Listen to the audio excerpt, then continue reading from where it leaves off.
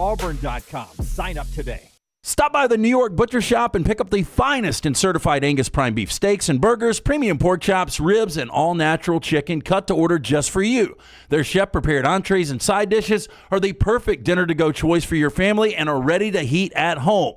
With a great selection of fine wines and desserts, the New York Butcher Shop is your one-stop dinner shop. 2 locations to serve you, Cahaba Heights and on Highway 119 in Greystone. The New York Butcher Shop. Rare quality, well-done service. This hour of The Next Round is presented by the Birmingham Racecourse Casino, now featuring 7 days of giveaways with your chance to win a share of up to $125,000. The more you visit the Birmingham Racecourse Casino, the more chances you have to win. Happy football season. At The Next Round, we strive to make our loyal listeners feel like they're a part of the action all season long. My name is Emily Grace McWhorter, and I do that by bringing you along for any given Saturday in Auburn or Tuscaloosa. From pregame warm-ups, touchdowns that make you feel a part of the play, and everything in between, our goal is to make you feel like you're inside Bryant-Denny or Jordan-Hare. Follow along on our social media at Next Round Live on Instagram, X, and Facebook. Also, check out thebarnauburn.com and covercrimson.com while you're at it. Here's to fall Saturdays. Here at The Next Round, we love our guests, especially our 2024 football regulars. Auburn and Alabama fans, we've got your guys. On Mondays at 9:25, we'll be joined by Alabama offensive lineman Tyler Booker, and Tuesdays at 9:25, we chat with Auburn quarterback Peyton Thorne. Join us and rep your team. Want more of the show? Download the app or visit nextroundlive.com for the latest podcast, The Mystery Fifth Hour, our Not For All Ages podcast, The Last Call, and the entire Double Down Media podcast family. All at nextroundlive.com and on the Next Round app. Jim Dunaway, Lance Taylor, Ryan Brown, live from the Birmingham Racecourse Casino Studios. The Next Round, presented by Bud Light, is on now. Alabama and Auburn both lose. Georgia is back near the top of the SEC standings, closer to number 1 in the nation right now, technically, than number 1 in the SEC, because we got an LSU Texas A&M game for the ages coming up this weekend, and Indiana looked for real. We'll get to all that coming up. That's Lance Taylor, Ryan Brown, Forrester, and Tyler, Korn, EG, the whole gang up here as we get going on a Monday. Second loss for Alabama this early in the season for the first time since 2007. That too was a first-year coach and Nick Saban in Tuscaloosa. This year was supposed to feel a lot different. Right now, a lot of mistakes from this football team and a loss on the road to a Tennessee team that is not great offensively, but pretty good defensively. Your takeaway from the loss? Yeah, look, it's not a great loss, and the offense struggled. I haven't seen Jalen Milroe play this bad since maybe fourth quarter of Texas. That's what everybody's saying. It's his worst performance since Texas, which he was awful. I mean, let's call it like it was. I mean, is he hurt? Is he injured? Is there something there? I do think he's a little banged up from the South Carolina game, but not enough that should impact your throwing the football. Well, look, he didn't seem to be a willing runner, and that's where I wonder about his injury the most. 15 penalties, too. 15 penalties on the road. Impossible to win in the SEC like that. They still had every opportunity to win that game. I thought Jalen was really off. I thought he was hesitant about running the football. Yeah. I mean, if you go back and look at the last 3 games, I mean, Jalen just hasn't used his legs. 6 turnovers, 39 carries, 57 yards. So he's basically averaging a yard and a half per carry over his last 3 games. And that's not what dominated the Jalen Milroe experience, especially early against Georgia this year. He runs the football really well. Everybody from the film guy to the guy who watches and views us and just gets basic cable and watch the game, they all were pointing out shots where, if he runs right here, that's 10, 15, 20 yards. Or if he runs right here, there's 7 yards. Oh, if he just runs it right here, that's 9 yards. And that just doesn't seem to be his experience. And that's crazy for, I don't know where you were. I know you were in the press box, but, that point of view, you can see it from the up there. Yeah, and just I'm like, oh my God, with his acceleration. So you could see it too. Yeah. It didn't show up a ton on television. Yeah. But, obviously it's a little bit different on television. But, it looked like he had 4 or 5 opportunities to pick up another 50, 60 yards. Yeah. Which would have been game-changing. Yeah. Not in one play, but yeah. Yeah, 50, not in one play, but yards, First downs. All of them were first downs. All of them first downs. Yeah. And I know you guys talked about this earlier, or at least Taylor told me because she pulled the numbers. I understand trying to find number 2. But when number 2 is targeted 18 times Yep. and everybody else on the team combined 23 times, that's Cooper Kupp-like. Yeah, it is. Now, you don't say this about Stafford when he does this to Cooper Kupp, but Well, you know what? Stafford makes those because he makes throws. throws. But the question becomes, was that the first read all 18 times? And that's alarming if it was, Most of right? them were. Most of them were. It And- looked like to me. And you never get past the first read. Why are you not getting past the first read? Now, look, Williams was open a lot. Yeah, that's what I was going to say. Yeah. Some of these targets, if Jalen has the throw on the money or even just a little closer, they're completion. So nobody's complaining about No, the not at game all. plan Not or at the all. decision to throw it to him. It's okay to look at him first. It's okay for it to be part of the game plan. Of course, if he's the first read, yeah. But this team isn't just Ryan Williams. I mean, they got capable receivers, and what makes a receiving corps so good when you've got a Ryan Williams is the ability to throw to somebody who's not being bracketed, who's not got the focus of the defense, because Ryan Williams is taking it away. And I think a lot of times that the comfort level was trying to force it into Ryan Williams, like that first interception in the end zone. What you read there to throw that pass and to throw it flat like he did there, that was just a now McElroy explained it perfectly on television. It's a read between Milroe. If he likes the coverage on Williams, he's throwing it. If he doesn't, they're running it. And he chose to throw it out there, and they come back. That was a great pick, though. Oh, it was. But the ball's flat, and that's an NFL first-round or second-round draft pick that's covering him, got him covered up. He's not open, right? On the other side, it wasn't that DB. That's right. And there wasn't another guy out there to help with the coverage. It was one-on-one, and it was a better throw, and it's a touchdown. So it's execution and making decisions there. Again, back on the quarterback. Quarterback's a tough position to play, and we saw that Saturday. We did. I mean, we saw it on both sides, and we talked about it going into the game on Saturday. A lot of people were talking about Nico's regression, and, we may or may not get to that. So much to talk about on the Alabama side. People have begun to talk about Jalen Milroe's regression, and there were a lot of people in the mybookie.ag chat room that didn't want to hear it and scoffed at it.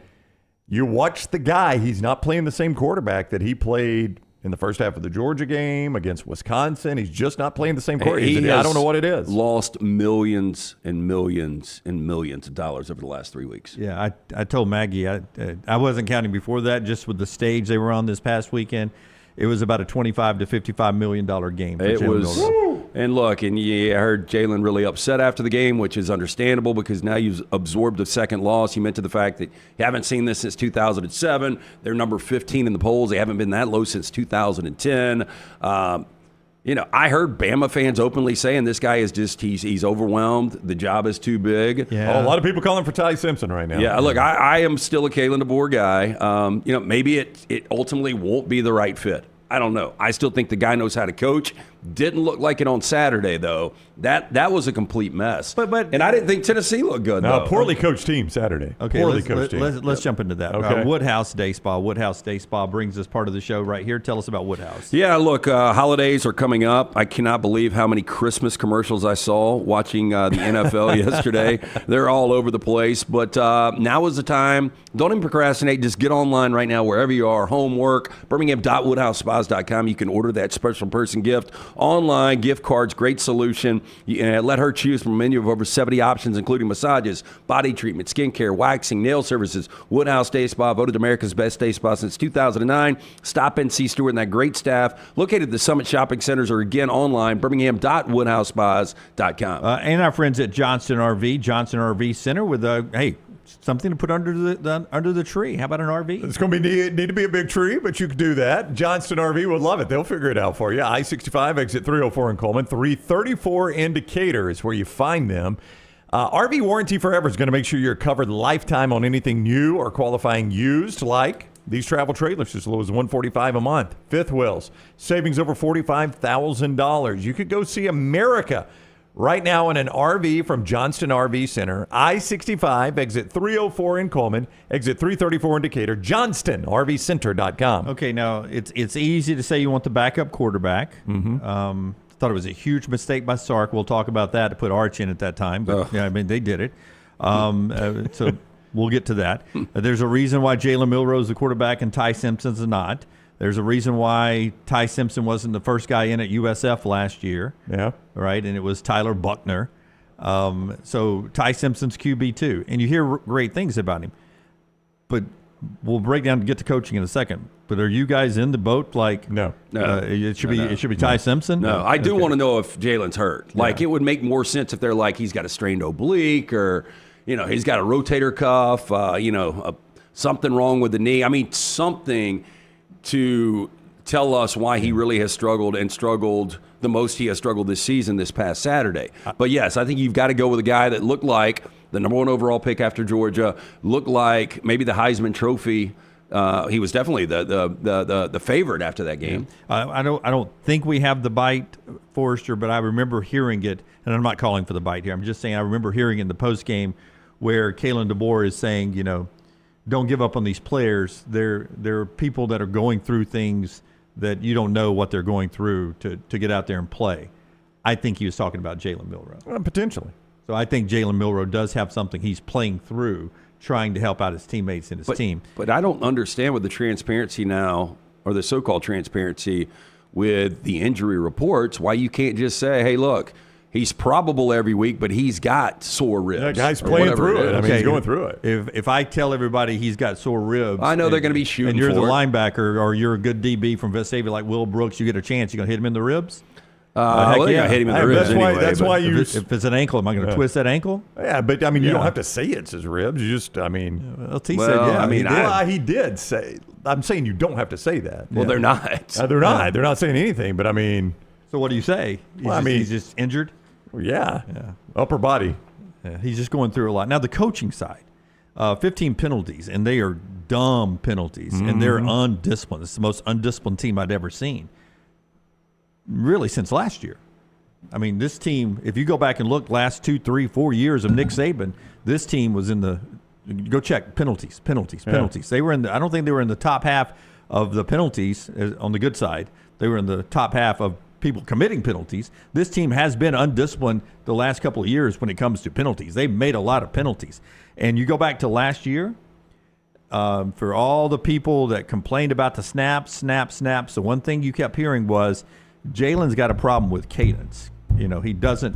You know how it's easier to when you're doing the cadence quarterback. You're used to his cadence because you get it all the time. And I kept hearing last year that Jalen is not doesn't give you a good cadence all the time. And I believe communication was a problem on Saturday, not just because of the crowd, but because of the cadence from Jalen there. Just from what I gathered from the post-game locker. I only go to a couple of games a year, if that, and I think this was my last of the year, by the way. That was the loudest I remember, like an opening drive, and I think I tweeted that out. Like that crowd was, they were blowing up. But back to the coaching before we talk about the atmosphere. Listen, it's easy to say, okay, they've lost 2, and that's fine. Yeah. They've lost 2 games. I thought the defense played better. Yeah, gave up 200 rush yards. That's a lot, but they weren't back-breaking rush yards. But almost everything they did in the first half, they kind of gave back in the second half. Like I thought, that was what was kind of disturbing if you're an Alabama fan is you force 3 turnovers in the first half, you're only up 7-0. And then the receivers are open, so I don't know I don't know if you can pile on Nick Sheridan when the receivers are open and you're just not connecting the passes. You know what I mean? No, I don't think scheme is broken for either team, by the way. I mean, you look at – oh, yeah, Nico missed a lot, He missed 2 wide-open touchdowns in the first half. Yeah. And that's when you say the defense played better. Was Nico pressured a little bit? Did he have to rush the throws? All those things factor in. That's right. But you probably don't say the defense played better if Nico connects on those 2. And again, Alabama missed opportunities in the first half too. We just talked about the interception. And this is a bigger storyline, but I just think we are in an era in college football where there's going to be a lot of these one-possession games, and some are going to lose, some are going to win. Now, with that said, and I have been hyping, I've been the biggest hype man for Kalen DeBoer yet. I think Alabama with Nick Saban's undefeated. I think you're getting at, I've said it's a poorly coached, the team is poorly coached right now, and you disagree. Is that what you're going I at? don't think the team is well coached. I just don't think it's different than last year, other than Nick Saban was the greatest to ever do it. But near the end, near the end of Nick Saban, you had a lot of penalties. You had undisciplined mistakes that were happening all the time. That he would chew your ass out. He wouldn't just let you come over to the sideline and not get your ass chewed. But he had a penalty problem the last couple of years. They made dumb mistakes last year at times. Well, there is, and I put this on coaching, there is absolutely zero excuse for the Kendrick Law penalty at the end of the game. No excuse whatsoever. That's coaching. That's coaching. By the way, you make this. You bring up. I mean, the point's right. We talked about the penalties last year with Alabama, and that was why I thought last year's job from Nick Saban was the best he's ever done. Yeah, because they still were a play away from playing for a national championship. Those things are either accepted or they're not, and that was a zero brain penalty right there. Killed your team. Absolutely killed. You've got 4th and 7, which is going to be hard enough already. It is. You got 4th and 7, and you turn it into 4th and 22 because you're selfish. Yeah, no, that's 100%. You can't. But that's selfish. Is that coaching or is that him being absolutely. selfish? Those things are either accepted in the locker room or not. And Malachi Moore has already done it once this season. And I wonder, and I don't know the answer to this, but I've seen evidence that tells me, I wonder if the rest of the team got any sort of message from Malachi Moore's selfish penalty because he wasn't disciplined. That Kendrick Law could do it. He was. I mean. What message was sent? I think that's a legitimate question, don't you? What message was sent? Yeah. Beyond that, you almost allowed your team to get back-to-back delays of game. How was that even possible? You had 2 timeouts. Yeah. You let the clock run down and you missed the timeout the first time. You did get a delay game in the first half. That's what I'm saying. Yeah. And you missed the timeout and let the clock run down. You got the delay of game. And then coming out of that, the clock is down to 1.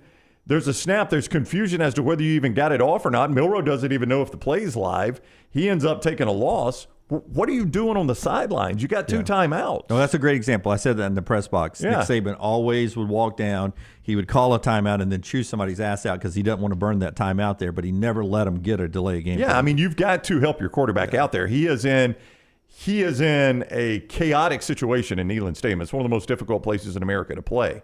You've got to help him out unless you also are caught up in the chaos. Yeah. Which is what it felt like that coaching staff was all day Saturday. Yeah. It felt like the environment affected them as well.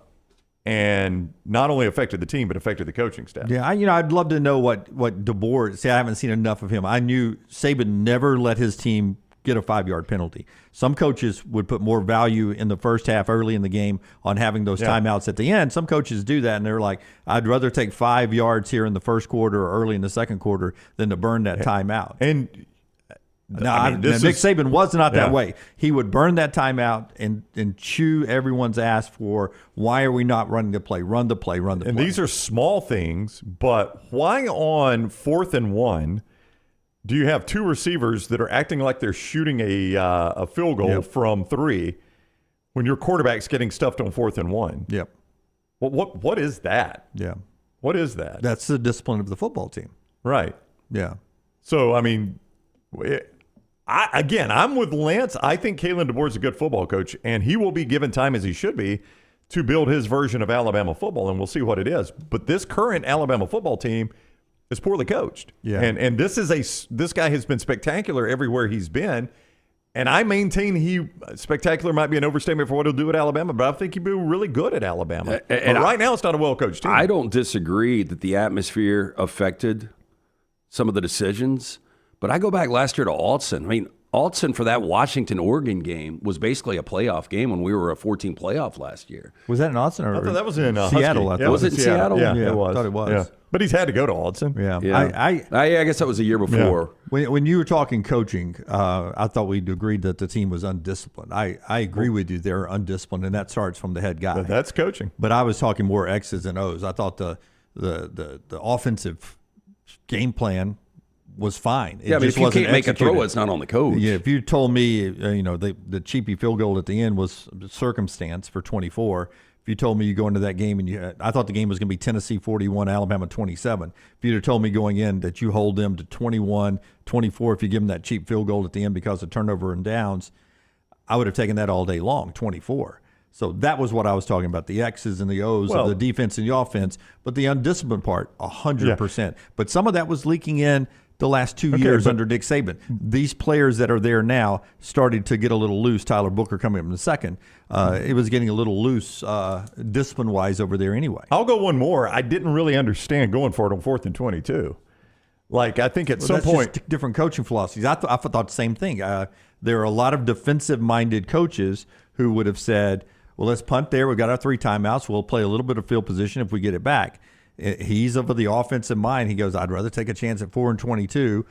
We got to hold them anyway to no first down. Give them 3. It's still a 1-possession game. well, yeah, but if you hold them after the punch, you don't give them the 3. Right. That's the difference there. And But it's still a touchdown. It's a 4-point game. Well, it is. But what is the probability on 4th and 22? Very low. My chances of holding them, I think, are greater than my chances of picking up a 4th and 22. Now, that said, if Ryan Williams makes a block, they might actually pick it up. But I punt out, and then I'm going to get the ball right back where I am.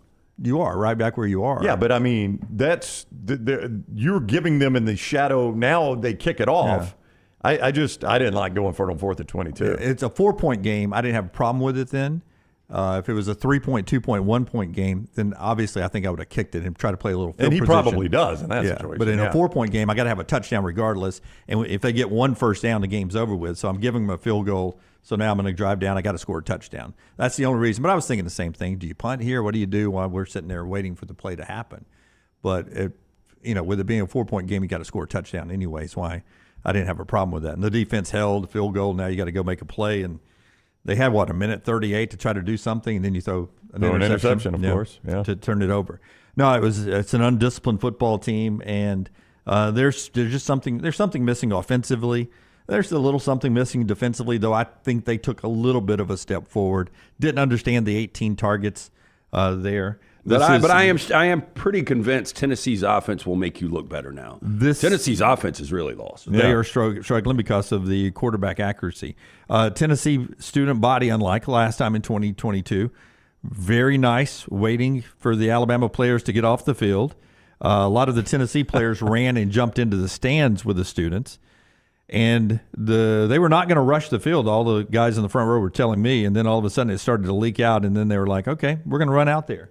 But again, most everyone was off the field at that point before the Tennessee folks come rushing onto the field and eventually took down the goalpost. That girl right there that just fell, white dress right there. Under Same girl that fell last time? Nope, she is down. She has either an ankle or a knee injury. Trainers had to come over? Yep. Little T was amazed at how many people, 2 stretchers, 2 on crutches, and that girl being helped off by EMS people. So at least scary. 5 people we saw leaving due to injuries off of that wall. Is it going to take Alabama to have 4 or 5 losses for people not to rush the field? The day they quit rushing the field on you is the day you don't want to be an Alabama fan. Let me just go ahead and tell you that. Well, this was the one that was different. This was different. Well, yeah, they still tore down the goalpost, though. Now, that's probably a lot of Jim Beam that has contributed to that. Yeah, but this is long after. I mean, it wasn't, as Chris Lowe talked about, 2010 LSU, last time the field hadn't been rushed on Alabama. Does this one count? It does, according to Chris. But I was telling him this was more like a gathering, like Clemson does afterwards. That's right. Yes. They let the visitors get off, and then they go out there and all celebrate. They don't do that. They don't. But they do serve dark liquor in the state of Tennessee. I cannot believe how many pairs of overalls I saw on both sides like that dude climbing right now. Yeah, there's some brand that sells that, and you get it works better in Tennessee than it does in Alabama color. Because Alabama doesn't have checkered end zone. Works with either, but at least they've got a checkered end zone. Yeah, that's true. There's a reason you're wearing orange and white checkered at that point. Yeah. Man, I saw a lot of hostility. Not a lot of Alabama fans. It almost looked, I don't know what it looked. I mean, the point of view I had, it was like 90-10 Tennessee. But then when I took it in a little bit more, it seemed like 8-2. It seemed like 80% Tennessee. Oh no! I was just the opposite. I didn't see any Bama.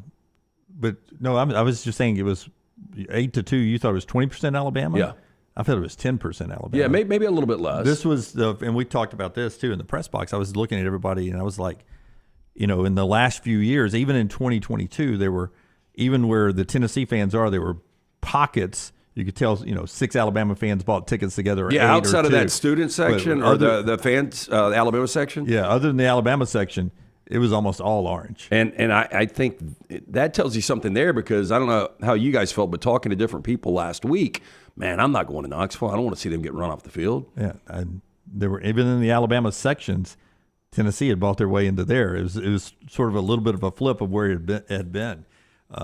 So I've been like you. I think maybe not even 10% of Alabama fans there. Great atmosphere, though. I don't trust the decibels that they put up on the scoreboard. That's on at like 120. 124. What is that, Wait, Jen? 124.1 is the highest I saw it. I don't know. It was loud. You said loudest first possession of any game you'd ever been to. Yeah. That's crazy. Yeah. I watched part of the game down on the field and in the tunnel first half and in the tunnel second half, and it was. I can't think of another place louder. It was crazy. Now, you guys got that. We got Miami taking knees at the end of the Louisville game over the first 2 plays, so you didn't get to see that Alabama first possession. When I went back on ESPN, when I went back and broke down, it was ABC. third down or something. It was third down. When Alabama's going in the wrong direction. Yes, yeah, you could tell right away. I mean, as soon as they cut to kneeling, you just get this crazy. I mean, you're going from Louisville. What's that place? Like 60,000. Yeah. You get this crazy crowd noise, and I think Milroe had just been hit. So, everybody didn't get to see that first possession. And I don't know, for the few Alabama fans that might be listening to us, or even Tennessee fans that went to the game, I have never seen like the infrastructure as bad as it was getting into Neyland on Saturday. Save that for the whole segment here. So you got it too? No. I want to hear what he has to say. Okay. One more coaching thing, and then I want to hear from our friends at A+ Brownie. But if you just want to know the difference between DeBoer and Saban too, it's right there at the coin toss. Alabama wins the coin toss and takes the ball as an offensive coach. How many times did you see Alabama win the toss and take the ball? Under Nick Saban? He was very much a defer guy. I mean, who's not a defer guy? Who's not a defer guy? Offense, probably, I bet Lincoln Riley has not deferred some. Yeah. Do you notice? Yeah. I am always 100% a defer guy. I am too, yeah. Well, especially on the road. Yeah, I bet Mike Leach didn't defer a lot. Yeah. I don't know. And DeBoer likes to, he wants his team to score first. He wants to set the tone. That first drive did not set the tone. No, but after the Malachi Moore interception, I was like, okay, because I just had this weird feeling once. It seemed like the game was almost too overhyped on Tennessee's side. You can see that sometimes. I thought after the Malachi Moore pick, Bama was about to go up 14-0, and then I thought it was going to get away from that. Really couldn't believe Tennessee threw it there. I mean, you go to your backup quarterback. It's third. It's so dumb. Yeah. Third and 8, Live to fight another day, man. Hand it off. Alabama's offense has been a mess. Your defense is playing pretty well. Yeah, I was shocked they threw it. Yeah, I could not believe Heupel threw that ball. Yeah, that's what, there were a couple opportunities for Nico deep, but it's hard to connect on a deep throw. Yeah. But I thought Alabama had a moment there. I did near too. the end of the first half for it to be 14-0 going to the locker room. And Nico's still in the tent, and you've thrown an interception. Yeah. I mean, I didn't know how bad Nico's injury was. And I'm talking to like piss-hammered Tennessee fans, and they can even – man, we've turned it over 3 times and we're only down 7-0. Yeah, well, they were right. And that's something that like you guys played a awful 30 minutes, and we're only down 7. Don't embarrass yourself on this other 30. And who gets the ball?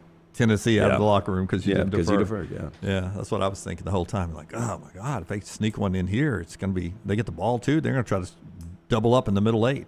A+ first, Browning. A+ Tile Home Remodeling. By the way, about to be back in my home. Brad Bell coming to lay some flooring in our upstairs as we are doing some renovations there in the house. They also did the master bath in the Brown home. When it came time to do that, my wife scoured the internet to try to find the best person for the job.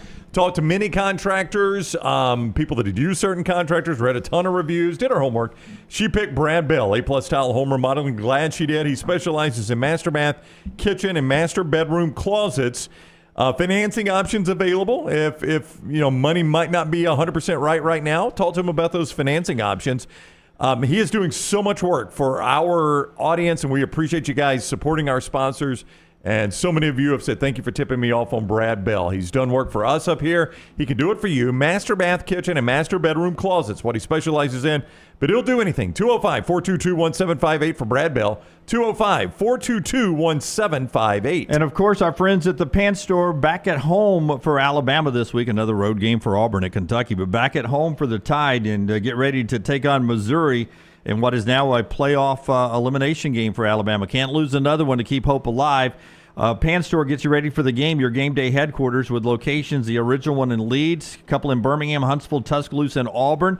Bama and Auburn polos, hats, quarter zips, Gentile Antigua Cutter Buck, Horn Legend. Those are the name brands you get there. And the free alteration and the free gift wrapping, including the dresses and the rompers and all the footwear for the ladies. New Balance and Hoka's as well. Nothing says Roll Tide and War Eagle like the Pants Store. Pantstore.com. When we come back, Tyler Booker joins the show, and then we'll talk infrastructure in Knoxville. Are just 100,000 people trying to go on the shore of a river? It's never easy. It's next on TNR.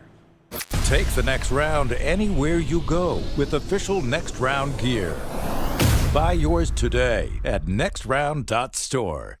A legendary coach once said, "It's not the will to win that matters. It is the will to prepare to win." Hi, I'm Bobby Humphrey, Vice President of Business Development for Bryant Bank, and I can tell you that our Bryant bankers have the dedication and experience to put together a financial game plan that is right for you. At Bryant Bank, we specialize in community banking and offer personal and business loans, checking and savings account, mobile banking, and treasury management services. Stop by one of our 18 offices across the state of Alabama to find out what unbeatable service and legendary results are all about. Man, I love a good meal. I'm Jim Dunaway. A good meal is what you get with my friend Sterling at Champy's Chicken on Highway 119 in Alabaster. We're talking great southern fried chicken, wonderful sides, hand-cut chicken fingers, po' boys, and those Mississippi Delta recipe tamales. You got a perfect menu for everybody. Champy's Chicken is perfect for watching the big game, or taking a meal to the lake house, down to the coast, or stay in the restaurant and dine in a great atmosphere. It's all made fresh to order right there on 119 in Alabaster, Champy's Chicken. From the creators of The Next Round comes two new sites, covercrimson.com and thebarnauburn.com. Two team sites with the same excitement and information-driven content that you get every day on The Next Round. Live daily shows, recorded shows, free of charge, plus premium content with insider information starting at just $1. And it's the perfect gift for the Alabama or Auburn fan in your family. Covercrimson.com or thebarnauburn.com. Sign up today. Hey, for all of your IT and printing needs, reach out to our friends at Xerox Business Solutions. Look, I'm still one of those old school guys. I print my notes every single day for the show. If you watch the show here on The Next Round, you see all the notes in front of me. From day one, Xerox Business Solutions, they've been with us here at The Next Round. Local for over 45 years. For all of your IT and printing needs, visit XeroxBusinessSolutions.com or call 205-969-3000. That's 205-969-3000. Follow Next Round Live on Twitter, Instagram, Facebook, and YouTube. The social media team at Next Round Live is dedicated to giving you daily news conferences and practice video from UAB, Alabama, Auburn, and around college football. Follow and compare to the sites you used to visit. You'll also get the latest highlights and news from the Next Round Daily Show. Turn on the notifications so you don't miss a thing. Next Round Live on Twitter, Instagram, Facebook, and YouTube. See more at nextroundlive.com. Stop by the New York Butcher Shop and pick up the finest in certified Angus prime beef steaks and burgers, premium pork chops, ribs, and all-natural chicken cut to order just for you. Their chef-prepared entrees and side dishes are the perfect dinner-to-go choice for your family and are ready to heat at home. With a great selection of fine wines and desserts, the New York Butcher Shop is your one-stop dinner shop. 2 locations to serve you, Cahaba Heights and on Highway 119 in Greystone, the New York Butcher Shop. Rare quality, well-done service.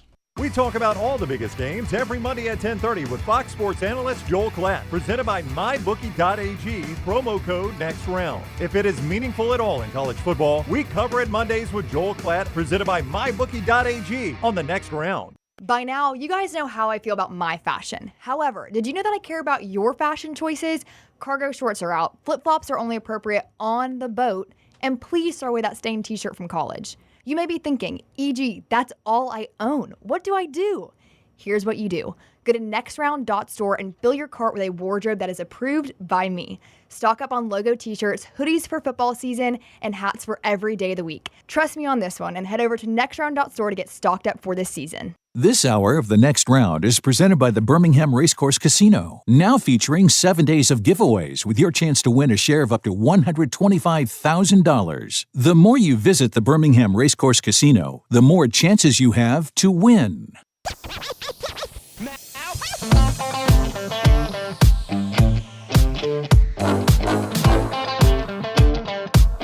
New AP poll has Oregon number 1 with 59 of 61 first place votes. 1 loss, Georgia 2, Penn State, Ohio State, Texas, Alabama down to 15th in the ranking, with number 21 Missouri coming to town this week.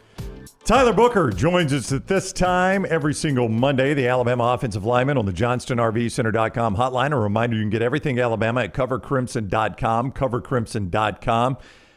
Join for $1 right now and see how you like it. Covercrimson.com, also the YouTube channel Cover Crimson. Welcome in, Book. How are you today?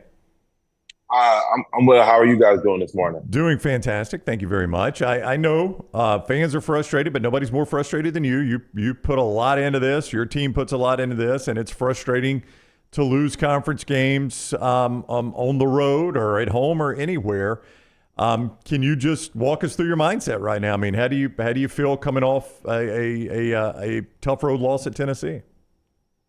Well, it's tough losing to anybody, anywhere, under any circumstance. Like, this is a team full of a bunch of competitors, and we just hate losing. So we're going to use this to drive us and motivate us going into this Missouri game this weekend. So we can't be too focused on what happened on Saturday. We just got to learn from it, grow from it, and look forward to the future. 15 penalties. It's hard to win with 15 penalties. What's the message on cleaning that up? We have to be a more disciplined team, no matter what the circumstances are. It doesn't matter how loud it is. It doesn't matter what's going on in their game. We just have to be more. We have to be a more disciplined team overall. Like 15 penalties, it's hard to overcome that, and especially with it's just hard to overcome in general, no matter what the circumstances are. So we just have to be better and more disciplined team overall. Talk to me about what goes on when they're trying to communicate there, when the quarterback's trying to change something or change the sets and the communication. You hear all the time talk about silent snap count, but that you can't do everything silent, right? You do have to have some communication. How hard was it, especially at first drive out there, how hard was it to hear what Jalen was trying to change at the line? It was pretty tough. We were close to we weren't close to being backed up, but I think our first drive started on like the 25. So that was pretty close to their fans, and they got some of the most rowdy fans in the country. And I think of all the sports. So it's tough to hear Jalen, but as we figured out that we had to go on silent, we had more success going from that standpoint on, and that's just something that we have to continue to get better at. Lance mentioned the penalties, and I know all penalties are frustrating, but when a player gets, and I'm not trying to pick on Kendrick Law here, that was obviously a tough time to pick up a 15-yard penalty. I get that. But as team leaders, you know, what is the message to a team when you see a penalty that is of the personal foul nature? It's not a hustle penalty, Book. It's I've gotten in an argument, and I put my hand in a guy's face mask, and I get 15 yards at the worst possible time. How does the team and the coaching staff deal with that? Well, it's just tough because we just can't have penalties like that, no matter what's going on during the game. But what a lot of people don't realize is Kendrick is a great leader on our team. He just had an emotional moment at a bad time, and that's something that we all have to be better on. But Kendrick is somebody who's going to definitely bounce back and respond from that moment, and he's not going to let that moment define who he is as a player or define his production this season. And Kendrick is very excited to get back to work, and we all believe in him. And he knows that he has to be better, and he knows that we can't allow those kind of moments to happen on any stage. But we still all believe in Kendrick. We're all still behind him, and he's still he's a very big leader on his team still. There is a buzz out there that Jalen Milroe's not 100%. I don't know how much you can go into that. Does he seem physically close to 100%? Jalen Milroe is 100%. Period. There was no short statement. Thank you, Tyler. Tyler Booker is with us as we have the conversation here about Alabama after their loss to Tennessee. Still a lot of season left, and there's a 12-team playoff. So this is different than years past. But after the game, nobody wanted to talk about the playoffs. It was about really winning the next game. Is with the 12-team playoff, does that make it easier to refocus after a loss now to try to correct these problems, knowing that there are still goals for this team out there? Well, actually, before I answer this, because I want to go back to that question about Jalen. Just thinking about it, me just saying, I think I answered that a little bit too quickly. Nobody's ever going to be 100%. Nobody's ever 100%. I'm hurting right now. But playing football in the SEC, you're never going to be 100%. But what I meant to say is that Jalen he's on that field and he's going to be able to do everything in his power to help us win that game. So that's sorry I rushed to answer that question and didn't give it my full thought. But you're never going to be 100% playing football in the SEC. So. Okay. Yeah, and I think when you're on that field, you're giving your all. The only reason I ask is when you go back and you watch Jalen against Georgia, I mean, you saw the explosion with his legs and how he was just able to dominate physically everywhere on that field. And there just seems to be some hesitations here and there. There's some missed open throws. So, people are just wondering, but I get that. And on top of that, real quick, your coach after the game said a lot of people are going through a lot of things, which injury could be one of those things. So that was the reason for the question. No, I completely understand, but I just didn't want to. Yeah. I just didn't want to put a narrative out there about Jalen that could have been spun a certain way. So I just wanted to clear that up. No, that's fair, and it's wise of you to do that. And we'll make sure when all this goes out, it all goes out together. Trust me. That was very smart. Yeah, it's very smart. It's actually being live tweeted by some of the people that cover Alabama right now. And the first tweet was Tyler Booker on Next Round Live. Jalen Milroe is 100%. And now Booker is now followed up. Just thinking about it. I mean, they've got it word for word here. So AI reporter has it down. You have corrected it there. So it works out really good. Like a course stenographer. Yeah. So I want to go back and ask you, because in that post-game locker room when little T and I were doing interviews, couple questions about the loss, and then as a reporter, you want to have some stuff to talk about on Sunday, Monday. So I asked the question, 12-team playoff. There's still stuff out there to play for. The season's it's not over yet. So as a captain on this team, having a 12-team playoff, is that an easy starting point to jump off? What's your mindset moving forward now? Our mindset now is that every game is a one-game season. Like we win or die, essentially. So every game from here on out is must win. That was our mindset prior, but now it's real, and that's that's where our mindset is right now. Is that sort of like it was? Go home. Is that like it was last year in a 4-team playoff after the Texas loss? This is sort of the same situation you were in last year, right? That's definitely how it was last year after the Texas loss, and just going back to my freshman year, the year before that, because we knew that those two losses that we had going into the playoff that really hindered us, and I think we ended up being 6 or something like that. I think we were one of the first 2 teams out, but we understood that those 2 losses hurt us. So now that playoff is expanded, but yeah, we never want to make losing acceptable or seen as acceptable. We're like, okay, well, the playoff opened up, so we can afford to drop a couple games. Like, no, that's never our mindset. It's just any given Saturday, but we just have to make sure that we're on the right side of that any given Saturday statement for the rest of the season. Tyler Booker is with us. Don't forget all Alabama coverage, covercrimson.com. You can join for $1, covercrimson.com, and also the Cover Crimson YouTube channel. A lot of free content there, but everything at covercrimson.com. And you alluded to this. You know this, Book. You've played a lot of Alabama football. It's a very passionate fan base, and they support the heck out of you guys.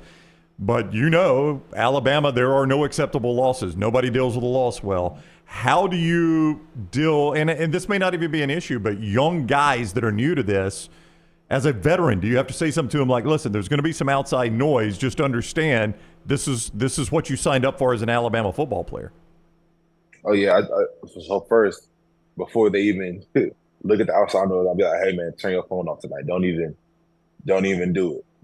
Don't even type your name into Twitter, because we've all been there before after we had after a loss or an iffy game. So don't even just get off social media. Don't even do it. They understand. Something else that I say is, like, if it's not coming from somebody within this locker room right now or back at Malmore, it doesn't matter, because everybody doesn't really know what's going on fully. So just worry about the people who are here grinding with you, bleeding, sweating, and crying with you every day. Like, those are the voices that matter, not somebody that's outside of that building. We love our fans, but we understand what's really going to help us win. How good is this team right now? I can't figure anything out in the SEC. Everybody was like, Texas is going to roll Georgia. Georgia goes in there and basically rolls Texas. I mean, nothing really is making sense in the SEC in 2024. But, I mean, if you just had to step back and evaluate, I mean, how good is this team? The potential, so it's a hard question to answer because the potential of this team, I wholeheartedly believe that we have the potential to win a national championship this year, but potential is nothing without result. So we are a decent team with a lot of potential. We have to continue to tap into that potential week by week, every day in practice, even today as we go in and continue to watch film. We have to continue to tap into that potential and reach our maximum potential because who cares about, the 2024 Alabama team could have really done something if we haven't done it, So. Was the wardrobe choice today, the length T-shirt, intentional? No, I just went my drawer, put something on because I'm about to actually go head over to the facility to watch them and get a quick workout in. It's not a fashion show. I'm going to work. Okay. Just asking. Just asking. Because I laid this out last night. I wanted to make sure I look good for you. So you know us. We're all fashion show book. We do not work. You know that, right? Hey, the only fashion show I was focused on was the SEC Media Day, but that's long gone now. That's long gone. Yeah, you look good there. I do want to ask you this because I don't think I've ever been to an Alabama fan where it seemed like there was that few of an Alabama fan based on the entire crowd.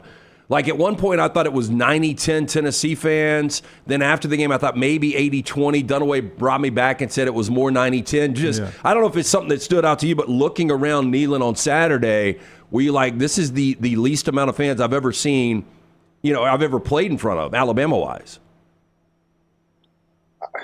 Honestly, so me personally, I look for my family, like pregame, when I got a little bit of time pregame, I look for my family. I try to spot them. And I saw that that was probably the most congregated amount of Alabama fans that I've seen that was in the family section. And looking around, you saw some crimson here and there, but I really couldn't give you a 90-10 or 80-20 split off the top of my head. It was a lot more than there were us, but that's for sure. And it was the same way last year. It was a lot more of us than it was them last year when it was at our place. So that's just the way SEC football is going to be. Everybody's fans are going to show out, especially if it's a big rivalry game like that one. All right, Tyler Booker, covercrimson.com is where you find all the Alabama coverage. Join for $1, and it's Alabama-Missouri coming up Saturday at Bryant-Denny, back home at Bryant-Denny for the Missouri Tigers. Good luck in that game, Book. As always, we appreciate the time.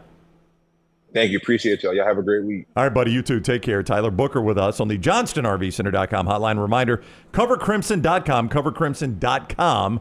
Join for $1 there. And the show's being brought to you by our friends at Michelson Laser Vision. Michelson Laser Vision. Hey, if you wear contacts, you wear glasses, you're wasting money each and every year. I'm speaking from experience. Make the phone call that I made to Michelson Laser Vision. Dr. Mark Michelson, Dr. Jen Michelson, 205-969-8100. Ask for Amy. Tell her the next round sent you. She's going to hook you up with a hassle-free consultation. You have zero to lose to find out if LASIK is right for you. 205-969-8100. Ask about pre-inflation pricing as well. For more information, michelsonlaservision.com. Hey, don't forget, coming up Saturday is the big Heritage Cares event there at Inverness, Saturday and Sunday. I will start with all the Saturday events. The Dry Try Relay event, Saturday, October 26th, 6:30 is the start time for that there at Inverness Country Club, 6:30 a.m. You can see more at ICCalabama.com, ICCalabama.com. Mixed doubles tennis, Saturday at 10 a.m. And then the golf tournament, Sunday, October 27th. It's open to members and non-members there. Great way to see Inverness is to play in this tournament, and you can get more online. Yeah, hey, look, they've got memberships that fit everyone from the social to the golf membership, childcare, big plus up there. Fantastic club to take a tour. Reach out to Aaron. Tell the next round sent you, ICCalabama.com. Decent team with a lot of potential. Yeah. Yeah, I mean, it's a one-game season now for me. I think if they beat LSU, they're in. I think if they would have beaten Tennessee, and I said this last week, I think they were in. I think they're going to be double digits in every every game outside of the trip to Baton Rouge. If they win that game, they're 10-2, and I think they get in. Let's reset the playoff race coming up at the top of the hour here. But one of my favorite things to get to in the history of 15 years of doing this show is when Lance goes on road trips to games. So it's our Ghost Energy moment of the weekend. Who got ghosted this weekend? Was it LT? This segment brought to you by Ghost Energy and Ghost Hydration. Authentic flavors, zero sugars, no BS. Look for Ghost Energy and Ghost Hydration at all retailers that sell energy and hydration drinks near you. Look at all the flavors. Infrastructure for Tennessee game. Did they Well, first of all, I think everybody knows this. If you've ever driven through Chattanooga, per capita, it is the worst traffic in all of America. Yep. I'm including Los Angeles. I'm including Houston. I'm including these massive cities. It is that bad. It makes no sense. 2 lanes, but once you get outside of the mountain, it's still 2 lanes and the traffic's flowing. So when we put it in the GPS to go up Friday night, it popped up like 5.5 hours Friday afternoon. And Maddie was like, I thought you told me it was like 4 hours. And I'm like, well, it would be without the traffic. So anyway, we make it up there Friday night, get to the game on Saturday, and getting into the stadium was 45 minutes itself. 45 minutes before the game, by the way. Yeah. There were... We're talking about ticket takers just getting into the actual... So first of all, there were people going everywhere. There was no organized structure to these lines getting into the stadium. We wait in this one line going in, and then this guy that is in charge of it cuts the line off at the very end and directs people to the other back. So you're all the way up to the line. And I told him, I was like, dude, you can't do this. Is it like we've waited for 30 minutes. You can't redirect us. Sir, I'm doing the best job I can, which I felt bad for him because he was overwhelmed, but like they didn't have any sense of what they were doing. And then his other guy came up and just opened this crack and people just started running through it. I mean, it was a complete mess. And then after the game, it was complete chaos. Yeah. Well, I picked Taylor up. Because we did basketball Friday night, we didn't leave till Saturday morning. So I picked Taylor up at 5:55 a.m.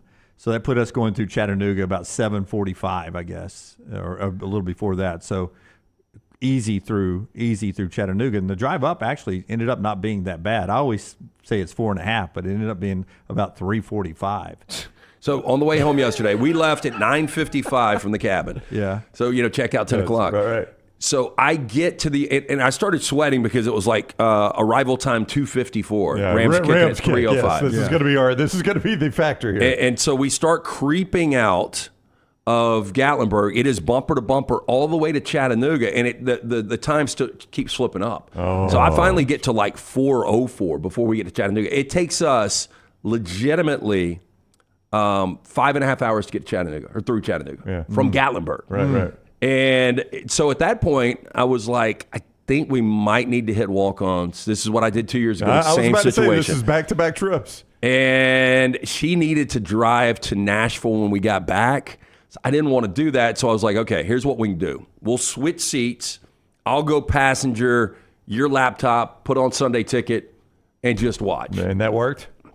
Thought about going to Gadsden Buffalo Wild Wings and Ubering because it's only 55 minutes. But then when I put Gadsden in, it was like arrival like 3:47. So anyway, we stop at a gas station to switch. And when we go in the gas station, we come back out and the keys are locked in the car. Oh, no. I can't make this out. Like, I didn't think in 2024 you were able to lock keys into a car. I thought it was impossible now. So I try every door, the back, and it's just stuck at the gas pump. And we are in Trenton, Georgia. Been there. Yeah, I can't believe, you hit that little corner of Georgia. Yep. That's it. Gorgeous place. So we're there, and we had just gotten out all that traffic. So I call OnStar. Your subscription is not currently updated, so we can't manually unlock it remotely. What we can do is call roadside assistance. Roadside assistance was like the dude that picked up the bags in the planes, trains, and automobiles where they had to sit in the back of the truck. He shows up an hour and a half later because he's coming from Chattanooga, so he's got to go through all that traffic. So I'm watching the Rams on the phone from a Taco Bell in Georgia, in Trenton, Georgia. I watched the first quarter from a Taco Bell. We go over, the guy gets us in the car, we go back. I get home for the final possession of the game. Oh. So I was in the car for over 8 hours yesterday. It was crazy. That's no good. My favorite thing that I heard this morning while Brown was doing the middle eight was Brandon Marcello. Was Lance asking Little T, how long did it take you guys to get back? You know how she travels. She heavy foot? No, she was riding with me. Oh, she was sleeping? Oh, yeah. She had no clue how that's good. I peed twice on the drive home. And hey, do you need to go to the bathroom? Nothing. No sounds from her. If I'd had a mirror, I would have put it under her nose just to make sure she was alive, that I wasn't driving from Knoxville with a 20-something-year-old body in my front seat. So that ticket, the Tennessee fans were so rabid about that ticket, it was really hard to get tickets. Tickets started going back up. So we went with another couple, gave them the good tickets, And so we were actually going to go to uppers. Absolutely hate sitting uppers, not even worth it, but it was just part of the deal. So we get a couple of beers, and we're kind of still in the main section. We have to go up another. And I find this place to post up. It was great. It was about on the 20-25, and I could see everything. And the only problem was you had to stand, but I figured Tennessee fans are going to be standing the whole time anyway. Well, this is a massive Tennessee section, and these Alabama fans kind of stumbled over, and one of them was making small talk about when Tennessee missed their second kick. He was like, damn, Tennessee doesn't have a kicker. Well, Tennessee fan turns around, starts yelling at him, find out this Tennessee fan's on his first date. I mean, it came so close to confrontation for about a full quarter, which was entertaining to me because I was just sitting back watching these guys just go at it. And this really uncomfortable girl who's on her first date with this guy. Oh, no. Oh, yeah. geez. And then you see her, she starts hammering out text. And Maddie was like, I guarantee she's getting somebody to come get her, or she's called an Uber. So she disappears for like an hour. She did finally come back, and the security guards ended up running all the Alabama fans off. But it was, I don't know, it was interesting to say the least. You know where there was no fight, no traffic? On the couch. In my basement, yep. That's the trip to Knoxville. But with little T not waking up, I did the right thing, right? I took my keys with me, locked the door, and trying not still running, just left her in there sleeping. And I called the cops. Like, I didn't know what to do. I was like, damn, I'm going to call OnStar. But then the lady inside of Exxon was like, call the sheriff's department. I think they'll help you out. So I call them, and they say, is there a kid or a person? No, is there a kid or an animal locked in the car? Oh. And so if I'd locked my keys in, I could have said yes. And I thought about saying yes. I was like, no. And they were like, because of liability, we can't help you out. One of my best high school friends, big Auburn fan, went to an Auburn, Georgia game in Athens one time, night game. This is in the 90s. And we were in college at the time. Night game, and they had like 3 guys, and they were going to drive all the way back to Anniston after the game. And he's like, all right, we're going to drive in shifts. I'll sleep first. And, Auburn had lost. He was pissed. He goes, I'll lay down, I'll sleep, and I'll drive the last leg. He goes, I got in the back seat and went unconscious. And he goes, I woke up and it was one of those where you had to wipe slobber. You've been asleep so long. And I went, all right, guys, I'll drive. Where we going? He said, the driver goes, we've moved 2 blocks since you've been asleep. That's horrible. You did not cut anything out by going to sleep. Yeah, I thought about you guys leaving after the game because, we went to some Mexican joint to watch first half of Georgia, Texas before we drove back to Gatlinburg. And the majority of people that I did talk to from Alabama were driving back that night. So I just assumed traffic would be really bad going back after the game. Wasn't horrible. I guess I dropped a little T off about 2 in the morning after we finished our work. Not bad. Yeah, we probably didn't leave the stadium until about 9 Central Time, 9:15, and we stopped at a non-sponsor Freddy's. She had never had a Freddy's, and it was one of 2 places open. And she does not like the name Concrete for ice cream, apparently. Yeah. Okay, all right. Yeah, but it is an interesting. But it was an okay trip. Safe is all that matters. I was really. It got to the point where I was going to. Somebody in the chat's talking about busting the window. I was going to, as a Rams fan, this is how much I've got to get to see my Rams because I was stuck in that gas station / Taco Bell for an hour and a half. But I thought about throwing a rock through the window and just getting it fixed later. I've done that. I did that up in Lexington. You have done it? With a TV van. I got out to shoot. I was coming back from a basketball game, and it was snowing, and I thought in Birmingham they'd want snow video. They didn't really care about it up there. Apparently it snows more. But I stopped, got out, and it was really cold, shut the door, and it was an Aerostar van. And I started shooting some snowflakes and traffic on the roads just for the news department, trying to be a good employee, butt kisser like I am. When I go back, it's locked. So I picked the smallest window that I could break with a rock and stick my hand in there to unlock the door. And he told me that back then, this was early 90s, that small window that I broke was going to be $300 and something to repair, that if I'd just shattered the front windshield, it would have cost $65. Yeah, but now, you got so many sensors in the windshield. I know, it's crazy. It's no telling what it costs. But the dude that came, he had so it's not always the smallest one, the point of my story. Yeah, that's right. Yeah, go he back had sometimes. like a jacked up Suzuki. All the wheels were off. All the hubcaps were off. His window was busted, and he just had tape on the front of his window that said roadside assistance. Yeah. And That seems legit. He had a shirt on that said Lucky T-shirt, and it had like black cats and all this weird stuff on it. And like he had to put in these little airbags that would separate the door from the jam where you could. And I had to lean up on the windshield and tell him, you're closer, 2 inches down, 2 inches down. But when he's lifting, his T-shirt, the Lucky T-shirt's coming up. He's got no boxers on. His ass is hanging out of his pants and his junk's coming out. And I'm like, This can't even be real. Like, this is my roadside assistance guy. Hey, the airbags are one thing, but if you'll tuck that other bag back in, wow. I'd appreciate it. I said, are you going to do any damage doing this? And he was like, probably not. Yeah, Probably not. That's part of the experience. It's only $82, though. I was shocked at that. Back to college football when we come up in the top of the hour. Show being brought to you by a couple of great sponsors. One of them, the folks at DanielMooreArt.com, DanielMooreArt.com. Hey, remember the good old days when the legend Nick Saban was coaching in Tuscaloosa? You can pay tribute to the coach in his 6 national championship seasons with the legend right now. Pre-order and go check out the unbelievable piece of work from Daniel Moore Art. DanielMooreArt.com for that pre-order. The 2025 calendar is also available, a great Christmas gift for the Bama fan in your life. Use the coupon code TNR to get 20% off the calendar as well. And Deuces Wild is out. Back when Alabama beat Georgia earlier this year, Ryan Williams and Xavier Brown with big plays. The sketch is there from Deuces Wild.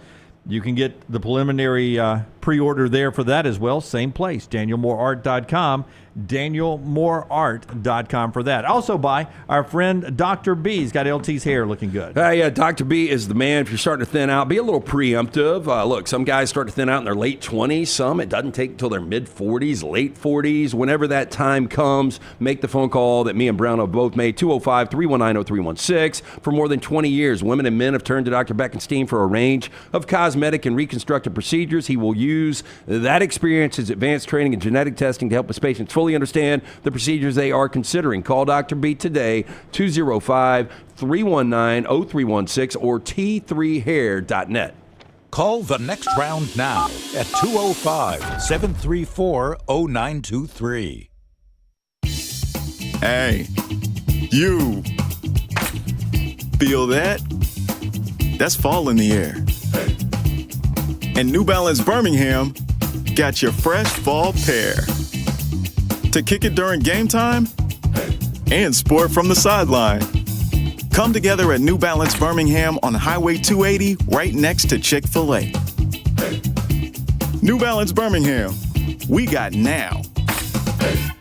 Bright Bank, member FDIC, equal housing lender. Hey, Lance Taylor from the next round to tell you about one of our favorite places for breakfast, lunch, and dinner. That is Hamburger Heaven since 1982. Hamburger Heaven has been serving Birmingham's best hamburgers, cheeseburgers, French fries, hand-spun milkshakes, and sandwiches made fresh to order. All of their ingredients are fresh and prepared daily. This includes their beef, always fresh, never frozen, hand-pattied each and every day. For breakfast, lunch, or dinner, visit any of the 4 locations, Highway 280, Irondale, Gardendale, and Homewood. You could win a Cadillac CT5 or your share of $25,000 in free play and cash at Birmingham Racecourse Casino. The more you visit, the more chances you have to win. Play the latest, most exciting games around with fun bonuses and big jackpots. You can be a winner too. Come win your share during the Cadillac CT5 and $25,000 giveaway at Birmingham Racecourse Casino. Drawings April 5th and 6th. Located off I-459, exit 31, Derby Parkway. Must be 21 or older, must be present to win. Just because you've quit going to the gym, it doesn't mean that you have to quit gym altogether. Dunaway, that is. With our Next Round podcasts open 24/7, 365, you can access gym anytime you'd like. While you may have done away with your treadmill routine, our version of Dunaway is standing by ready to get you back to your absolute best. Find all that lovely Jimmy D-led content on Spotify, Apple Podcasts, Google Podcasts, and in the podcast section of nextroundlive.com. This message is sponsored by Jimmy Crypto Inc. and Jimmy Crypto for President. From the creators of The Next Round comes 2 new sites, CoverCrimson.com and TheBarnAuburn.com. 2 team sites with the same excitement and information-driven content that you get every day on The Next Round. Live daily shows, recorded shows, free of charge, plus premium content with insider information starting at just $1. And it's the perfect gift for the Alabama or Auburn fan in your family. CoverCrimson.com or TheBarnAuburn.com. Sign up today. Stop by the New York Butcher Shop and pick up the finest in certified Angus prime beef steaks and burgers, premium pork chops, ribs, and all-natural chicken cut to order just for you. Their chef-prepared entrees and side dishes are the perfect dinner-to-go choice for your family and are ready to heat at home. With a great selection of fine wines and desserts, the New York Butcher Shop is your one-stop dinner shop. 2 locations to serve you, Cahaba Heights and on Highway 119 in Greystone. The New York Butcher Shop, rare quality, well-done service. Jim Dunaway. Lance Taylor, Ryan Brown. Live from the Birmingham Racecourse Casino Studios, the next round, presented by Bud Light, is on now.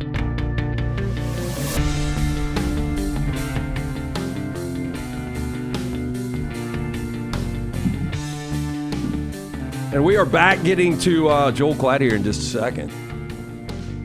From Fox. Can't wait to see if he still thinks that USC is the best 3 and 4 team in all of college football. So people are asking if you're out on Lincoln. Look, this is 4 consecutive losses, and you've had the lead in the second half in 4 consecutive games, and you've been the better team in all 4 games. Yeah, so it's tough to swallow that one. We'll get to some playoff rankings and stuff. First, let's do best and worst of the weekend after Brownie tells us about our friends at Academy. Academy Sports and Outdoors, great new location, Highway 280 in Birmingham, and you can go see that and enjoy all the great stuff they have for Academy Sports and Outdoors. And right now, big savings at that brand new Academy. Academy Sports and Outdoors, it is right there on Highway 280 in the old Best Buy. That's up behind Chick-fil-A in the Target Shopping Center. You can find it right there. Gorgeous new location. We've done a show from there. Academy Sports and Outdoors, the right stuff, the right price. Academy. And our friends at Hemphill bring you best and worst of the weekend. 205-229-2090. That is the number you need to call if you're experiencing any plumbing, heating, or cooling issues in your home or business. Trust the name. Birmingham has trusted since 1954. For any of those issues, call Adam, Chad, Andrew, the guys there, 205-229-2090. Hard to stop a train. For more information, hemphillservices.com. My best of the weekend was the basketball game back on Friday night. Really enjoyed watching Alabama basketball and Wake Forest play each other. And this Alabama basketball team could be pretty good. Potential is there. Didn't play 3 of their starters, 4 guys in the rotation out, and beat a Wake Forest team that is a top 3 ACC preseason projection. My worst of the weekend, probably the freshman performance from Dylan Raiola in Nebraska. Indiana took them to the woodshed in that contest. Are you a believer now? I'm not. I'm still not believing it.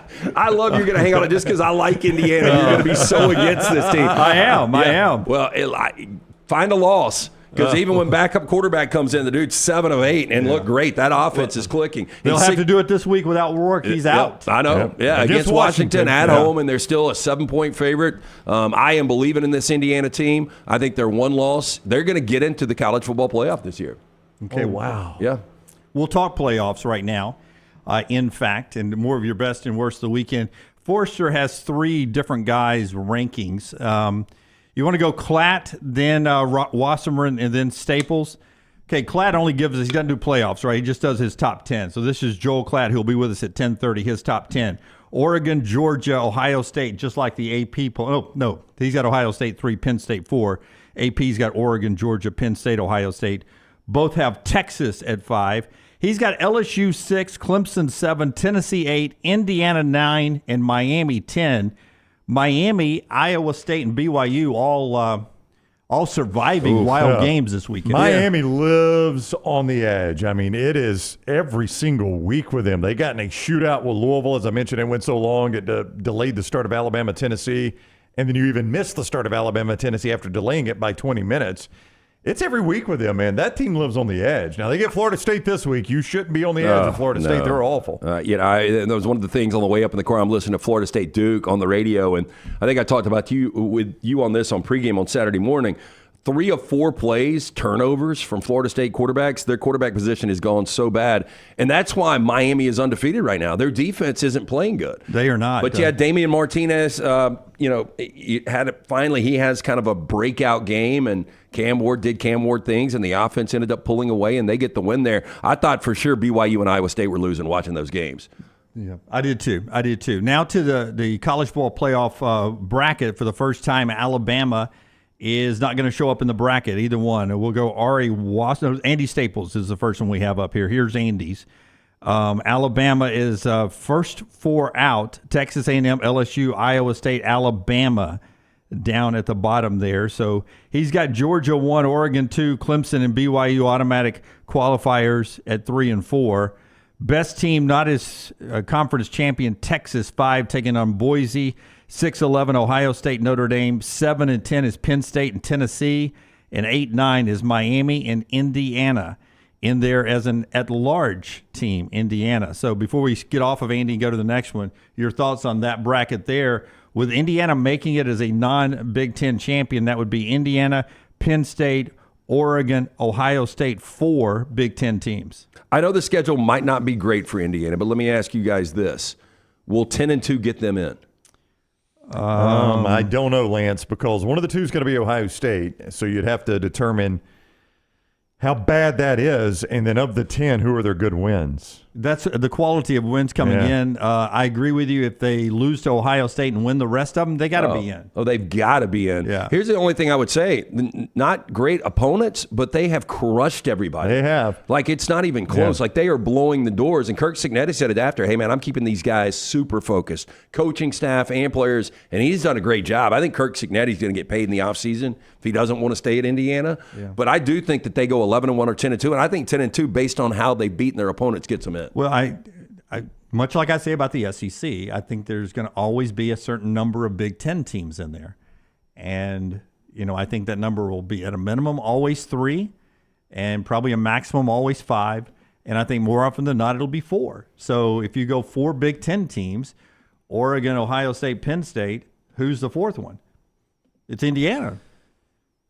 I mean, I guess Illinois is an interesting 2-loss team. Illinois' got a chance. They've got a chance. Now, they're a 3-touchdown dog at Oregon. Brett Bielema has won some games he's not supposed to win. That would be a shocker if they go beat Oregon, but we'll see if that happens. That's what you've always got to account for, is one of these massive upsets like that. Illinois, with 2 losses, if they beat Oregon, they're in. Yeah. So that if they win the rest of them, yeah. That's what I'm saying. With 2 losses, if they beat Oregon, don't see that happening. I don't, but I haven't seen a lot of these things happening. I do think BYU loses this week. Yeah, I'm telling you. BYU had problems with the backup quarterback, and now Ja'Kurrie Brown, the way he was playing with R.J. Harvey, just running the ball at will on a really good Iowa State defense. I think in the bounce house, I think you're going to see a really good atmosphere, and this will be one of those, Gus moments where he'll go on, he'll lose 5 games this year, but he'll beat somebody he shouldn't. Yeah, but for those that are saying Alabama 10-2, do they get in? Yes. Oh, yeah, 100% absolutely. Alabama 10-2. The question becomes, can Alabama make it to 10-2? Well, you guys give me the only game that really looks tricky, and I understand Bama lost to Vanderbilt. They played South Carolina extremely tight, and they just lost. But see, that's where Alabama's resume is right now, right?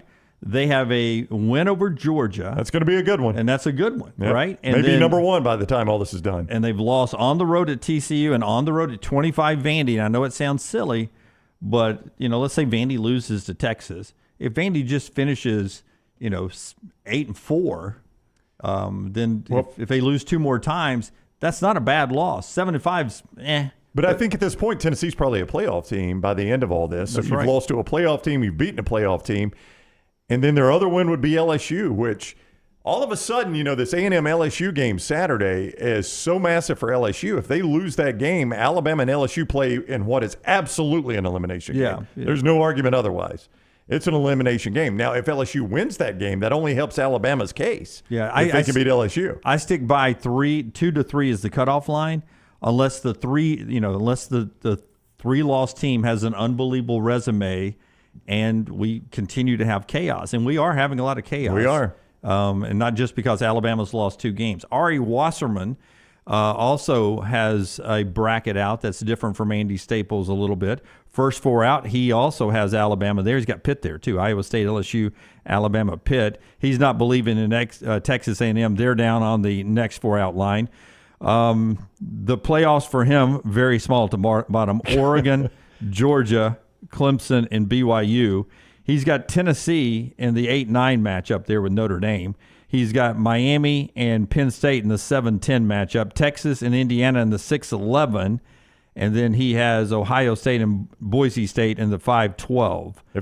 This is what's fun about the 12-team playoff. Yeah. It is. Like over the next 4, 5, 6, 7 weeks, you can take snapshots of it. You've got 25 different teams that will roll through there. That's almost like trying to predict right now in the NFL.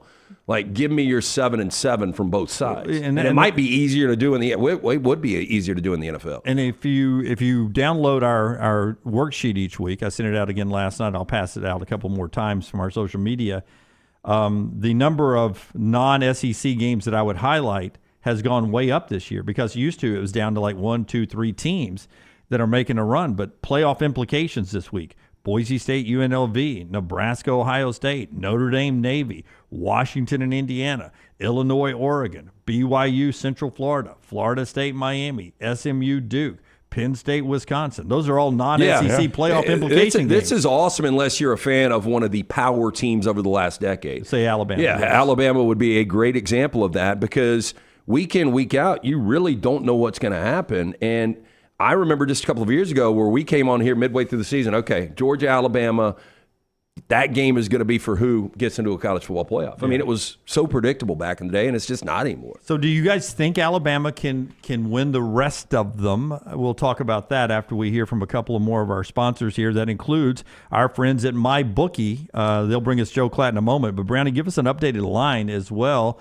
Bama 2-touchdown plus favorite now over Missouri? Almost 13.5. So, yeah, you may as well say 2 touchdowns. Alabama favored over Missouri as the Crimson Tide comes back home on Saturday. This Auburn-Kentucky line, I don't know, Lance, where you thought that thing would open, but it's been hanging around 2.5 or 3. Kentucky has played some really bad football the last couple of weeks. Boy, so Auburn in the fourth quarter, man. I know, it's just impossible. What a story! Quarterback goes to the hospital. I know somebody was asking what Alabama LSU would be, and like game's not for a couple of weeks, but I think right now LSU is going to be a 3-point favorite over Alabama. Yeah. LSU's a 3-point dog at Texas A&M. All those games at mybookie.ag. Code next round. Monday Night Football tonight too. 2 Monday Night Football games. Dunaway's Bucks are home dogs. Don't let them do that to you, Dunaway. 3.5. 3.5. You're a home dog. Chargers, a 1-point road favorite at Arizona. You can play both those games right there at mybookie.ag. Code next round to double that initial deposit. That is their bonus. Bet anything, anytime, anywhere. mybookie.ag. Code next round. And our friends at New York Butcher Shop.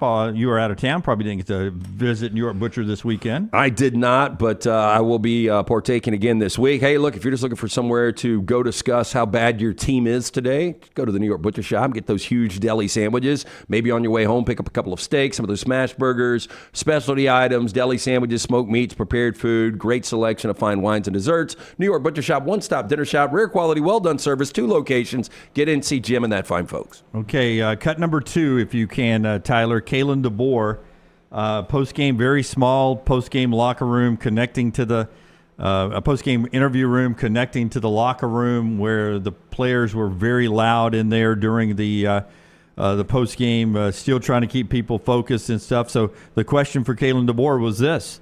What's your message to the team now after this loss? I told the guys, and so the message to them is get back after it and get to work, and first of all do some soul searching, right, and look inward. And I know there's enough guys that still believe, that still want to go do what we want to do. There's a lot of season left for not just us but everyone, and it's going to go fast if we don't take advantage of it. That urgency's got to be there. There's no question. And, we get a chance to get back home, but we got to go to work first before we play that game and find a way to take the next big jump. A lot of guys that we got to now incorporate into schemes offensively and defensively, just with some guys going down. So, they're getting an opportunity right now, too, to help build depth. But we got to make the plays to go win right now, and that's where we're just falling short. Listen, I know we break down every word of these things sometimes, but he said, I know there's still enough guys in there that still... That's scary. Yeah, when he said enough, it made it sound like there was some people maybe that... 51-49, I mean, what is it? Shouldn't they all be in? That's the thing. Like, I want to hear Kalen DeBoer say, we've had 7 or 8 turnovers over the last 3 games. We're coming off a game, we got 15 penalties. I'm going to own this. We are going to get this thing turned around. We still have everything that we are shooting for in front of us. I guess outside of an SEC championship, it would be hard for them to get into that game, wouldn't it? It would. They've got 2 losses. Yeah. I mean, it could happen. It would take a lot of chaos, but it's about making the 12, right? 12-team playoff, and that is absolutely still on the table. And again, you just lost, right? So you can't ride too much into what people are saying afterwards. But when I was talking to Tim Smith, it was almost like I had to say one time, But it's it's a different time now. It's a 12-team playoff. I mean, you guys still thinking about the playoffs, right? And he's like, oh yeah, I mean most everything's still out there. I had to almost remind him that this isn't last year or 2 years ago. Well, you're not relegated to the Outback Bowl at this It's point. a dangerous balance because you want to have that urgency. But here's all I would say. And it used to be an apples to oranges debate, conversation, whatever, when you would compare the NFL and college football. But the fact of the matter is, you go back last year, the Chiefs, middle of the season, lost 4 of 6 games. Yeah. 4 of 6 games in the regular season. They still got to the postseason, and they won a Super Bowl. And Alabama's got 2 of their last 3 they have lost, and games they probably should have won. But again, if they win out here, they're going to be in a college football playoff. And you guys tell me, like going into a playoff right now, if we started next week, who do you think wins this whole thing? I mean, I would lean Georgia, but Carson Beck just threw 3 picks. I know. Again. So like, I don't feel good about anybody. Yeah. Oregon, the number 1 team in the nation? No. I don't think so. No. Yeah. Jason, the MyBookie.ag chat room says, should they be all in? Yes. Are they? No. You got guys like Caleb Odom retweeting criticisms on Twitter, and that's what happens when you start losing. Odom, after the game, retweeting somebody that was like, why are they not throwing a fade to Odom? The guy's like 6'5", down in the red zone, and he's retweeting that.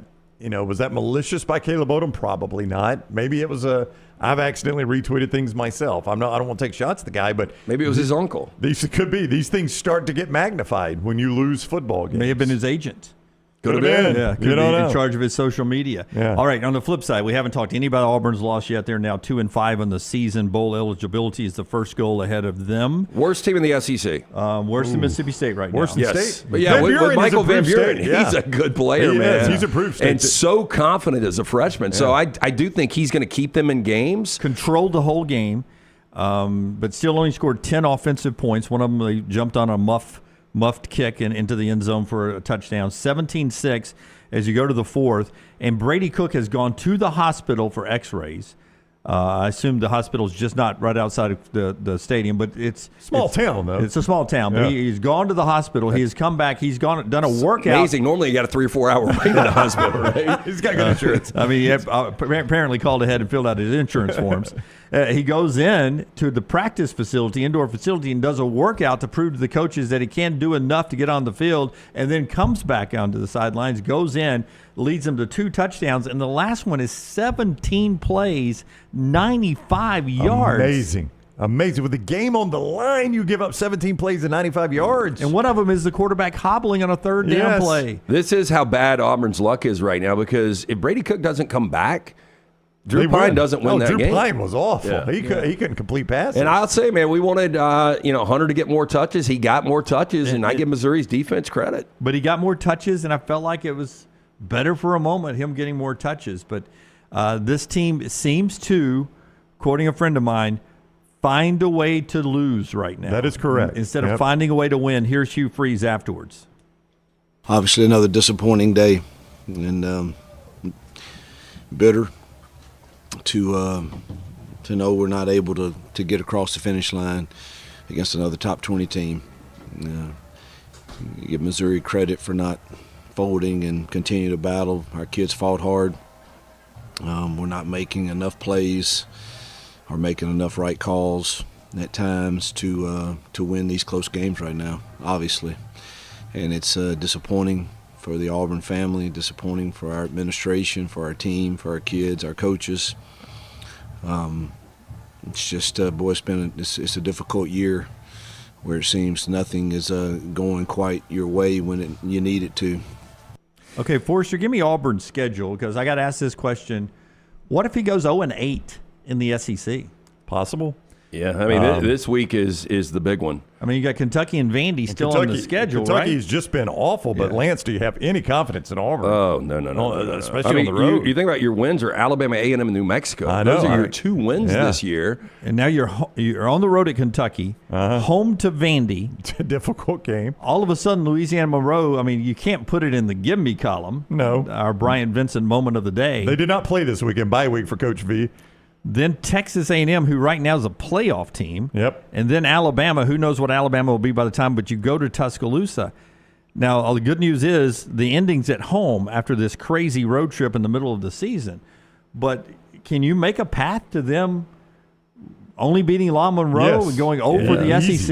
Easy. Yeah, and I don't know. I mean, what do you do with Hugh Freeze? Like, you guys know I like Hugh Freeze. I think he's extremely embarrassed right now. Everybody talks about, well, they don't have a quarterback. What are they supposed to do? Well, he didn't go out and get a quarterback. Other teams went out and got a quarterback. Indiana went out and got a quarterback with Curtis Rourke. Miami went out and got a quarterback with Cam Ward. Mike Elko in year one has his team in position to get to a college football playoff. Indiana in year one has their team in position to get to a college football playoff. We're talking year two here. Yeah, and there's no excuses. Now, James Madison's a little above Liberty in my pecking order of power in college football, but off the field personnel and on the field personnel, 31 people. Coach Sig brought with him from James Madison, including a bunch of his players. And you would just wonder, were there not a core group of players from Liberty that you could bring with you to fill a few holes or two? I mean, I guess not. They're that further down the food chain than James Madison is? I don't think so. Yeah. I don't think so. That's another thing. You're for me, the Power 5 team, or excuse me, the Group 5 team out there is Boise. How does Boise drop in this poll? You move Oregon up. Does that make any sense at all? And Boise dropped spots. Their one loss was in Autzen by 3 to the number 1 team in the nation. The Auburn. By the way, they've got a year 1 coach too. Yeah, they do. There's another one. Auburn is just when that game was 17-3 going to the fourth quarter, I thought Auburn is still going to lose this football game. I don't know how. I wasn't able to watch. Yeah. Lance, I was sitting there thinking, I don't know how they're going to lose this game. Do you know when I knew they were going to lose this game? And I'm curious if Scott caught this. You guys are on the road, so you did not see this. And I still don't think this is an accurate stat. I cannot believe this stat is true. But they showed a stat going to the fourth quarter on TV and talked about it. Like it wasn't just, this was like their focus as they go to the fourth quarter. Auburn all time went ahead by 14 or more points in the fourth quarter, at any point in the fourth quarter. 150-1. Wow. I can't believe that's an accurate stat. But I also don't think they would just pull that stat out of midair. Somebody gave it to them. I'm assuming so from Auburn. It wasn't by double digits? 14 or more. 14 or more. Yeah, 14 or more in the fourth quarter. Any point in the fourth quarter. I kind of believe that. 151 all time. It's a 2-score game. I mean, Auburn is a program that has been known to run the football, play good defense. So up 14, I mean. Not just a 2-score game, 2-touchdown game. And when they showed that stat, I was like, boy, this Auburn team, that stat is going to come back and be meaningful somewhere. They don't, Jim, you mentioned the red zone. They get down in the red zone, they go backwards a lot. They either have a bad penalty or a negative play. They go backwards a lot in the red zone, and that kills them. And what doubles, what magnifies that issue is they are so bad at kicker right now. Yeah, so what was that, a 20-yarder, 30-yarder? It was a 32-yarder, I think. Towns Magoo's the backup. I get it. And McPherson, I don't know if you're ever going to see him this year. Unfortunately, that health situation. Backup quarterback's got to make that kick. Has had him sidelined. But Magoo's not a good kicker, and you wonder how much longer Freeze settles for field goals.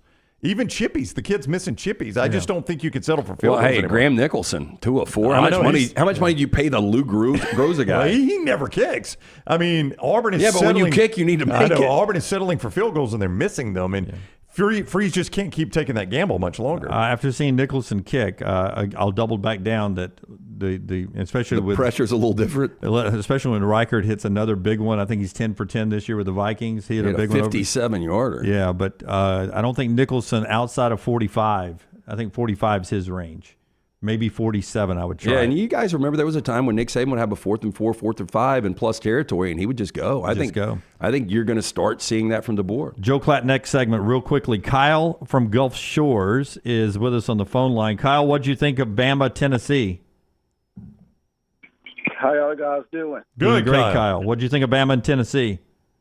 It was awful. The quarterback play was awful. I've never seen Alabama quarterback play that bad in a big moment. Jalen Milroe has regressed from Nick Saban to this season. The mock drafts that everybody's coming out, it's got Jalen Milroe going in the first round to the Giants. Those people need to be fired. They're probably living in some fantasy land. This is ridiculous. The penalties, unprepared, only a 7-0 lead after all the turnovers and the mistakes we had. This team is not going anywhere with Jalen Milroe. This team. Wait. So all the stuff you just named is all Jalen? Jalen. It starts with the most important position is the quarterback. Getting people lined up, getting people set, People are running wide open. He can't find them. He can't hit them. He's not running like he was running in the past. Something is going on. And I'm telling you right now, if they don't get this fixed, Missouri, LSU, even the Auburn family can take down Alabama. This is ridiculous. It's embarrassing. Kalen DeBoer is in over his head. I don't want to hear, well, I ain't got my players. I ain't got something. He inherited a gold mine at Alabama. This isn't like he inherited Tocqueville High School. No, you're right. I mean, his roster is championship-like. Yeah. I did get a text after the game. Think 4 rigged the game. Only explanation with that performance, mind-blowing. Yeah, I'm just saying it is weird. And then, we asked Tyler if he's 100%, and, he quickly backtracked on that and said he wasn't. Nobody is at this point in the season. There has got to be something going on with Jalen Milroe, because I really thought he had turned the corner, and I thought he was going to be a first-round selection. Yeah, I don't know. It was one hit in the South Carolina game, so I don't know if it's. Let me ask you guys shoulder this. or lower body, upper body. But nobody will ever do this. But if Jalen Milroe was like, I got to get away from football right after the Georgia win, and he's the number 1 guy, and he sits out the rest of the year, he probably is the number 1 overall pick. He might have been. And now, second round. Yeah, I don't know if it's going that bad. I mean, he could still save it. He could. Yeah. Joel Klatt on the other side. Show being brought to you by our friends at Odie's. Tell us about Odie's, and we'll talk more football with Klatt. 2 locations, the original in Crestline, the newest location in Edgewood. Get in, see Will Haver and the incredible staff. Enjoy lunch or dinner on that patio. Enjoy this fall weather. From the award-winning wings, great cheeseburgers. They've got chili right around the corner, ice-cold beer buckets, full of the Bud Light live music Thursdays and Fridays. Me and Brown out there on Wednesday nights for Odie's team trivia. Stop in today to one of those 2 locations for lunch or dinner. Hey, and coming up Saturday at Historic Collegiate Field is the historic Magic City Classic, 83rd edition of that one. It's the number 1 HBCU Classic in the country, and you can be there to see it. The 2 great teams, the 2 great bands, Alabama A&M's Marching Maroon and White and ASU's Mighty Marching Hornets. They will all be out there. That's the show right there at halftime, my friends. The parade is Saturday before the game. The kick is 2:30. You can see it yourself. Tickets just $25 for general admission, $35 for reserve seating. MagicCityClassic.com. That is MagicCityClassic.com. Joel Klatt is next. Everything Next Round is on demand now in the podcast section at nextroundlive.com. Your new Academy Sports and Outdoors is now open in Birmingham with the best in sports equipment, outdoor gear, apparel, and footwear from the brands you love, and all at low prices every day. Academy Sports and Outdoors carries a wide selection of trusted brands like Nike, Stanley, Brooks, Carhartt, Blackstone, Yeti, Titleist, Shimano, and more. Plus, you can shop online or on the app with free in-store pickup or enjoy free shipping to your home on purchases over $25. Your new Academy Sports and Outdoors is located at 4610 U.S. Highway 280 in Birmingham. What's up, everybody? This is Mayor Woodfin, the mayor of the city of Birmingham. The McDonald's Magic City Classic, presented by Coca-Cola, returns to Legion Field October 26th. Watch the parade fill the streets of Birmingham. Turn up at the Coors Light tailgate party, enjoy the bands at halftime, and of course, bring that magic into the stadium. The best seats are selling fast. Tickets start at just $25. You don't want to miss it. Get your tickets now at MagicCityClassic.com.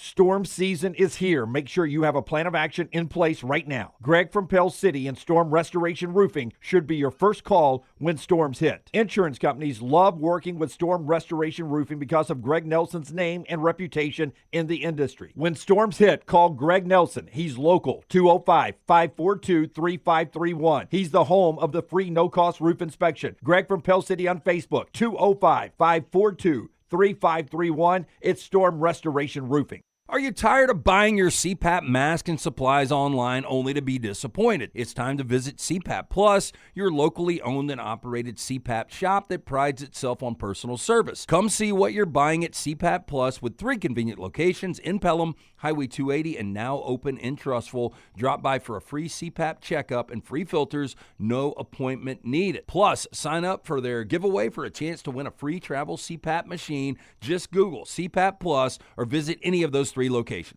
Stop by the New York Butcher Shop and pick up the finest in certified Angus prime beef steaks and burgers, premium pork chops, ribs, and all-natural chicken cut to order just for you. Their chef-prepared entrees and side dishes are the perfect dinner-to-go choice for your family and are ready to heat at home. With a great selection of fine wines and desserts, the New York Butcher Shop is your one-stop dinner shop. 2 locations to serve you, Cahaba Heights and on Highway 119 in Greystone. The New York Butcher Shop. Rare quality, well-done service. Are you looking for a rewarding career? Adams Beverages is a leader in the beer industry and is hiring CDL drivers, warehouse staff, and sales reps. Whether you are a seasoned professional or exploring a new path, join Adams Beverages for an open house October 23rd from 10 to 4 at 141 Industrial Drive in Birmingham. With a commitment to quality and community, Adams Beverages offers a great place to grow your career. Learn everything about Adams Beverages and more on the October 23rd open house at adamsbeverages.net. Happy football season. At the next round, we strive to make our loyal listeners feel like they're a part of the action all season long. My name is Emily Grace McWhorter, and I do that by bringing you along for any given Saturday in Auburn or Tuscaloosa. From pregame warm-ups, touchdowns that make you feel a part of the play, and everything in between, our goal is to make you feel like you're inside Bryant-Denny or Jordan-Hare. Follow along on our social media at Next Round Live on Instagram, X, and Facebook. Also, check out thebarnauburn.com and covercrimson.com while you're at it. Here's to fall Saturdays. The World Wide Web is a large place. Find all your favorite people and content in the same spot. NextRoundLive.com is full of wonderful tidbits about the show you know and love. Find our gear, listen to your favorite personalities, follow our socials, and enjoy your trip to NextRoundLive.com. What's up, everybody? This is Mayor Woodfin, the mayor of the city of Birmingham. The McDonald's Magic City Classic, presented by Coca-Cola, returns to Legion Field October 26th.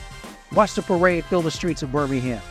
Turn up at the Coors Light tailgate party, enjoy the bands at halftime, and of course, bring that magic into the stadium. The best seats are selling fast. Tickets start at just $25. You don't want to miss it. Get your tickets now at magiccityclassic.com. Hang out with the next round on the go. Whether you're driving to work, running errands, sitting on the beach, or you just need a break from the real world, we can keep you company. Check out the next round, Mystery Fifth Hour, and our other shows on your favorite podcast app. We'll meet you there.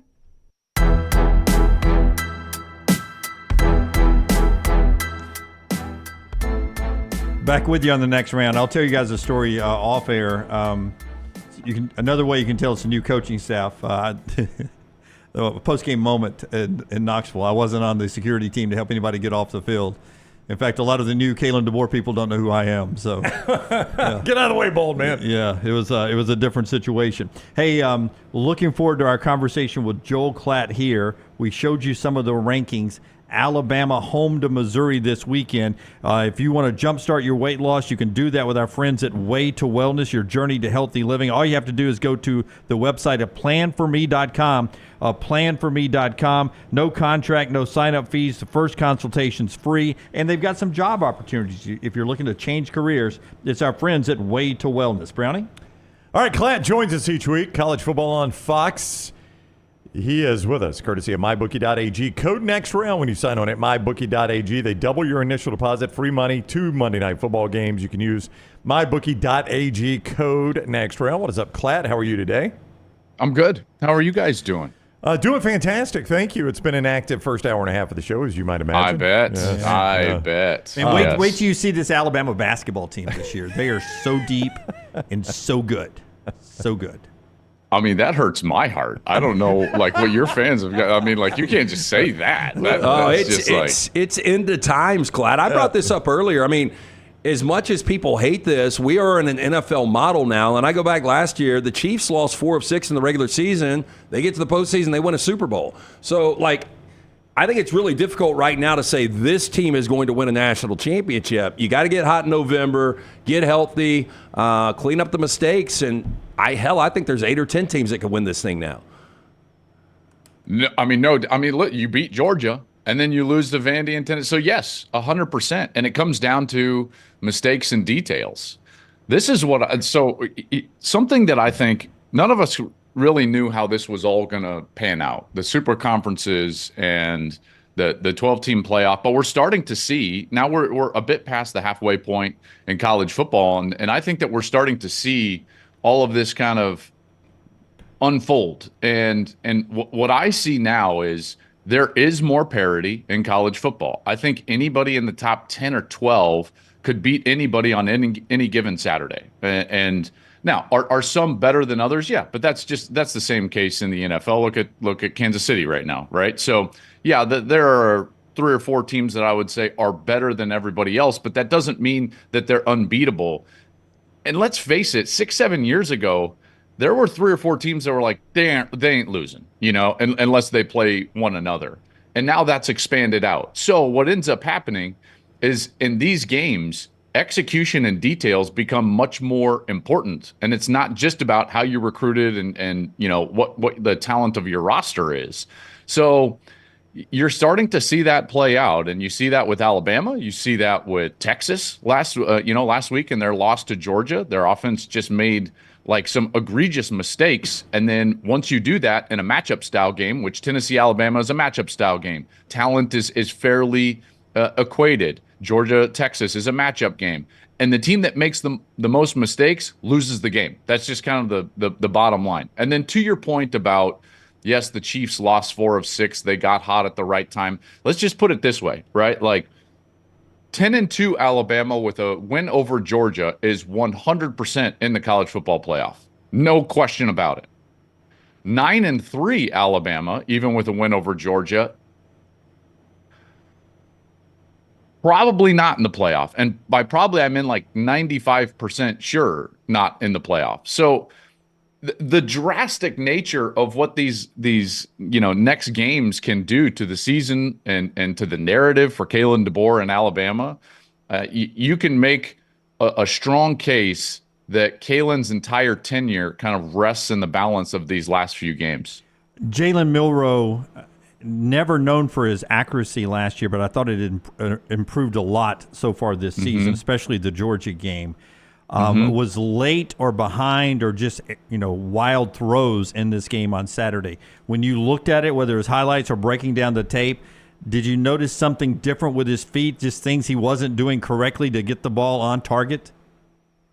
Yes. Yes, I did. I thought that he was disconnected from his feet more so than I had seen him in previous weeks. Like, had him in the build up to Wisconsin, had him in that game, obviously, watched the games prior and after that on tape. I went back and flipped through it, albeit quickly, the game tape of this last one against Tennessee.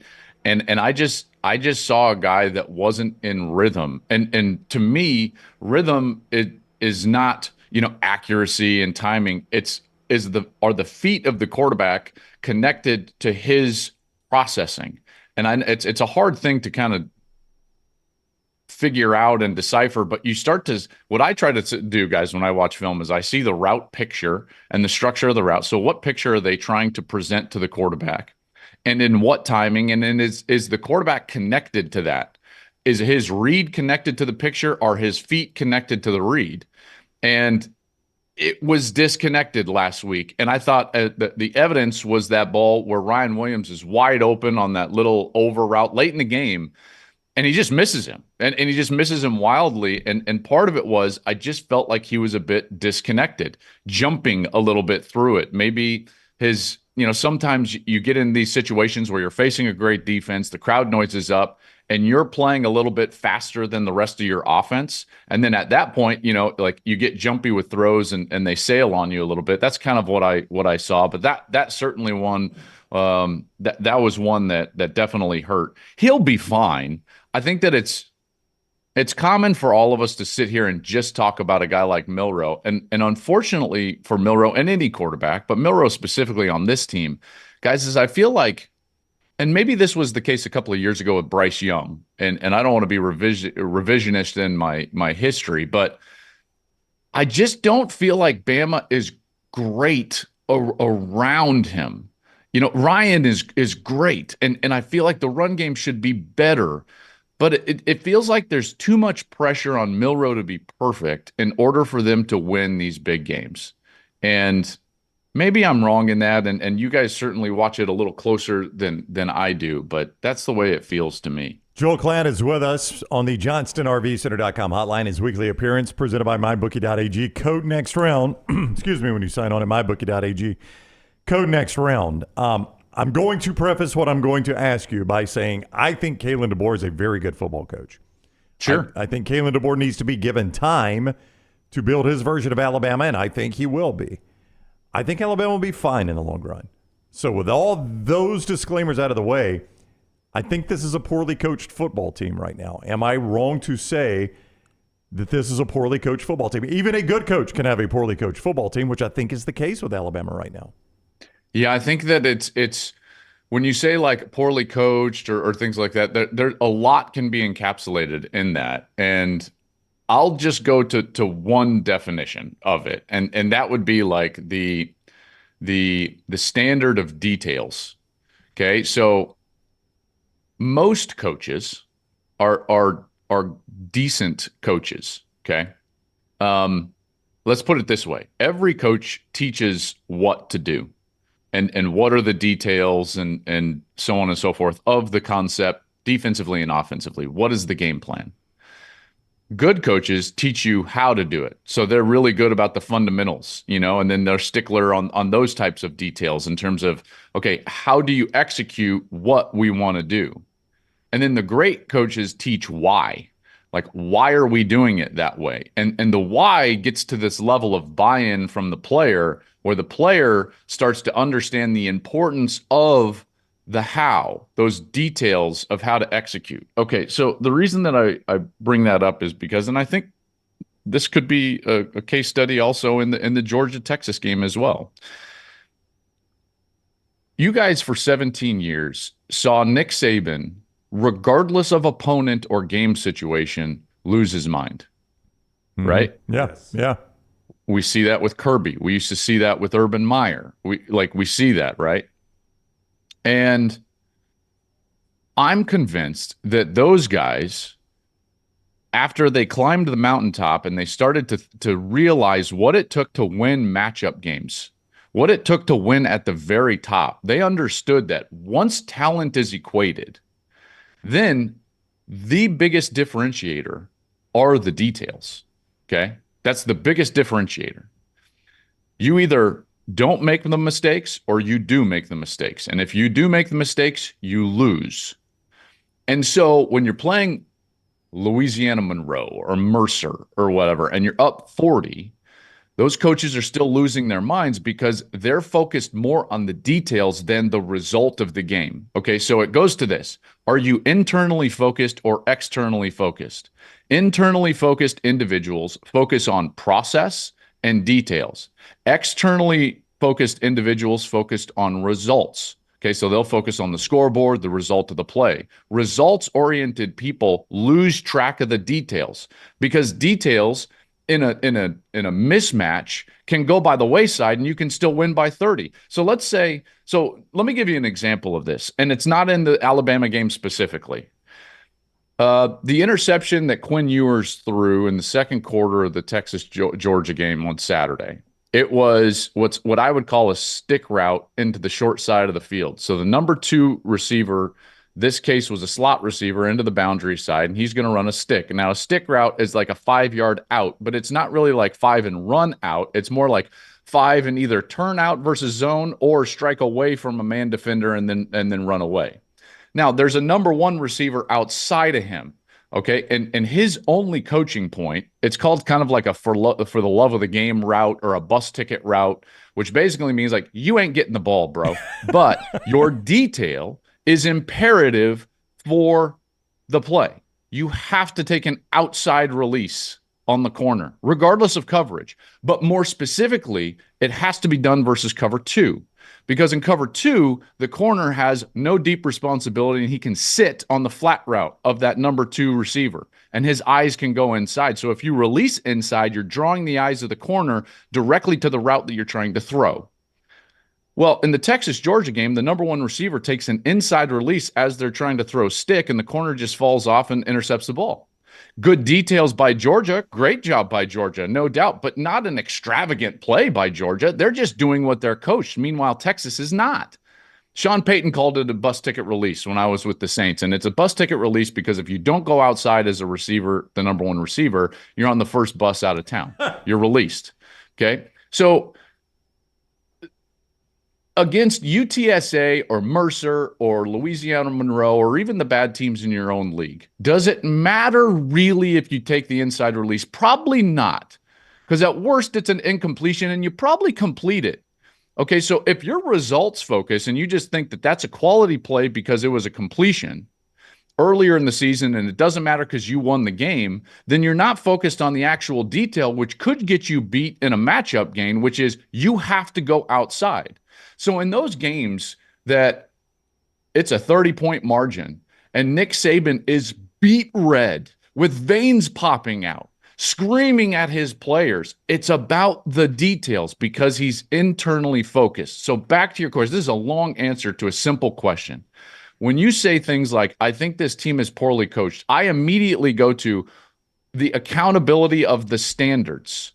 Everybody's coaching what, how, sometimes why, and Kalen certainly is. Look at his success level. But how accountable are you holding everybody to the standards on a play-in and play-out basis? That's what a great, a really well-coached team, that's what it's about. They are internally focused on the details. When I watched the film of the Georgia-Texas game, Georgia's defense was excellent. You know why they were excellent? Because they were always in the right position, eyes in the right spot. You could tell they were like robots, and you're like, well, yeah, they're internally focused. You know, like they are in those positions more often. So I don't know. I get excited about answering a question like that because I think it's more about accountability of standards than it is schematics, if you know what I mean. Well, and back to a point you made a couple of questions ago, like Alabama shouldn't live in a world where they rely on elite quarterback play to win games. You know, Cam Ward at Miami is relying on that right now, and it's working out because he's playing at an elite level. But Georgia, playing with fire though, right? Yeah, It's every like week, you can get beat any week. Yeah. And back to your point on Georgia's defense, like Carson Beck turning the football, 0 touchdown passes, 3 picks. He turns it over 3 times. They still win on the road against the number 1 team by double digits. That's exactly right. Your point is 100% right. Georgia's offense is not great, guys. Like, he's thrown 8 picks in the last 4 games. Beck has 3 versus Bama, 3 versus Texas. But guess what? Guess what that defense provided him? Do you know that they built that 23-0 lead, and their longest drive was like 20 yards? Like, they didn't do anything offensively and had a 23-0 lead. They got the ball, Georgia I'm talking about. They got the ball on the Texas 13, scored a touchdown after the corner blitz strip sack, 7-0. Then they get a penalty on a kick return. They have to punt the ball away. Good return. They get the ball first and 10, and I call it P and 10. Possession, you know, the first play of the possession. Possession and 10. P and 10, Texas 28-yard line. Texas's defense plays well. Guess what they did? Hold them to a field goal. It's 10-0. P and 10 on the next series after that stick route interception I was talking about. P and 10, Texas 34-yard line. They score. It's 17-0, and they got the ball in the 13, the 28, and the 34 of Texas. Wow. Of Texas. So, like, Beck didn't have to do anything. Did you know that Georgia drove the length of the field 1 time and won the game 30-15? 1 time. And in that drive, they had to call a double reverse flip back trick play that went for 43 yards for an explosive play in order to drive the ball to score. So this idea that they like dominated Texas is actually not accurate. What they did was they played detailed execution defense. That's what they did. And because of that, they set themselves up for success while Texas was making mistakes. Great job by Georgia, but nothing extravagant. Their offense didn't really do anything. Beck didn't have to do anything to win that game, honestly. I do want your thoughts on the change call after the trash dumping in the end zone. They seem to eventually get the call right, but but I don't care, right? I don't care. I really don't. Do you know why all of us roll our eyes when we see the parents give in to petulant children screaming for candy at the grocery store? Because it's absurd. Because we know that they're going to deal with that the next time they're at the grocery store, and then the next time they're at the grocery store. And the only way it ends is if you actually have a spine as a parent and you tell your son or daughter, although mostly your son, no to the Snickers or the Skittles. That's just, we all know that. all of us. And yet those officials gave in to the petulant child. I understand that the call eventually was correct. Now, we can discuss the poor officiating around college football because it is abundant. Heck, man, Tennessee was absolutely offside. I don't know. I like Greg a lot. I think Greg is really good. I think he's trying too hard in Alabama games to not be an Alabama alum. That was offside 8,000,000%. And he's like, I don't know. I do. Greg, he was offside. Yeah. Like, I'm sorry, but like, and like I said, Greg does a great job, and that's a tough position in a big moment. I've never had to do Colorado in like a big game like that. I've done Colorado games, but not like that. So I give him an abundant amount of grace in a position like that. That's tough, in particular with Vol Twitter out there and exactly how they can go. But that was offside. Officiating is bad, is what I'm trying to say. Let's get back to like task at hand. The call was wrong. Changing it was egregious. I mean, that's the bottom line. And Kirby Smart, whatever you think about him, and you can have whatever opinion you want about Kirby Smart. What he said after the game was 8,000,000% accurate. You have now encouraged fans to throw a fit, knowing that there is a chance, if we just give them time and then our home people can put the video up on the Jumbotron, that we can change the call. Just like the child in the grocery store knows, you're teaching them, if you give in, you are encouraging that same behavior. Now, I have called for, and I did it on my show. Guys, you guys know I call UFL in the springtime. The UFL actually has something that I think should be adopted, certainly in college football, and maybe more roundly, and that's the Super Challenge. You guys are familiar with this? Oh, yeah. We got the world champion Stallions in town. Of course we're familiar with it. I mean, three times. Skip knows what I'm talking about. So the Super Challenge in the UFL goes like this. Each coach has an opportunity to challenge whatever he wants. It can be an offside call. It can be a holding call. It can be a pass interference call, but he only has one. You get one Super Challenge. And that's the only way forward, because any other fix to this situation is not good for, by the way, sports in general, because you're teaching high school kids that they can throw a fit in a high school basketball game or at a high school football game. Like they set officiating relations back decades with what they did on Saturday night. An egregious overturn. Granted, they got the call right. That doesn't matter. It's the standard set and the precedent set. So the only way forward is a Super Challenge. And the reason is because if you do nothing, that precedent then becomes egregious and everyone's going to throw a fit. You can't have that. Well, you can't say, well, we're also going to penalize the home team if bottles are thrown onto the field, because then the road fans could possibly throw bottles on the field and get the opponent penalized. So you can't actually penalize them on the field for what the fans are doing in the stands, because you don't know exactly whose fans are throwing what. Maybe you could do it from a section or whatever, but you don't know if a rogue fan is out there. So you can't do it that way. The only way forward is to actually have a Super Challenge where Steve Sarkisian can throw a flag and the entire fan base, the 100,000 in the stands, know, like, okay, we're going to revisit this. We don't need to throw a fit, right? Kalen DeBoer would have thrown a Super Challenge on the offside. There's been plenty of times. I think Ryan Day might have thrown a Super Challenge on the OPI. He might not have gotten it, but I think that should be adopted into college football. I think that the Super Challenge might be something that we all looked at and looked at favorably. In the moment, what Kirby seemed so pissed about was that they looked at the Jumbotron. Yes. Of course. He kept pointing at it. At one point, that was banned in SEC stadiums. You were not allowed to show questionable call replays in the stands. That has since changed since we do have the reviews and we were able to show that. You could tell Kirby was saying you stood there and watched it on the board and saw that you missed it as while you're overturning and by the way, they've got headsets on. There's no doubt Birmingham talked to them in the headsets. 100% Birmingham was talking to them. But that's what we just can't set that precedent. Either make that a rule or not, Klatt, but you can't overturn a call by what you see on the scoreboard. It was egregious.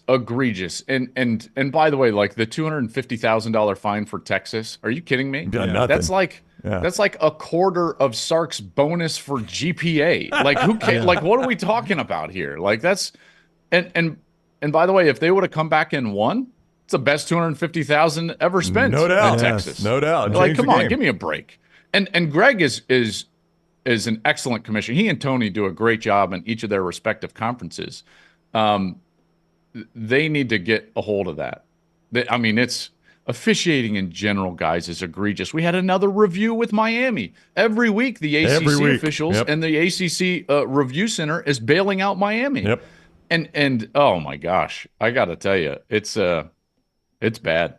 I got to ask you, I was completely wrong on Colorado. I thought it would be a disaster of a year. And the way their defense, look, and I know you called the game last week with Fafita, and there is a blueprint on him now. It's, you pressure him right up the middle, and he's got problems.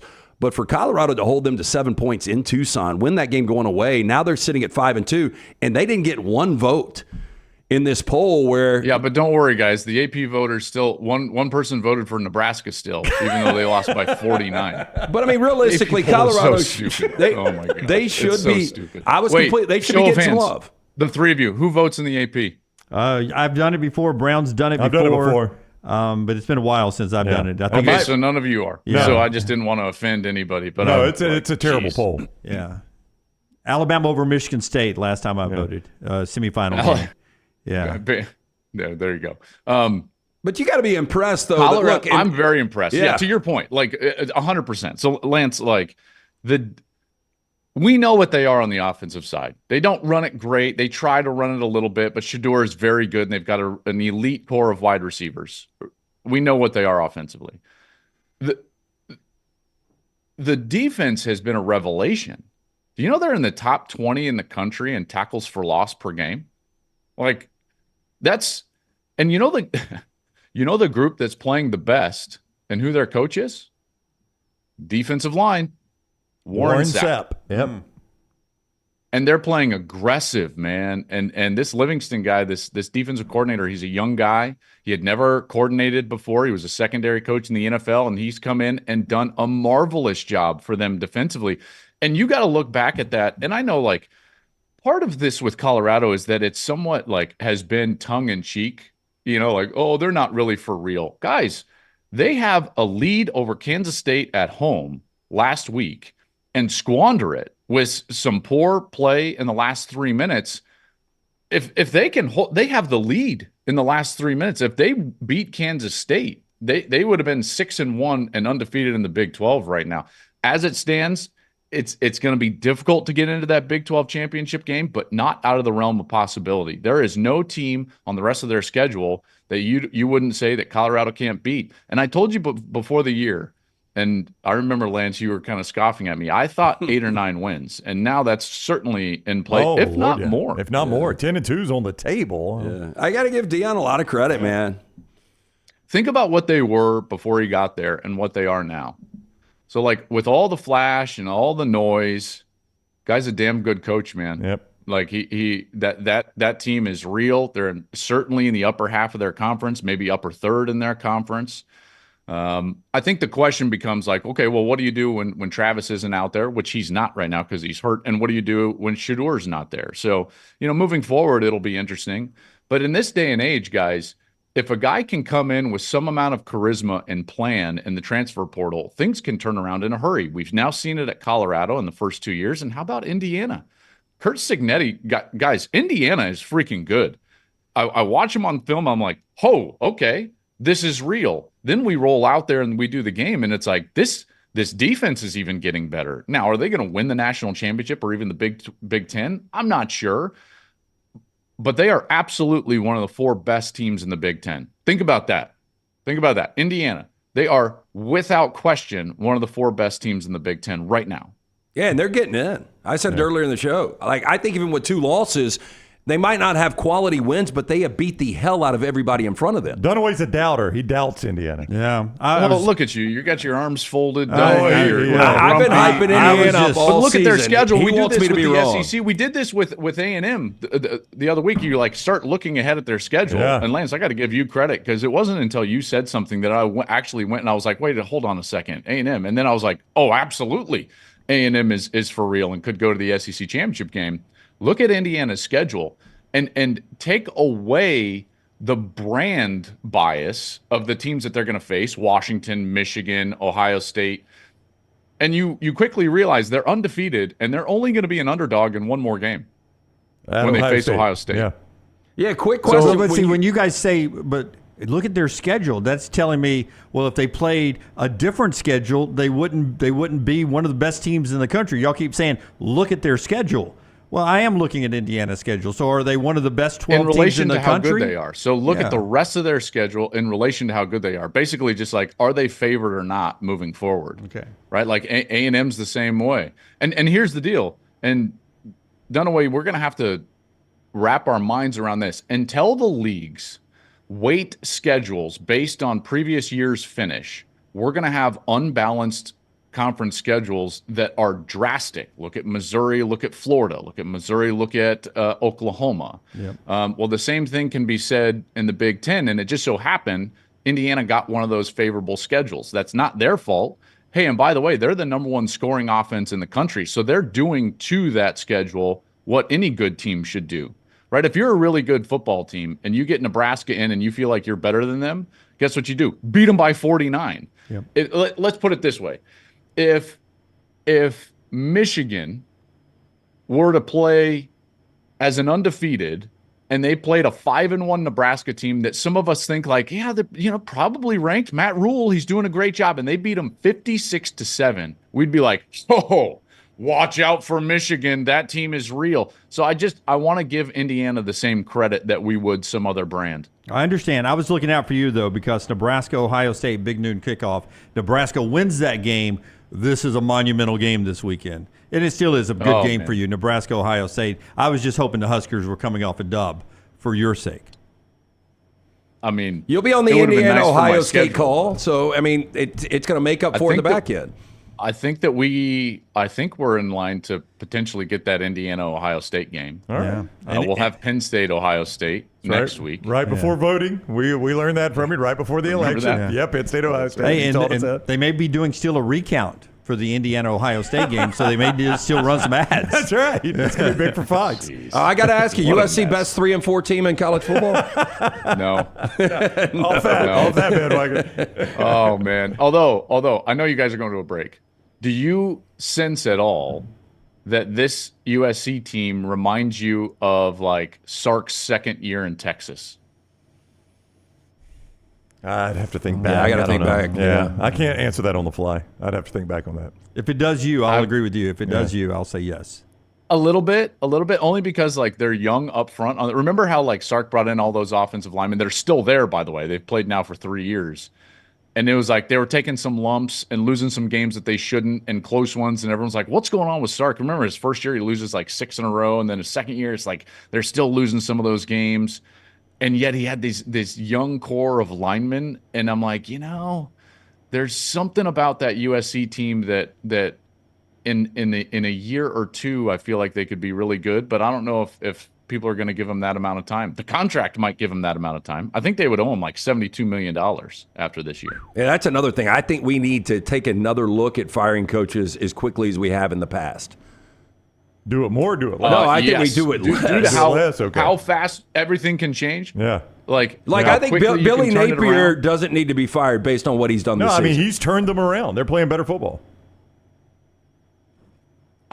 I don't disagree with any. I don't disagree with any of this. If you look back in the history of college football, you'll see that it's the rarity is a fast turnaround, in particular to the highest levels of success. I mean, it took Tom Osborne like 20 years to win a national championship. It took Nick Saban 6 years. It takes everyone 6 or more years to win a national championship, and we want this to happen like year 1, year 2, year 3. That just is so rare. Stoops did it at Oklahoma. Switzer did it, but Switzer took over a pretty good program. Those things just don't happen. All right, he is Joel Klatt. As Jim mentioned, Nebraska, Ohio State, big noon kick Saturday. Thank you very much, Klatt. Have a great week.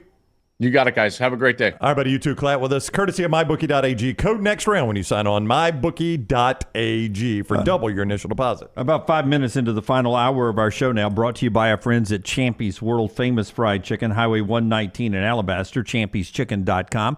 Southern fried chicken, brined overnight, cooked to order. Mississippi Delta recipe tamale. Sterling is ready to make it feel better with some comfort food after a couple of losses this college football weekend. Go by there and say hi to him, champy'schicken.com. Also, by our friends at HydroLive, LT. Take us to break with HydroLive. IV therapy, B12 injections, cryotherapy, compression therapy, now weight loss therapy, all under one roof. 2 locations in Birmingham, Homewood, the original location, Highway 119 in Greystone. Very important, mention the next round, 20% off all of those great services from our friends at HydroLive Therapy. Ask about memberships as well. Basically, recoup that membership fee in just one visit with a free IV bag each and every month. You can book your appointment online, hydrolivetherapy.com. If you can't make it to one of those great locations, they can actually send a nurse to your home or business. Again, for more information, stop into one of the locations or online, hydrolivetherapy.com.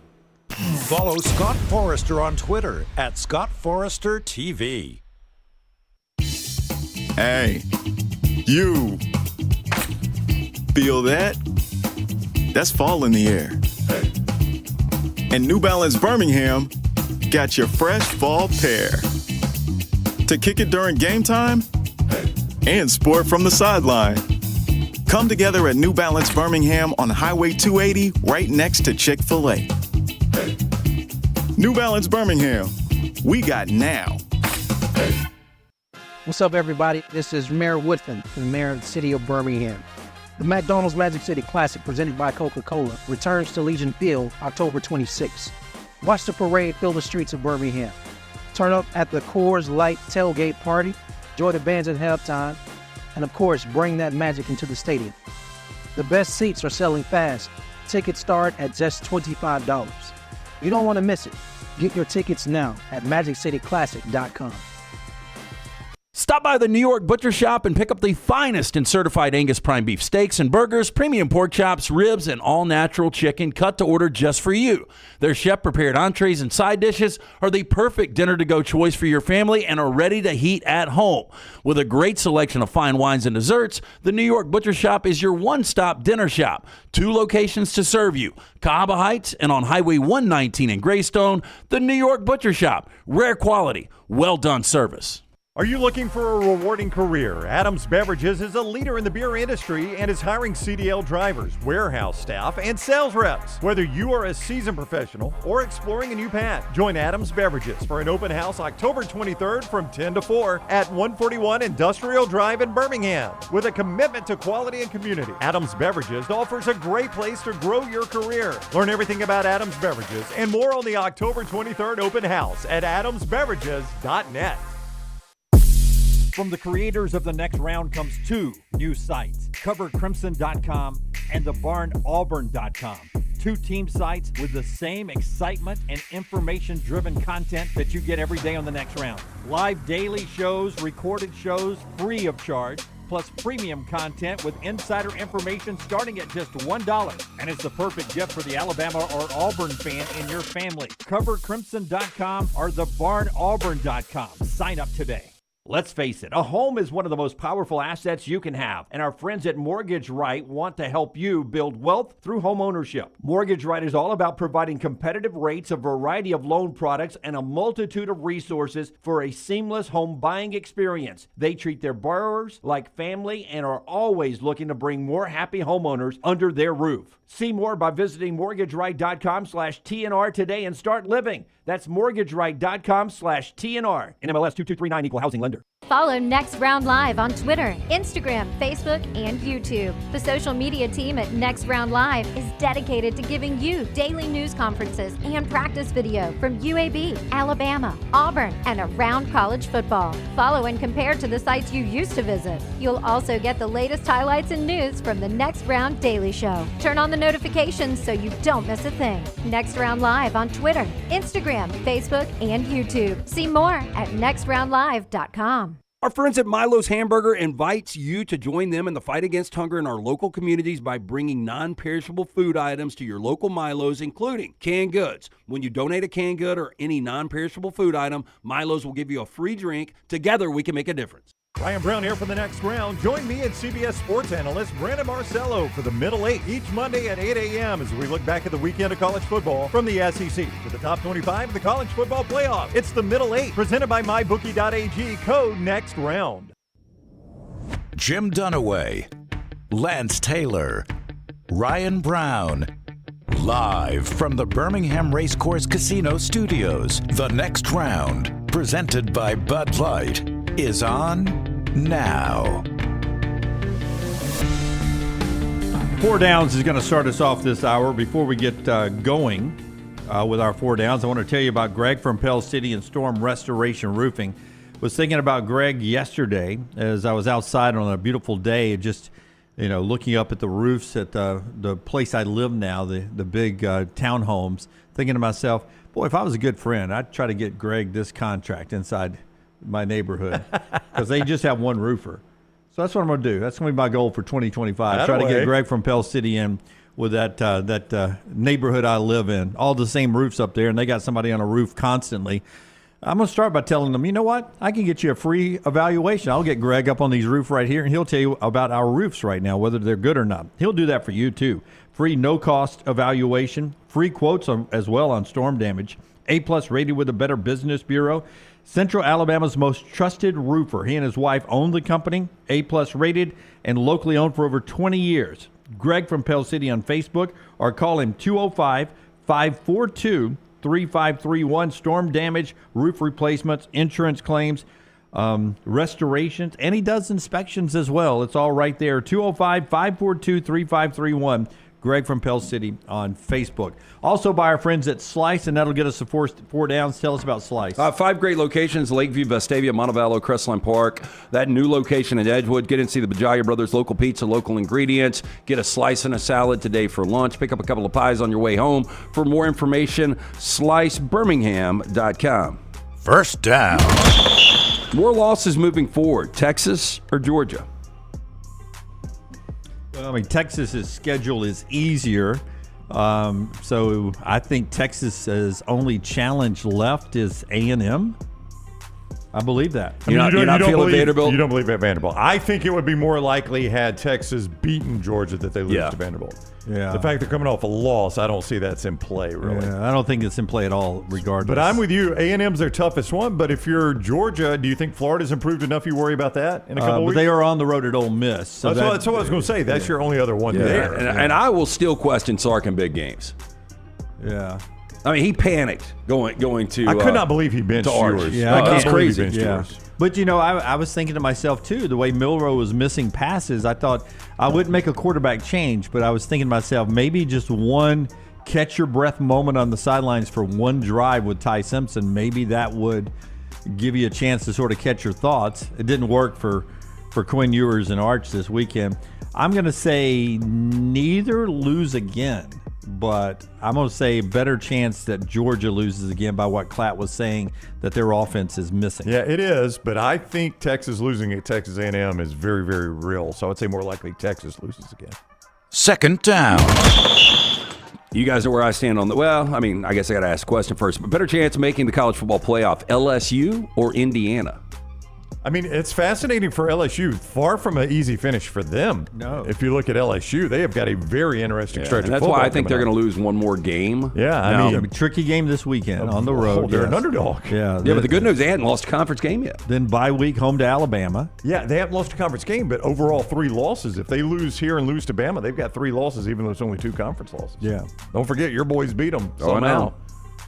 Which is not looking like a quality loss right now. It is not. How different would that game be right now? LSU by 100. I would run them out of the building. It would be what most people thought when we played week 1, right? So for LSU, Dunaway, at A&M this week, bye, host Alabama, right after Alabama at Florida. And again, Florida is getting better. That's going to be a tough place to go. and then you host Vanderbilt. I mean, that's an interesting 4-game stretch. And then who does LSU end with? Oklahoma, which Oklahoma is Oh, so my awful gosh. right now. But I mean, they burned the red shirt on Jackson Arnold. They did. They brought him back. Yeah. Well, and then he needs to just play moving forward. That's right. And then right. fired the coordinator, by the way. They did. Fired the coordinator, too. Seth Littrell gets fired. Yep. So we knew that was coming. I said it last week. I thought it would be at the end of the year, but we had a lot of people go down this week. But I don't trust Indiana. I mean, we hadn't had a chance to get to all the firings and stuff, but I don't trust Indiana against, Washington. They have their moments this weekend, and you got a backup quarterback. They still have Ohio State. Michigan State's nothing. Who else do they have on that list? Indiana reminds me Michigan? of They have Michigan still? 98 Tulane. They remind me of 95, 96 Arizona State. It's just one of those special seasons where they just believe, and they're not going to have letdowns. It happens. It happens. Third down. I can't believe this is a serious question, but better chance Alabama making the college football playoff or Auburn getting bowl eligible? Better chance Alabama making the playoff. Yeah. Isn't that crazy? It is crazy. I mean, really, if you want to get real about this, Alabama, they're very likely going to beat Missouri. Now, it may not be by the 13-point spread, but I think they're going to beat Missouri. I still think Missouri is not good. They're not very good, and their quarterback now is very banged up. And Luther Burden disappears. Oh, he does. Yeah. Oklahoma is awful. They host Auburn. It comes down to that LSU It game. does, yeah. And Auburn's still got to find 4 more wins. Alabama realistically needs 1 more win. That's why Alabama is kicking themselves in the ass right now. If they beat Tennessee, they're basically in. They're basically in. So it comes down to that one LSU game. Auburn's got to find 4 more wins, and it's hard to find 4 wins I for agree. them on this schedule. It's not if you go by helmets, right? Well, yeah, but you can't do that anymore. I would ask this, and this is a serious question because Auburn's season is done. Is there the future quarterback on that roster right now for Auburn? Because if there is, his ass needs to be playing. Most Auburn fans think no, Deuce Knight is the guy. You know, Hank Brown came in for one play when Thorne got lit up. And I thought Thorne was going to be out quite a while. And he was back in one play later. But Hank Brown comes on, and Lance, they don't even think twice about, hang on, Peyton, let's see what Hank does for a minute. I mean, Thorne's right back in the game. There's nothing this coaching staff thinks Hank Brown can improve on. Because Thorne gives them the best chance of winning. That's what they think down the road, yeah. especially against Alabama. I guess. I mean, you had every opportunity to leave Hank Brown in the game and say, Peyton, make sure you're okay before you go back in. Go back in the tent. And they didn't do it. They got Peyton Thorne back in as quick as they could. Was he asked about that in postgame? Who? Freeze? Like, is Peyton going to be your quarterback moving forward? Well, I think he's shown he is. I didn't see the entire postgame. I assume it was not. Yeah. Fourth down. Celebrity birthdays. Kim Kardashian, 44 today. Judge Judy, 82. Better career. Kardashian or Judy? Kardashian's made more money, but Judge Judy. I don't know. Judge Judy's made a shocking amount.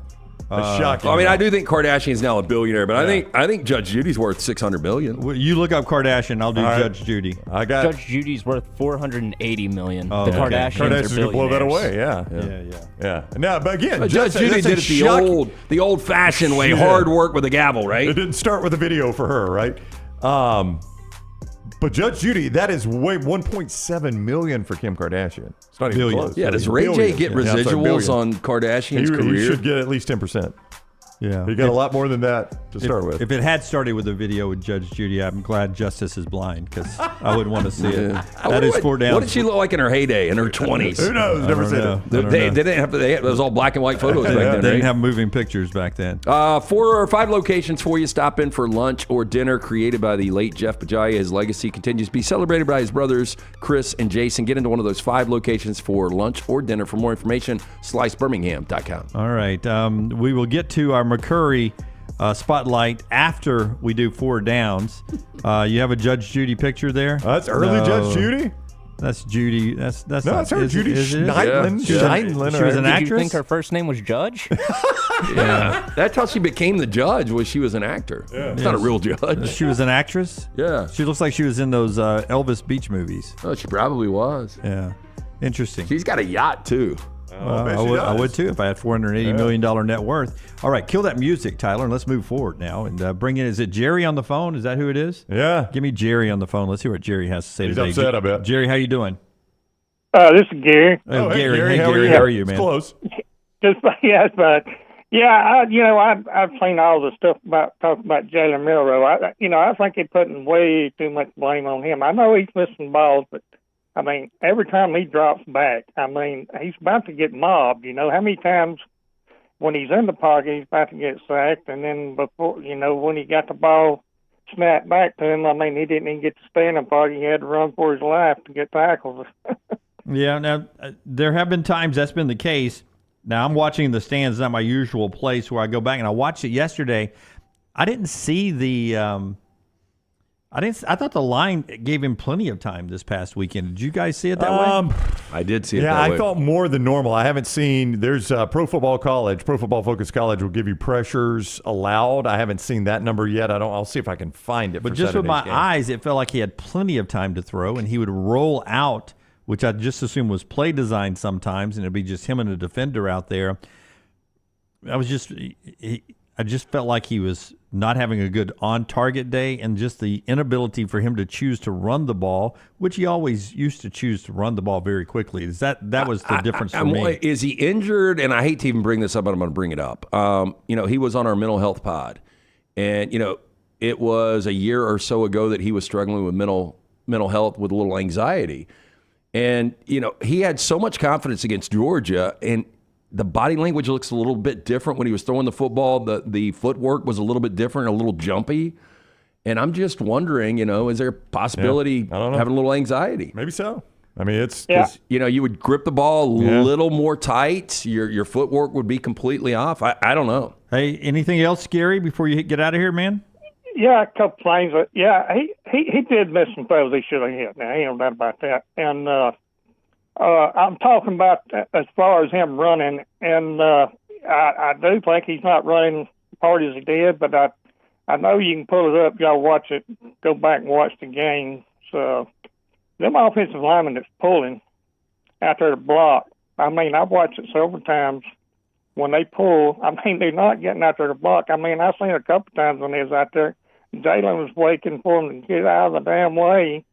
Yeah, and they still wasn't blocking nobody. Yeah, thank you for the call, Gary. I'll tell you the one play, and for some reason, I thought McWhorter did a good job on the broadcast, but he called the play before it was going to happen. Nick Sheridan fallen into a routine that even Greg McElroy and the Tennessee defenders knew what was coming on the one drive down there where they're in that sweet zone where they have three receivers at the top and they pull Booker and they run out to the left. McElroy called on the broadcast is like, they've had success running here to out of this formation, sweeping Jalen to the top of the screen here, and they do that, and Tennessee jumps every one of the blocks. Booker's slow getting out there because he got held at the line. No, he got caught up in the wash. It works if he doesn't get caught in the wash. Yeah. The play's still there. Booker got caught in the trash. Oh, I don't know if Booker makes the difference on that one. There were three Tennessee defenders. Yeah, Booker. I mean, he at least blew out there. They knew it was coming.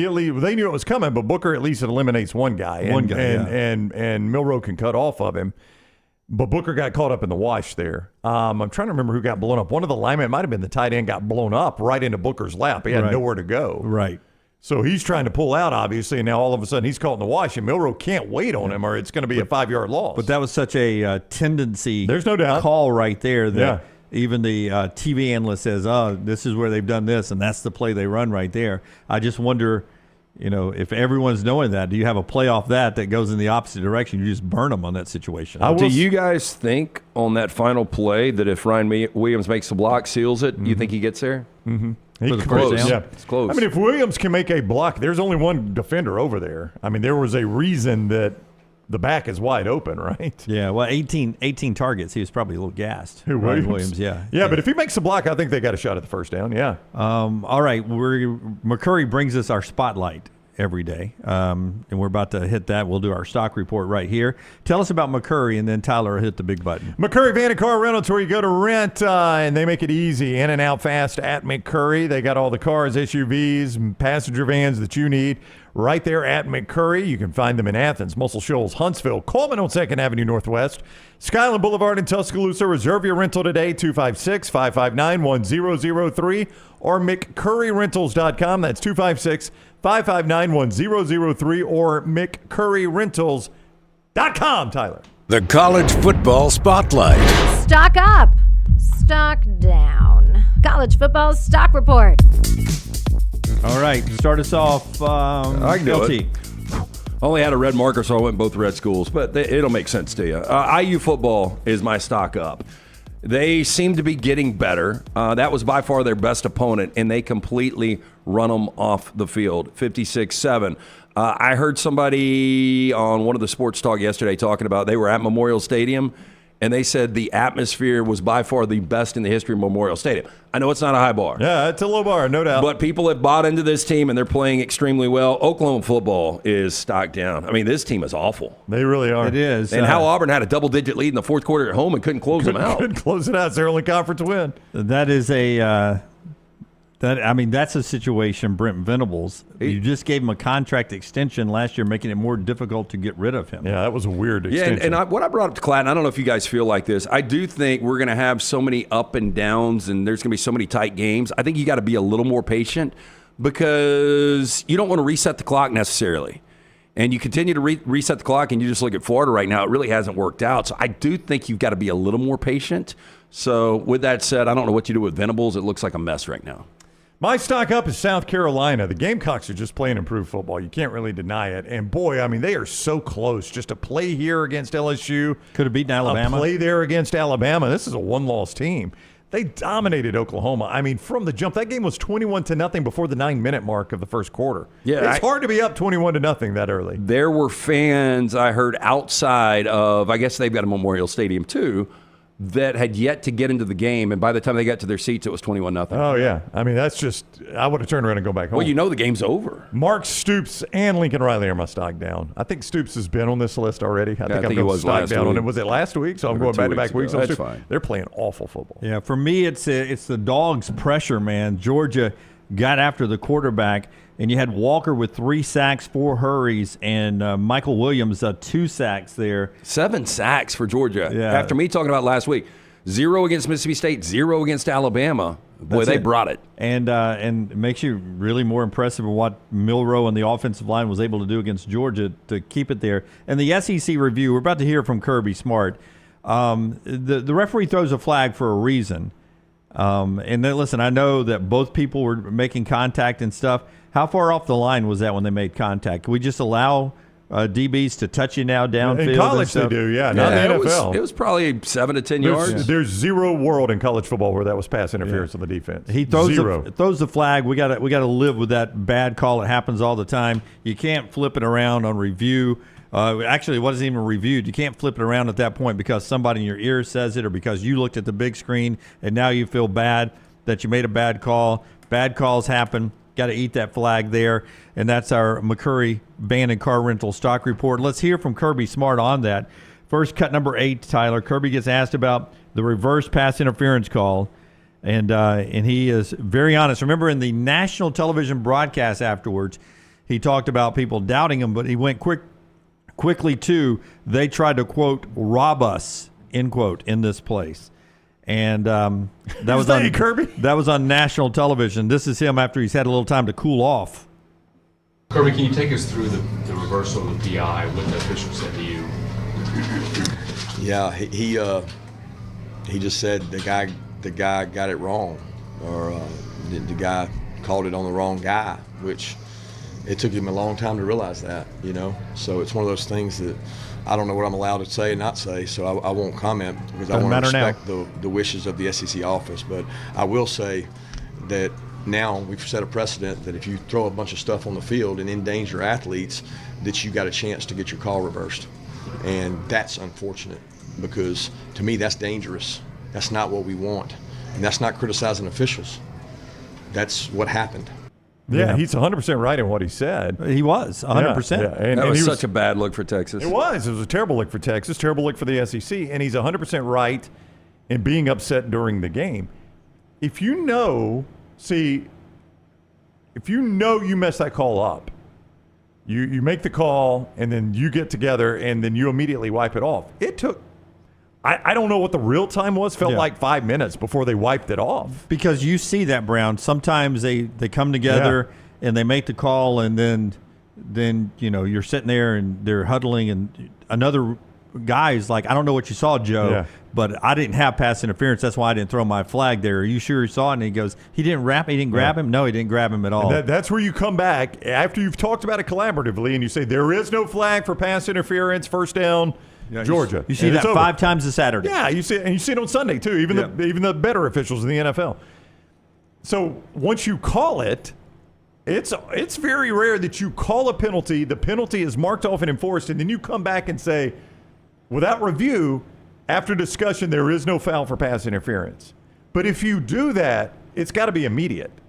Yeah. Otherwise, what has happened, right? It's got to be immediate. This took 5 minutes.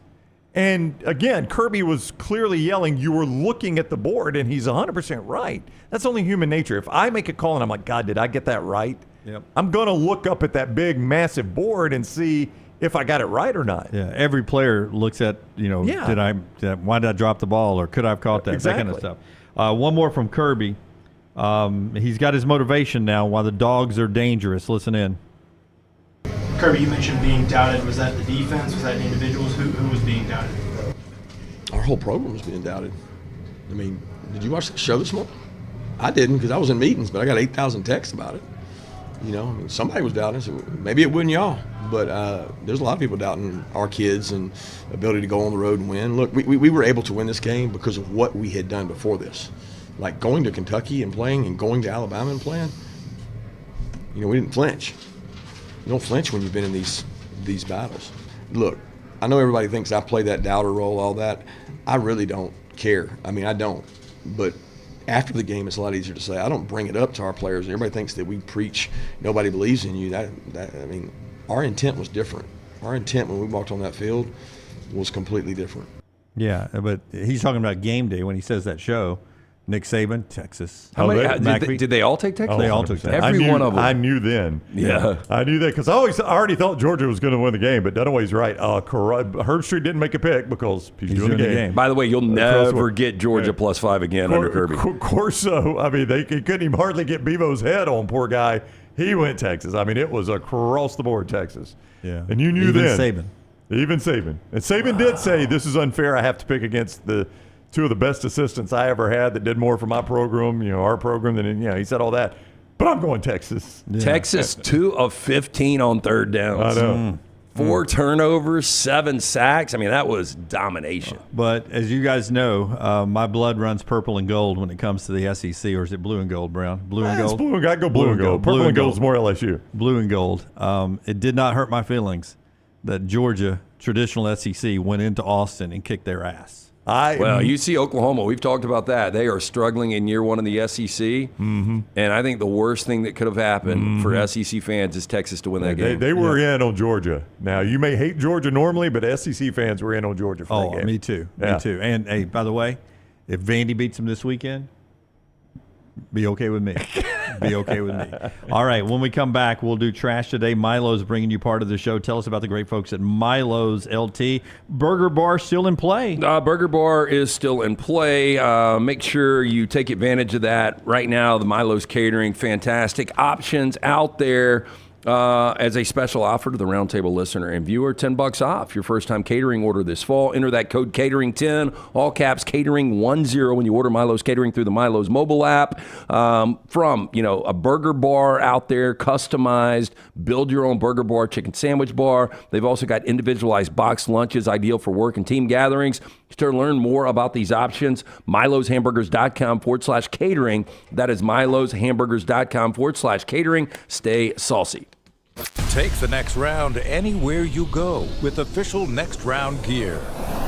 Buy yours today at nextround.store.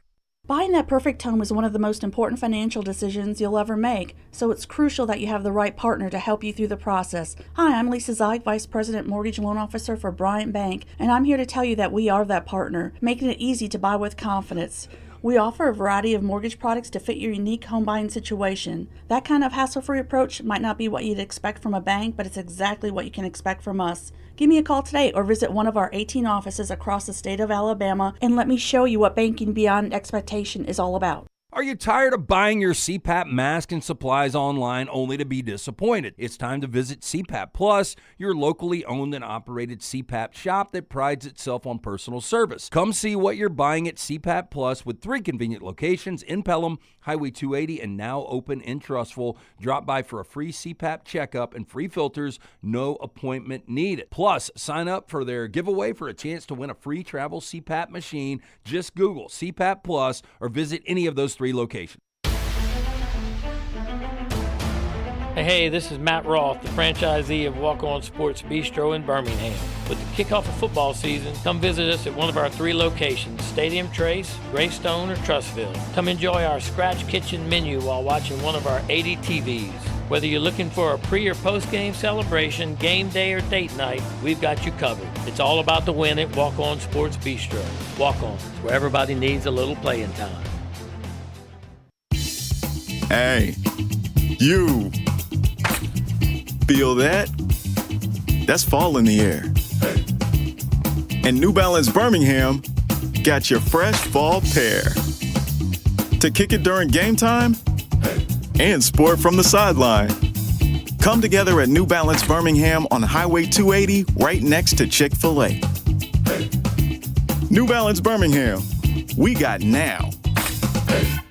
Hey, there's nothing worse than waking up to a plumbing problem. Don't get caught in a flooded house. Call the guys at Hemp Hill Services. Adam, Chad, and the team at Hemp Hill are the only ones I trust to fix it and fix it right the first time. Hemp Hill Services does it right and always at a fair price. For all of your plumbing, cooling, and heating needs, trust the name that Birmingham has trusted since 1954. That is Hemp Hill Services. Call now, 205-229-2090. That's 205-229-2090. By now, you guys know how I feel about my fashion. However, did you know that I care about your fashion choices? Cargo shorts are out, flip-flops are only appropriate on the boat, and please throw away that stained t-shirt from college. You may be thinking, EG, that's all I own. What do I do? Here's what you do. Go to nextround.store and fill your cart with a wardrobe that is approved by me. Stock up on logo t-shirts, hoodies for football season, and hats for every day of the week. Trust me on this one and head over to nextround.store to get stocked up for this season. Twin Peaks is the best in the game. Here, you're in the red zone for every college rivalry and divisional matchup all season long. I mean, where else are the scenic views as good as your view of the game? Only at Twin Peaks, the #1 sports bar. This hour of The Next Round is presented by the Birmingham Racecourse Casino, now featuring 7 days of giveaways with your chance to win a share of up to $125,000. The more you visit the Birmingham Racecourse Casino, the more chances you have to win. Join the Adams Beverages team. They are hiring all positions, whether you have experience in the beer industry or not. Come to their open house October 23rd from 10 to 4, 141 Industrial Drive, Birmingham. A leader in the beer industry since 1937. AdamsBeverages.net. Start your day online with our website, nextroundlive.com, for the latest videos, podcasts, and college football stories. It's also a great way to stream the show or shop in the Next Round store. Stay connected by visiting nextroundlive.com.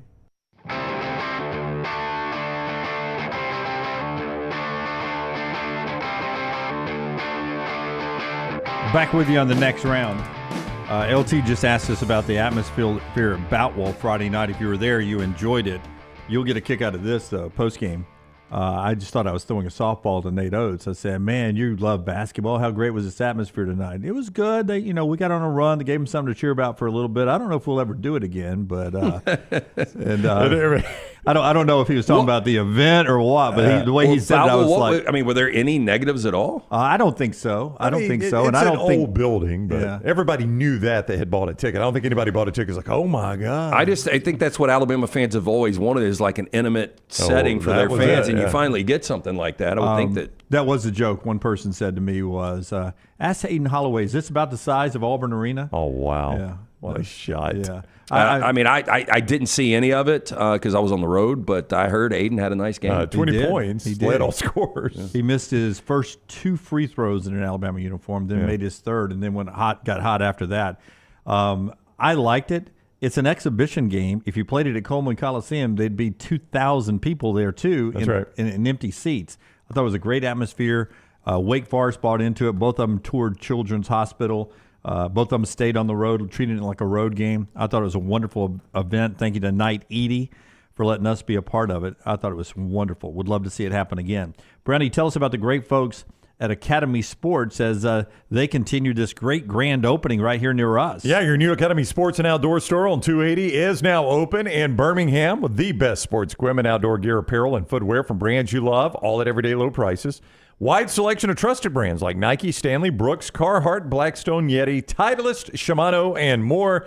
4610 U.S. Highway 280 in Birmingham, Academy Sports and Outdoors. Zach, I think, is saying that Oates knows what he's doing with Aiden.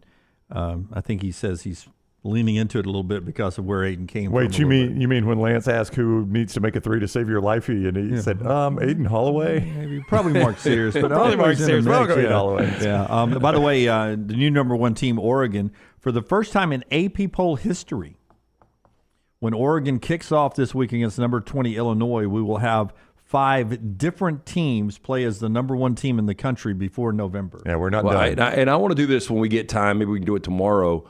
How many teams have an opportunity to still get to number 1 this year? To be number 1 in the AP poll or to win a national championship? Yeah, or we can see national championship off just down the stretch here. Yeah. We're about to roll into November. How many teams over the next 5 or 6 weeks can actually get there? Well, if Oregon loses, Georgia's going to go back to 1, and if you don't think they're going to lose again, that's going to end your turbulence at number 1 in all likelihood. That's right.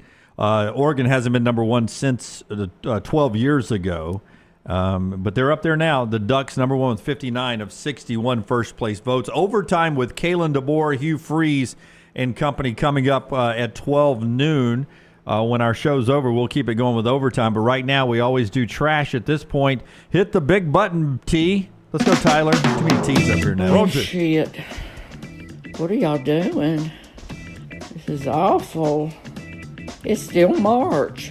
How many days in March? LT's Trash is presented by Mortgage Right. Mortgages done the right way.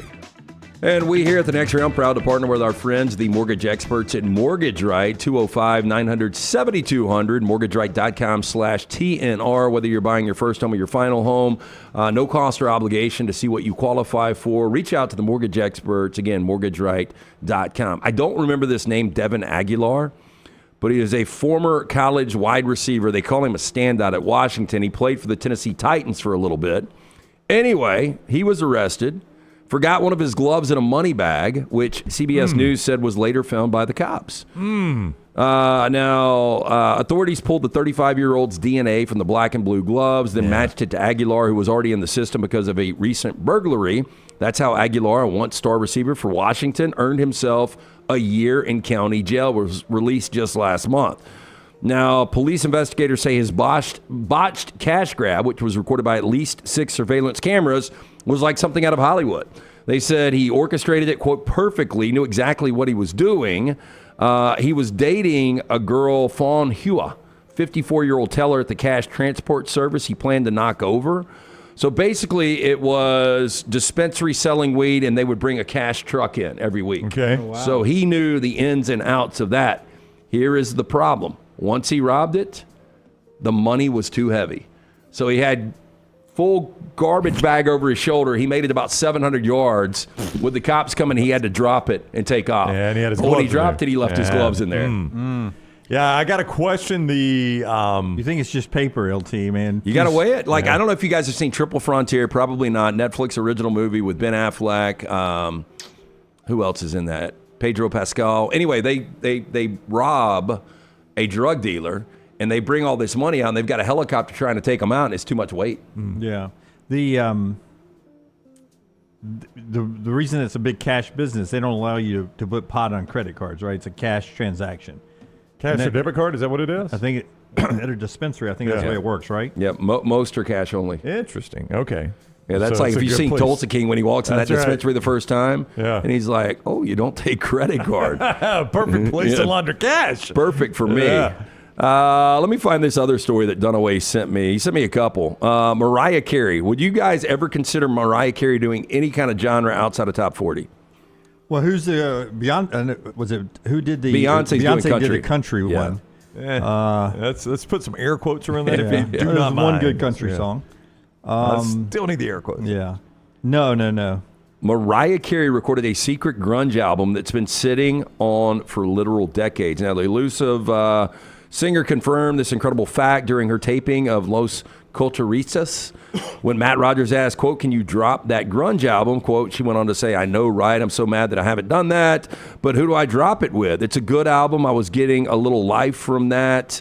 Now, she recorded the album back in the 1990s, but apparently the record label wasn't into her branching out.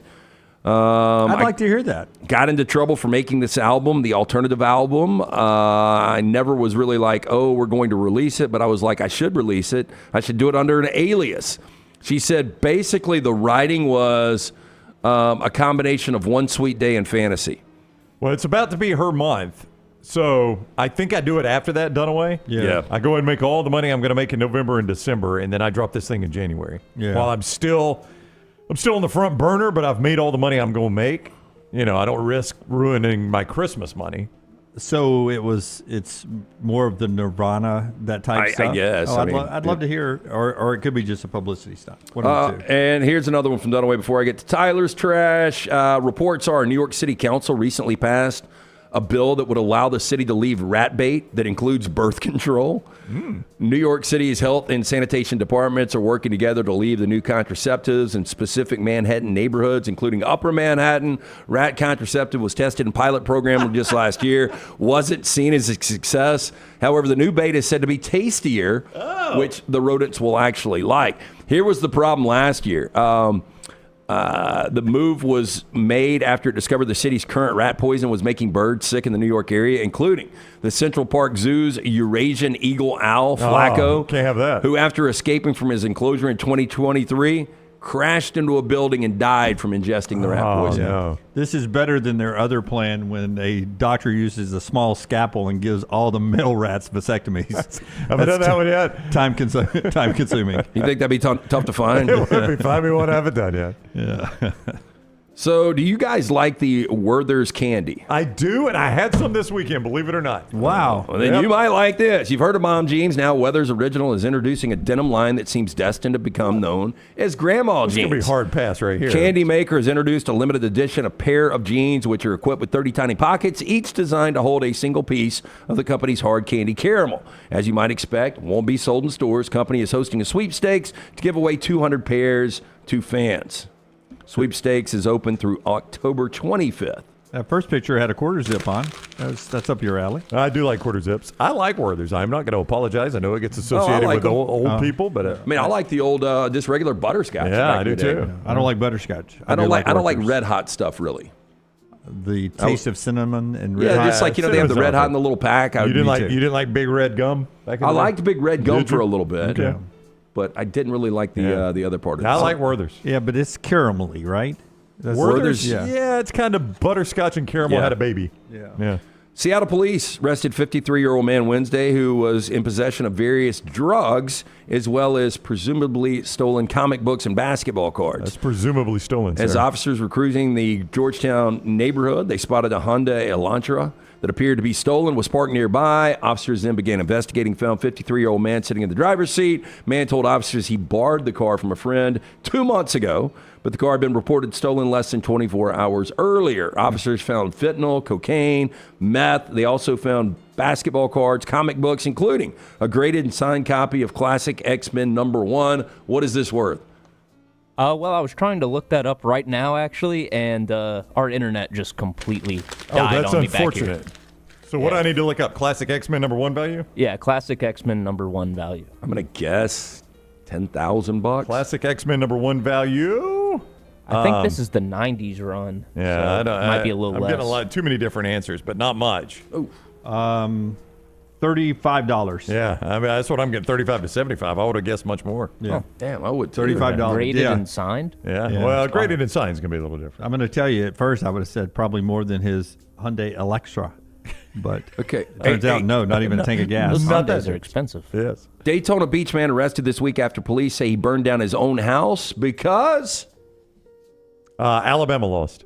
Good call. Thank you. That would be a better reason, I think. So he's wearing Tennessee orange right now, though, so I don't know, Jim. Concerned about vampires. Well, I mean, you can't be too careful this time of year. Melvin Weaver, 64, faces... Fire's not going to kill him, though. You got to have a silver bullet or a wooden stake. Or garlic, Silver right? bullet is the werewolf. Garlic is vampire. Garlic will just back him up. Sunlight or steak. Yeah, but the fire's going to do nothing. Nope. No, probably not. Now, this Melvin Weaver, 64, Come on, faces Melvin. charges of aggravated battery and arson. Daytona Beach police said Weaver's wife sought to have him committed for mental health reasons on Sunday. But when police arrived at 2 p.m., Weaver was acting rationally, and police determined that he could not be involuntarily committed under the state's Baker Act. But by 7 p.m., Weaver grew angry again, began hitting his wife, breaking windows with his cane, and saying, quote, "The vampires are going to defend themselves." Weaver then set fire to the home by throwing ceiling insulation onto the stove. His wife was in the house at the time of the fire, but she managed to escape unharmed. Weaver grabbed a kitchen knife, began knocking on neighbors' doors, saying his house was on fire and that his wife was inside. Weaver's wife said he takes pain medication for cancer, but she did not say whether or not he had taken any drugs that day. The home, unfortunately, completely destroyed in the fire. I am going to guess burning insulation, you probably inhaled some things that are going to be damaging later on as well. Probably not good. Yeah, I doubt that was great. And finally, funeral home in Poland has apologized after a corpse fell out of a hearse and into traffic. I mean, our bad, guys. What do you want us to say? Hey, we're sorry. The We funeral said we're service, sorry. Hades Funeral Service. Hades? Yep. H-A-D-E-S? H-A-D-E-S. Yeah. Another name for hell there, The Lance. company transporting the body in southeastern Poland blamed the incident on a, quote, unexpected technical failure of the vehicle's lock. They apologized to all those who were disappointed and upset by the event. He was already dead, guys. Police reported that, or Polish media reported that a man driving down the street on Friday in the city was left fearing he had hit someone after he saw the body in the road and a sheet on his car window. I think I've hit somebody who was wearing a sheet for some reason. I'm not sure. That is Trash Today, brought to you by our friends at Mortgage Right. Hey, it is buying season. Our friends at Mortgage Right here to help. Veteran founded here in Birmingham, offer loans throughout the country while the area they serve may have grown. Their commitment to Birmingham and veterans has not changed. Before you take the next steps on a new home purchase or refinance, talk with the team at Mortgage Right. No cost or obligation to find out what you qualify for. You get more information by going to their website, or if you're in Birmingham, call that 280 office, 205-900-7200. Or mortgageright.com. Our Champy's Chicken video from the weekend, brought to you by our friends at Champy's Chicken, champy'schicken.com, Highway 119 in Alabaster. Sterling and the crew there. Go get you a great lunch. I hate to show a video when I don't know the name of the person or anything, but little T and I are at the game, and Alabama's arriving, walking in. When do you have the cigars in your mouth? Oh, I know the name of this person. You do? I know who everybody said it was. Yeah, it's my video that I shot here. Uh-huh. Guy walking into the stadium. Everyone says that is, and see if you recognize this name, current Alabama staffer. We lost it in here. Yep. Current Alabama staffer Josh Chapman. Josh is the guy that walks around the football building playing Rocky Top and motivating and inspiring people. Yeah. And before people, and I thought this when this came out, I thought the natural reaction to this is going to be everybody's going to say, oh, this new staff, hot dog, this guy played for Nick Saban. That's right. And also was part of Nick Saban's staff. Well, it's not lit. It's not lit. Do you think that even made it to the Tennessee players before the game? I don't know, but it got picked up off our service. Which we appreciate. And went to a lot of places. We had a lot of people reaching out for the video pre-game. But yeah. Our buddy Mike, the big Tennessee fan, on his really first date ever with this huge Alabama fan. He popped out that cigar after the game. I bet he did. Smoking it up. That's on me, Forrest. I thought I shot a longer piece of video than that. Yeah. I didn't know it was a 4-second run. Quick edit. Yeah. I have a 15-second minimum. I'm sure it went 15 seconds at some point. That is one of those that in hindsight looks bad. I don't think Tennessee's like, oh my God, they're walking in with cigars in their mouth. No, I never made it to the locker room. No, but in hindsight, that one looks bad. Yeah. Yeah. Didn't see that going in usually, but there you go. All right, fun weekend of a lot of college football. Haven't touched on everything yet.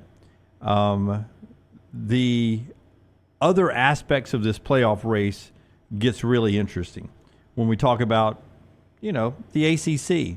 Are you guys Miami or Clemson right now if they were to play today? I am Clemson. Miami just lives too close to the edge. They're not going to play until the conference championship game, assuming they meet in that game Clemson's got a road trip to Pitt. That's their most interesting conference game remaining. I would go Clemson, though. I think Clemson in a matchup right now would find a way to win that game. Now, the best player on the field, of course, he's going to be in this situation almost every game he plays in is Cam Ward.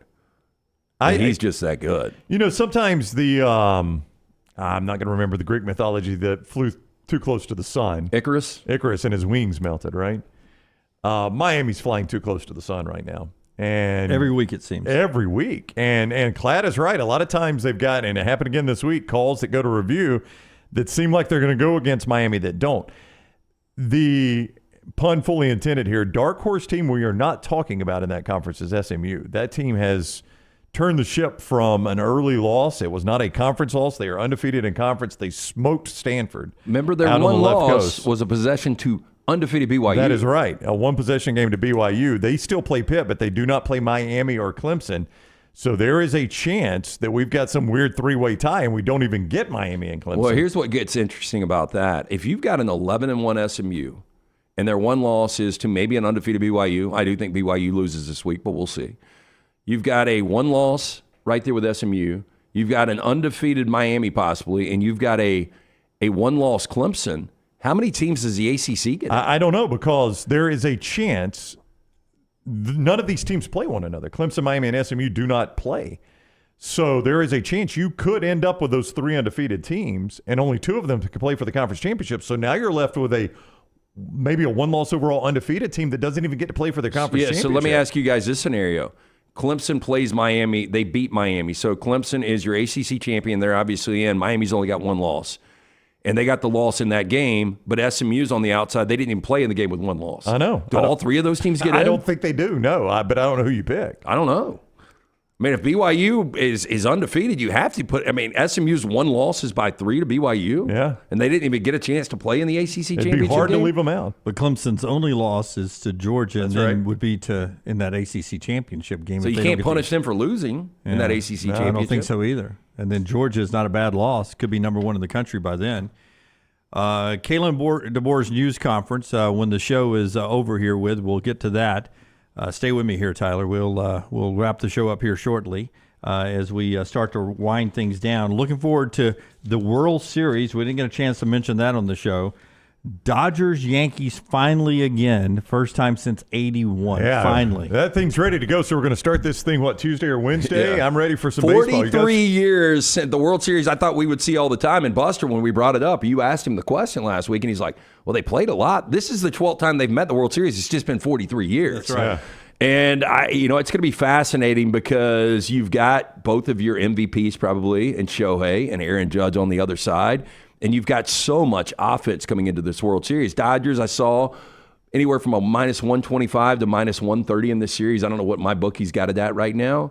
When both of these offenses are cooking, I don't know what you do. Yeah. I mean, this could be an awesome World Series. Buster traveling to the World Series Thursday, so he'll be with us Wednesday. We'll talk more about this World Series with him Wednesday. It doesn't start on Friday. I was being facetious that now we've got to wait all the way till Friday for it. Friday, Saturday. That's right. Off day Sunday.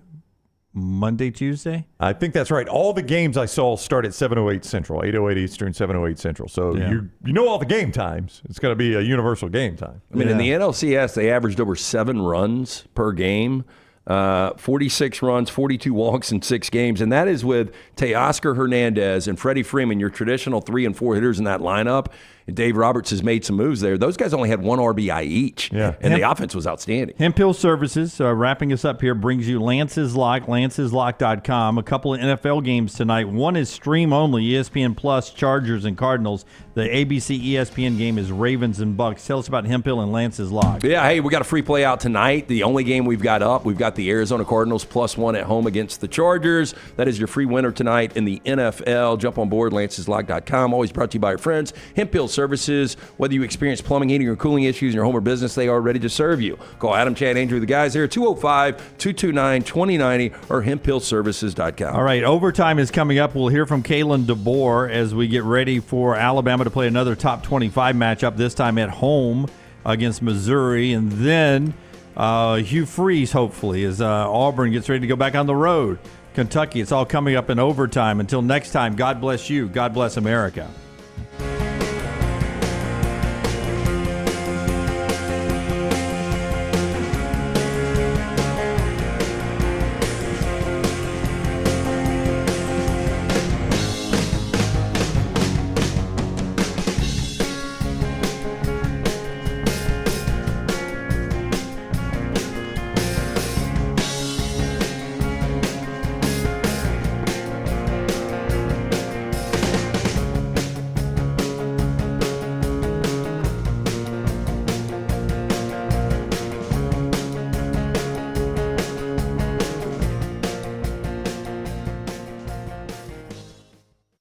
That gets us to overtime now, brought to you by our friends at Roback, roback.com, promo code TNR20. Yeah, you can save on that team-specific gear that you can get right there at Roback. Great golf shirts. I'm wearing one under my pullover here. The hoodies are fantastic.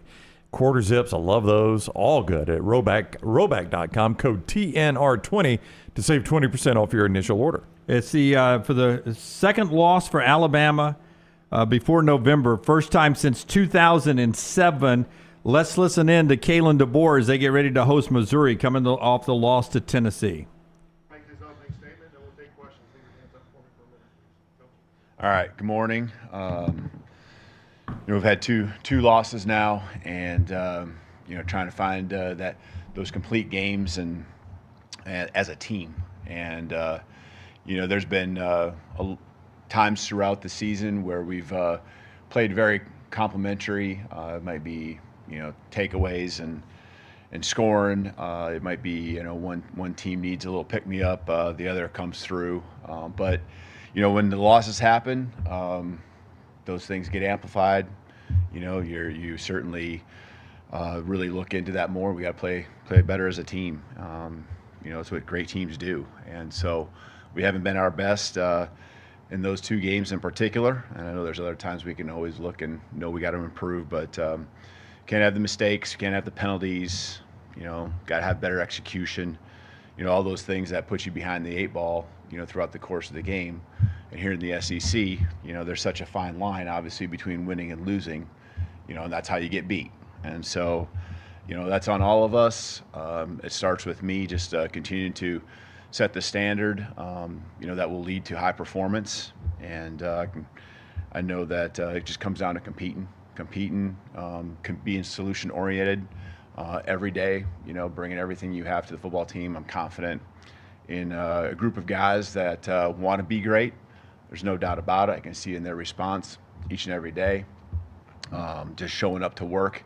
And so, I have no doubt that that's going to continue to happen.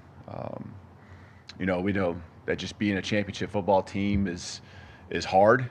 We all signed up for it. We all want to continue to improve our awareness, our intensity. And that's not just intensity on the football field and all that. That's just everything we do. We know it takes everything we got, and that's what we signed up for. So, I think the biggest thing is the message has been over the weeks, not just this week or not just after Vanderbilt, but the weeks, all season long. The message is always going to be: there's never going to be excuses. That's one thing that only softens character.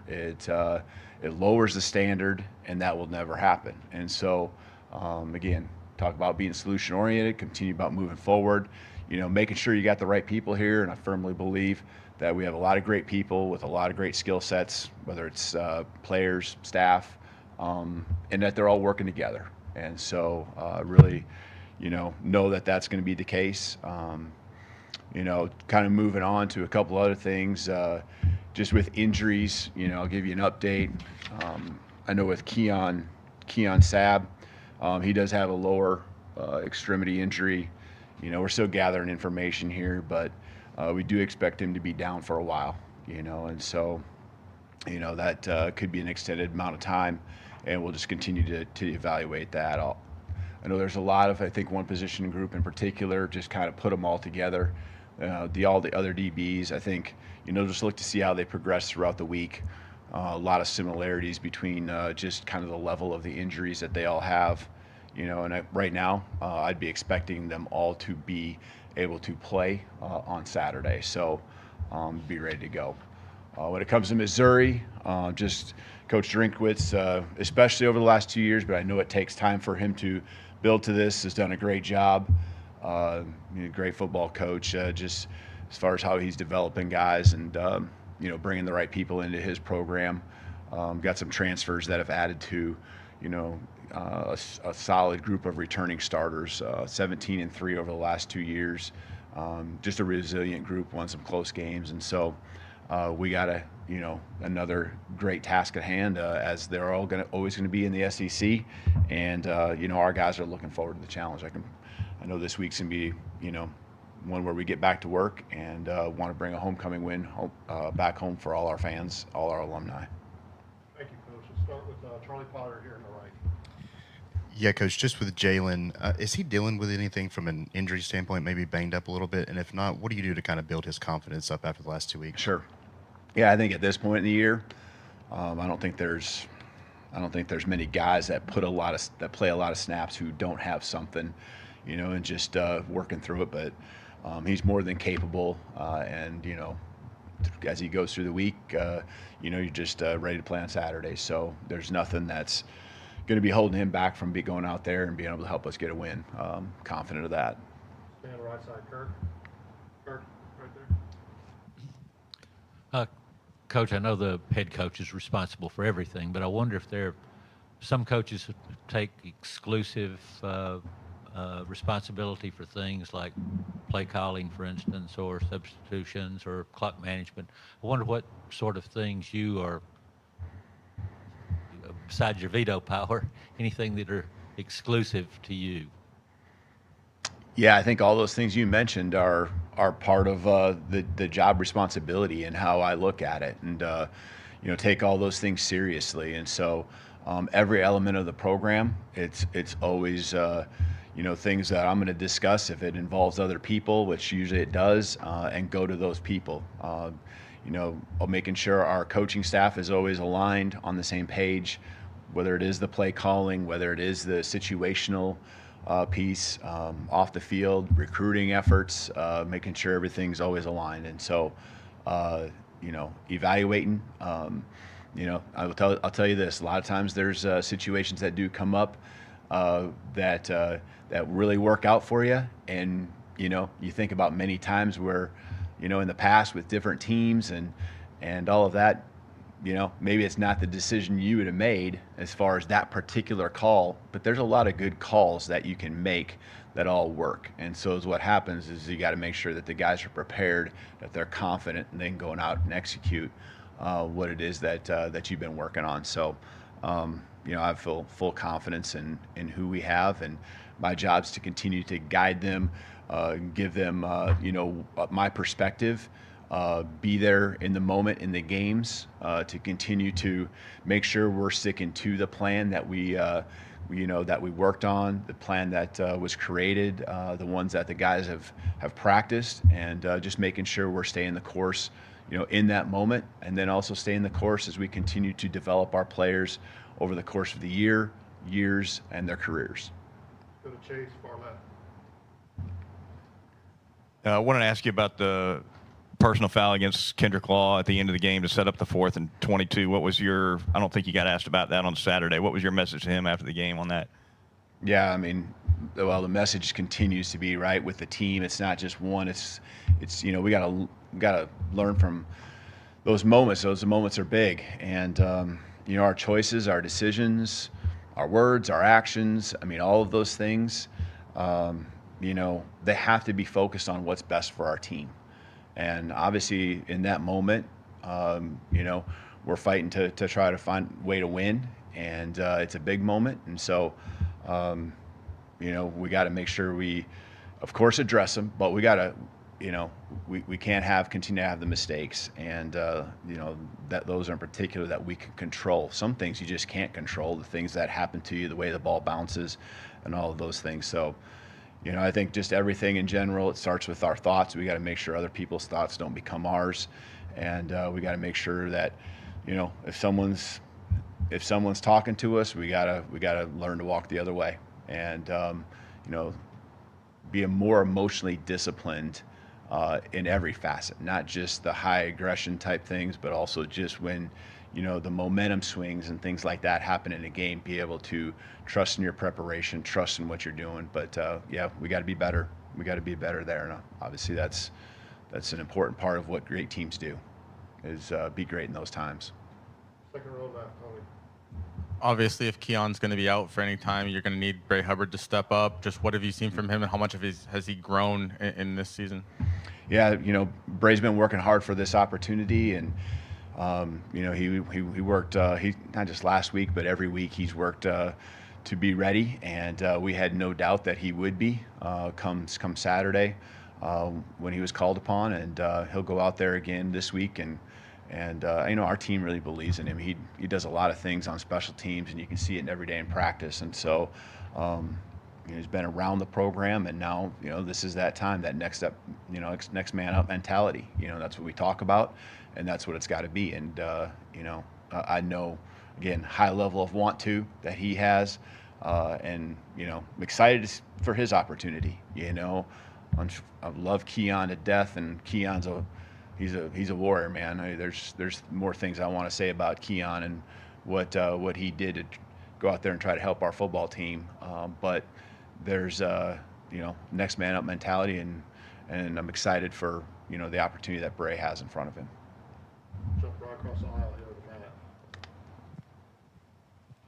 What needs to happen offensively to better capitalize on some of those defensive takeaways? Yeah, it's different, I think, each week, right? We talk about matchups and how they present themselves, but a lot of the things were just, drive stalling because we were I don't want to say it's always shooting yourself in the foot, but we weren't executing, or something would happen, and a lot of times it was, right? False starts or whatever it might be.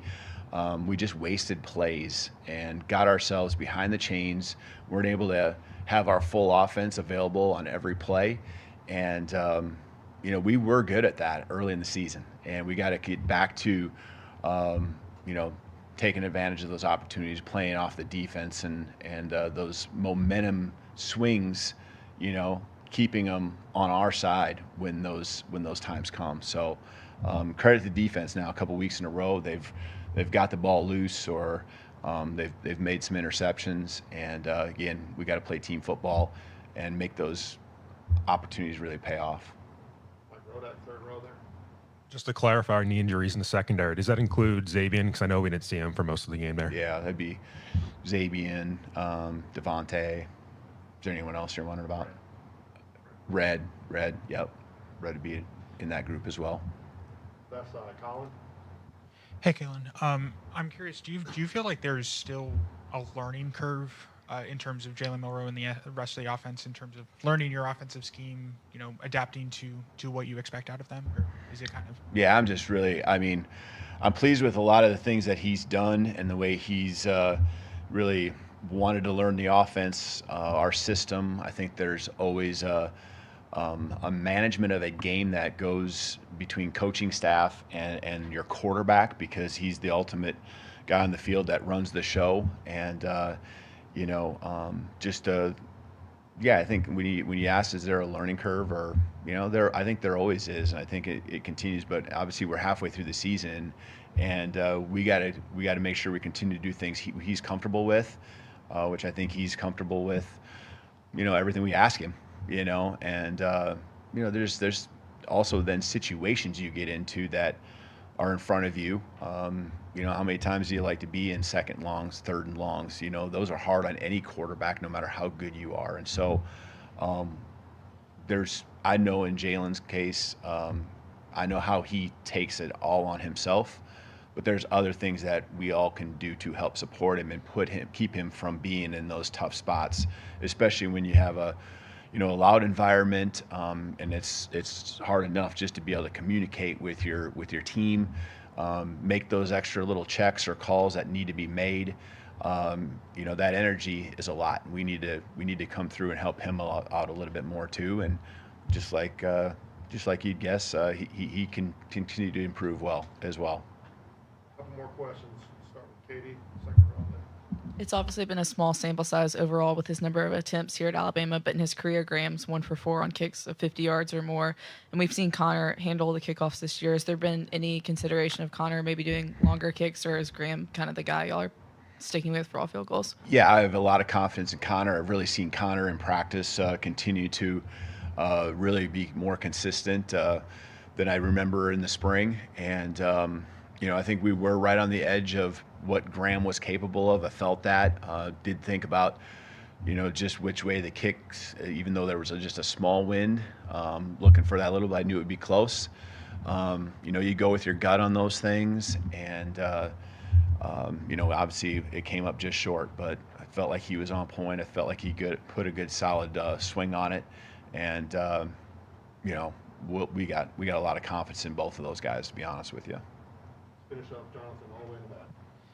Hey, Coach, Kane was talking about in adverse times like this, he said you got to keep the main thing, focus on this Missouri game. As you get later in the season, things like standings, rankings, that kind of thing creeps in and maybe becomes a conversation. How do you do that, and how do you keep the guys focused on just what's ahead this week? Yeah, I still feel like, really, or my experiences have been there's too much football left. And maybe the last week you try to give some perspective because there's so many things that can change between now and then. So that's really, as Kane, I guess, said, that's really, where our focus is at, is just on this game, 1-0. I already heard in the locker room from our players. They understand the big picture is one thing. In order to make the big picture relevant, we have to take care of what's in front of us. And we got to continue to, do what championship teams do, build on championship caliber teams do, build on your belief, build on your, just intensity in everything that you do, and then just have some grit. I think if you look across the championships that have been won in this program, obviously I wasn't a part of them, but there's probably a lot of common things that I just mentioned that are right there, and I firmly believe that this team is capable of that.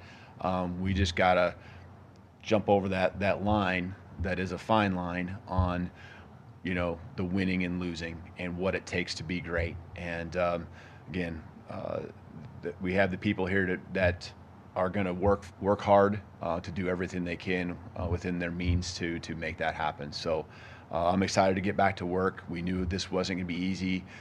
We knew this was winning a championship each and every year, especially in the SEC, is going to be hard. We knew there were going to be challenges along with transitions, all that. No excuses. We got to continue to move forward. We got to continue to build. And, that's what this week is all about, is taking that next step. Thank you, Coach. You bet. Roll Tide.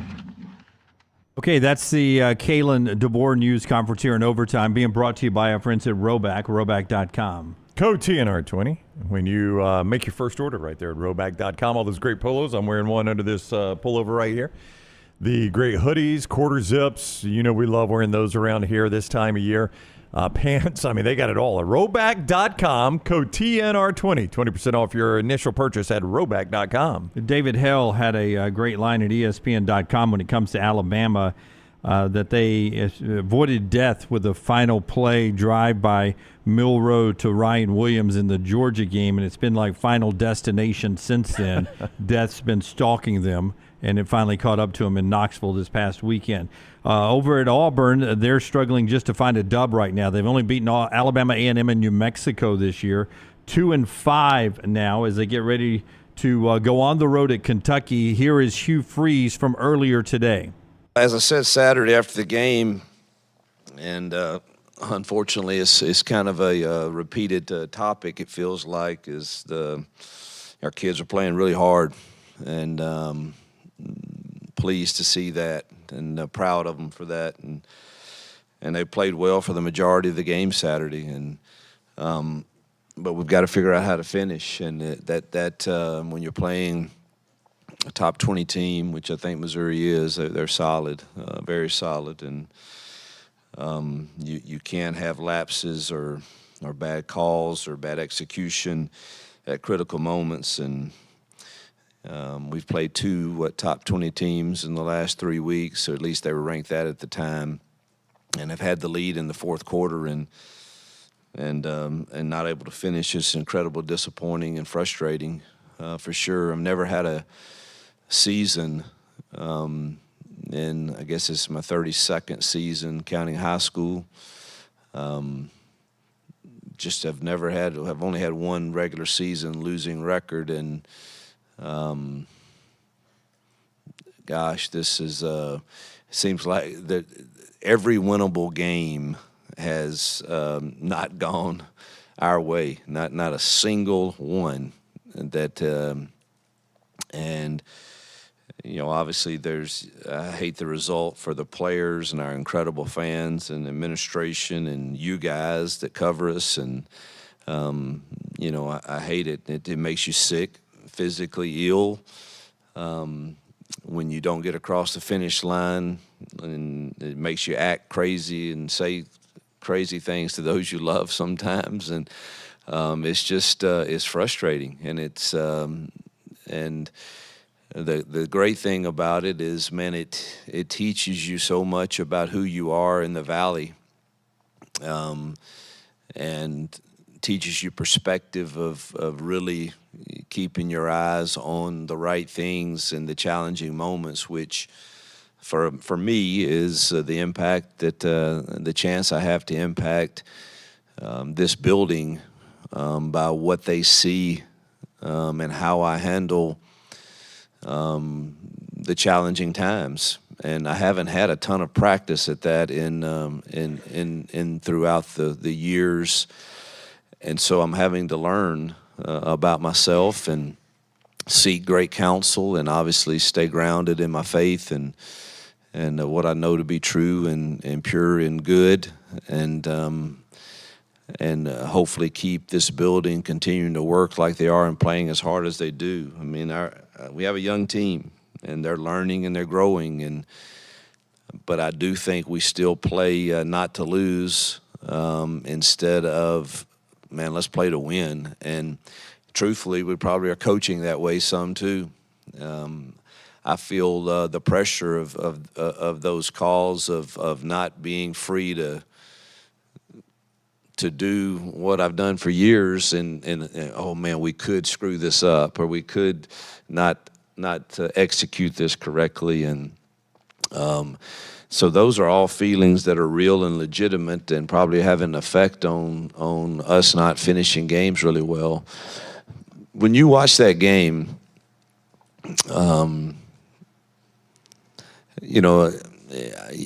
you look at three different drives to me, but we have a really good drive in the third quarter, and truthfully, it's a touchdown. And, I mean, the game's over, and we have to make that play. And it hits him right in the hands. It's a perfect throw, and I'm not beating up Robert. He's one of our greatest kids on our team, and nobody hurt. He sent a text out to us on the bus to the team that would break your heart, I mean, it's just like, that's on me. And obviously there's a lot of other plays, but you make that play, or you make that field goal, or you make a different call as a coach at a different time, but the game could have easily been over. Defensively, I thought we played probably our most complete game, outside the 78-yard completion where we had rat coverage called, and it should just never be. I mean, we're just young, but we're right there, and it's a great call by DJ and them, and but yet they made a play. They had a good quarterback, a good receiver, and he made a play and gave them an explosive run that gave them their first score to get back in it, and you got to give Brady credit for coming back and extending plays with his legs, which really hurt us. But and then that drive right before the third on offense, and then the drive after we stopped them, after we pinned it, our punt team pinned it on the one or whatever, we get it back in a short field, and man, that's our chance to put the game away. And we have a negative run on first down, and we just didn't execute it. And you're giving it to your best guy and on his own play, and you got to give them credit. Their defensive front is good, but we didn't execute it very well either. And then we miss Rivaldo on a wide open. He had a little pressure on him. We didn't protect extremely well on that play. But boy, if we could make that throw, that's a game changer. And then I think throws a little high for Sam on the third down play, which I think he was going to run for a first there. And we just don't make any of them. And then obviously they have an 18-play drive to win the game, and we were absolutely gassed.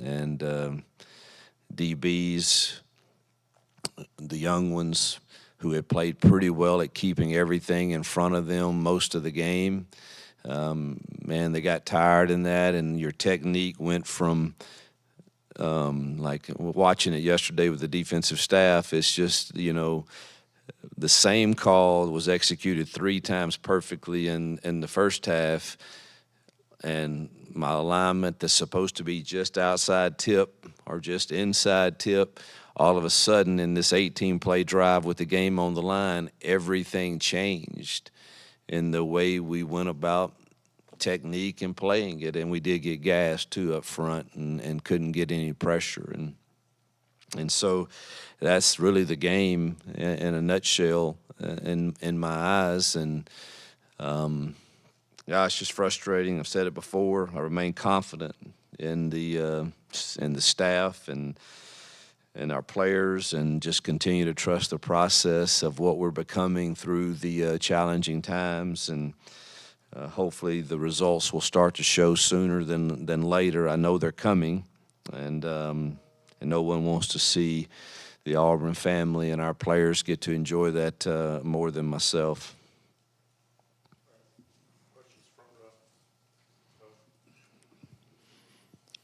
Hey, Hugh, I don't think we've really asked you about play calling. How do you feel like it's been adjusting back into play calling a lot more on Saturdays, and then during the week? Do you feel like you're as involved as you need to be and still obviously doing everything that you've got to do as the head coach?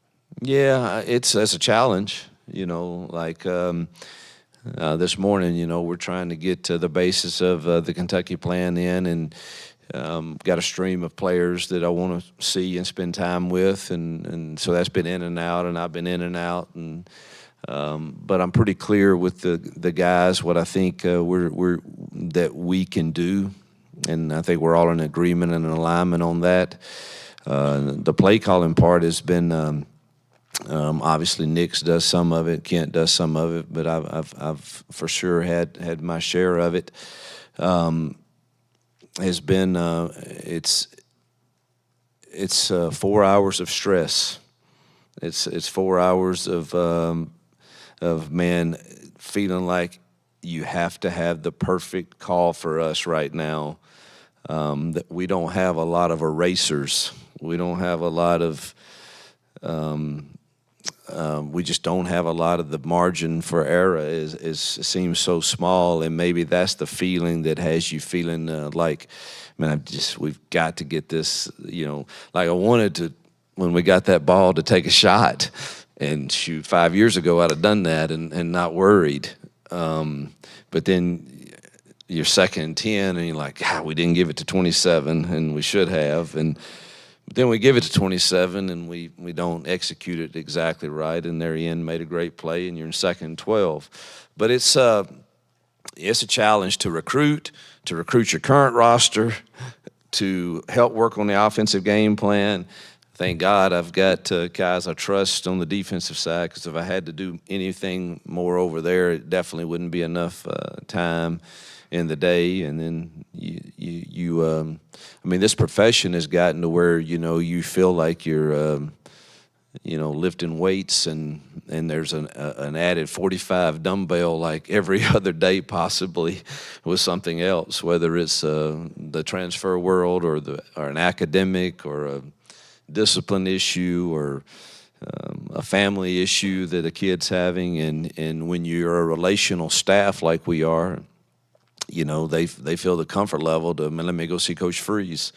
And so that is it is a lot, but I enjoy being a part of trying to figure out how to get this offense along with Coach Nix, Coach Austin, Coach Davis, Coach Thornton, and all of the guys that are in there, our analyst crew, to be efficient and to find a way to put games away. And really felt like we had one of our better drives of the year that end of the third quarter, and just got to finish that drive, and the game probably is over.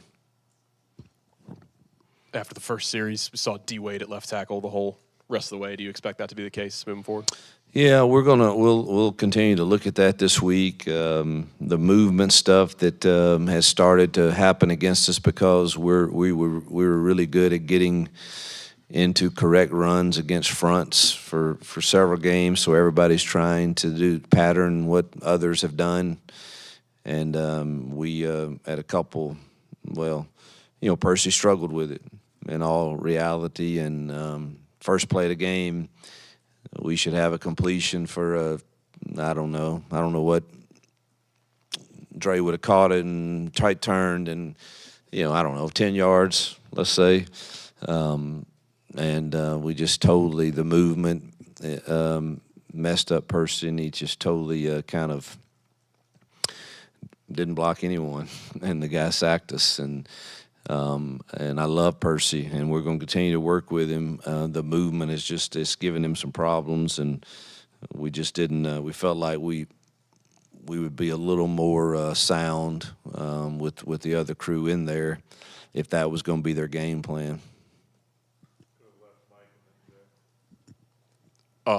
Coach, you talked about after the game they were able to take the RPO game away from you. Can you, in your words, describe how they were able to do that, and what's your pivot? When teams try to do the same thing to you in the future.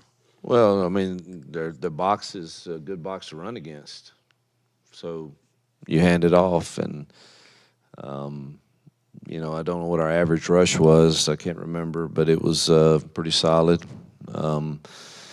So that is the answer. I had a feeling, they were going, window those safeties pretty deep and play some outside tip coverage on our single guy to the boundary. And but again, they can't do that and still have you outnumbered in the box. And so I thought we were pretty effective at running it most of the day.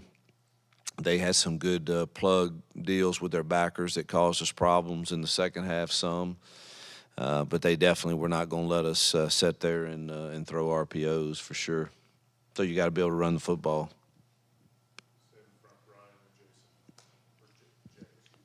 Yes, you talked about wanting to get Jarquez more touches. You did, almost 50% more than his average, but his production went down. When you dig into it, why was that the case? Well, they're pretty dang good. That's a very mature defensive front, and I think they're really, really solid. And outside the one game of the A&M game, I mean, their stats are they're top 3 or 4 in like everything. So it's a really good defense that not many people have just shredded. So. Could we have blocked things a little differently and better? Sure, but they're teaching their guys to get off blocks also. But I thought he ran it effective enough for us to be balanced and obviously to have a chance to win the game. You were saying earlier, I was intrigued about the our team is not playing to win; they're playing not to lose, and that maybe there's coaching involved in that as well. Tell me about that. I mean, because I think of you guys as like being cutthroat on the headsets, just going for the kill all the time, and is that not how it really is? Yeah, it's how you want it to be. You want to feel that way all the time, and but you want to have the confidence and certainly want to do what's right for your current team to give them the best chance to win. And it's just like I was saying on to Justin a while ago on the very last possession that we had. I really wanted on the first play to take a shot and go for the kill. I really did, and I really think it was a good play and a good call. You also just had a defense that stoned them on 3 and out inside the 5-yard line, and we haven't always taken care of the ball or protected when I feel free and loose and all the time. So all of those things are in your mind, and so I obviously reverted to giving it to our best player in 27, and then ended up having to punt and putting it on our defense again, which I didn't mind doing at that point because they were playing so well. But Brady Cook did a great job of extending plays. The penalty hurt us. Also, we had a misalignment by a freshman corner on 3rd and 10 that really hurt in that last drive. But it's just. I don't know. I didn't feel like, and that could be just all my emotions and feelings too. that we're not playing to win from the thoughts I have in my mind. It may not even be in our kids' minds. Who knows? I'll talk to them today in the team meeting about that and get some honest feedback. But there's no question that you feel the pressure of that, those moments of, all right, do I just be free and loose like most of my life in coaching has been, or man, we're so desperate to, our kids deserve to win one of these games. Don't do anything that's going to put them in jeopardy of doing that. Hugh, on Saturday, you guys ran some different stuff like that full house pistol set, some of the direct snaps. That you guys also ran some different stuff against Georgia too. Do you feel like the guys are doing a good job of like picking up some of that new stuff, some of those tweaks that y'all are doing, or yes and no. Yes and no. I mean, some of those were explosive runs, so those are good things. And then there was probably a couple that we didn't have a complete understanding of if they gave you this certain look. So I think the answer is yes and no. I mean, it's not like, in our system that three-back stuff, truthfully, the line doesn't have a clue that it's any different. So it's not like they should screw that up. So I don't think that stuff's an issue at all. It's probably when you're having a new formation or a new motion or something like that may be a little much. But I didn't think any of all the new stuff that we kind of put in seemed to be pretty successful. Towns has struggled the last few ball games. How close is Alex for you to be? Yeah, we were. Should we have another opportunity within the 35-yard range, we were gonna give Alex that shot. He felt like he told me he felt like he could do that. So we're close to thinking on that. We'll see how the week goes. Again, we're excited about Towns and his future and his talent. But we need to make those. Those are critical moments that keep our momentum up and us feeling good and us feeling like, man, we're finding ways to win the game. And but he did feel like he could have participated if we had that situation again Saturday.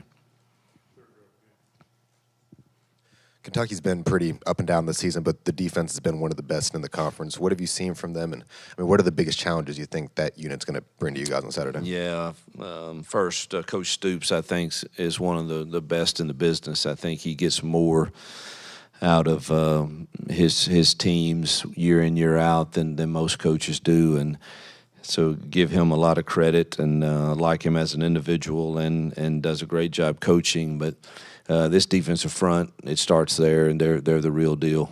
Zero's probably a top 15 pick in the draft. 8's pretty dang salty too. The backers are really, really talented. They can run in the secondary. It's one of the better defenses we've seen.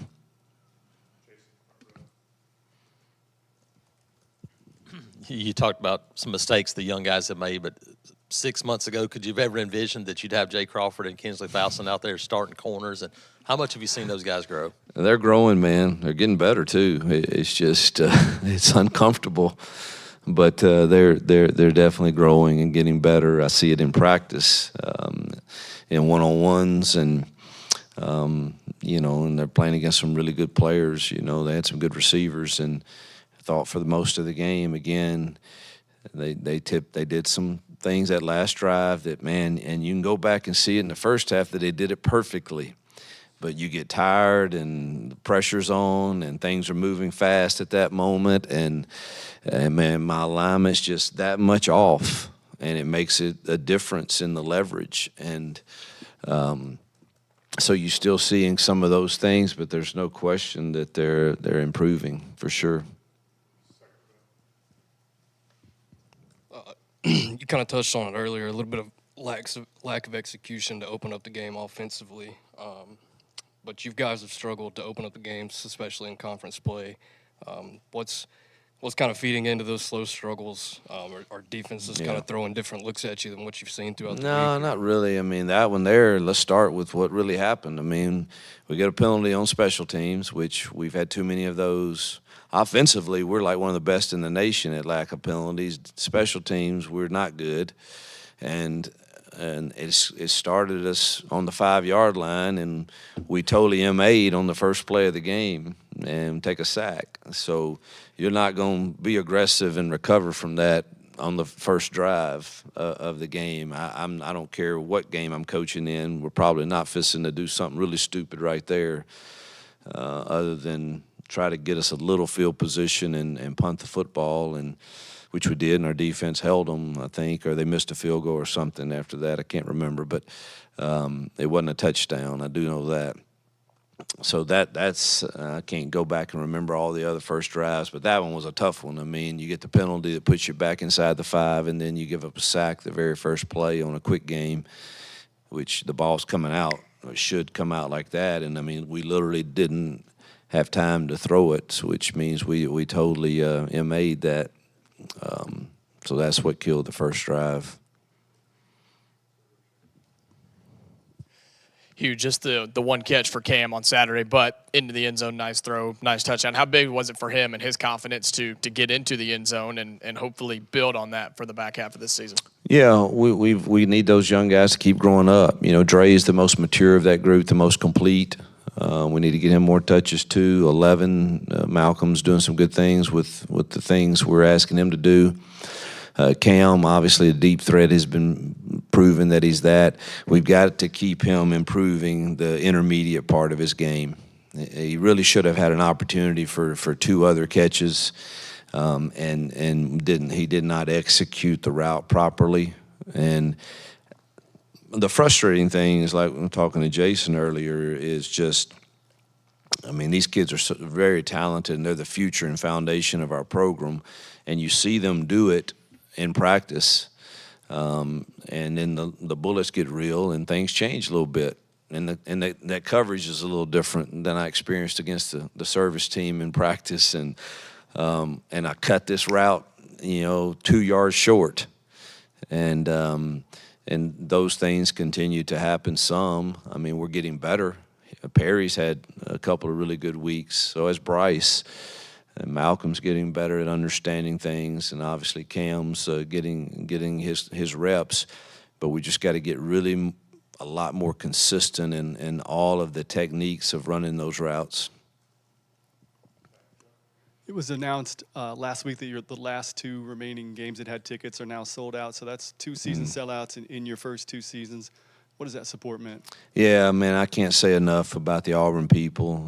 The ones that made the trip to Missouri, they'll make it to Kentucky, but then to sell out both our last home games, again, just speaks to the love and passion they have for this place, the players, their support of the staff, even in difficult times. And I know this is this profession is one where everybody says win now, win now, win now, and I'm sure, I'm not on social media, but I'm sure the narrative is always get rid of the guys, let's change. And the Auburn people, I know that in the past, the Auburn fans or Auburn people may have this I don't know, this knock that goes against them, that they're not really supportive of. That has been far from the case for me, and my experience is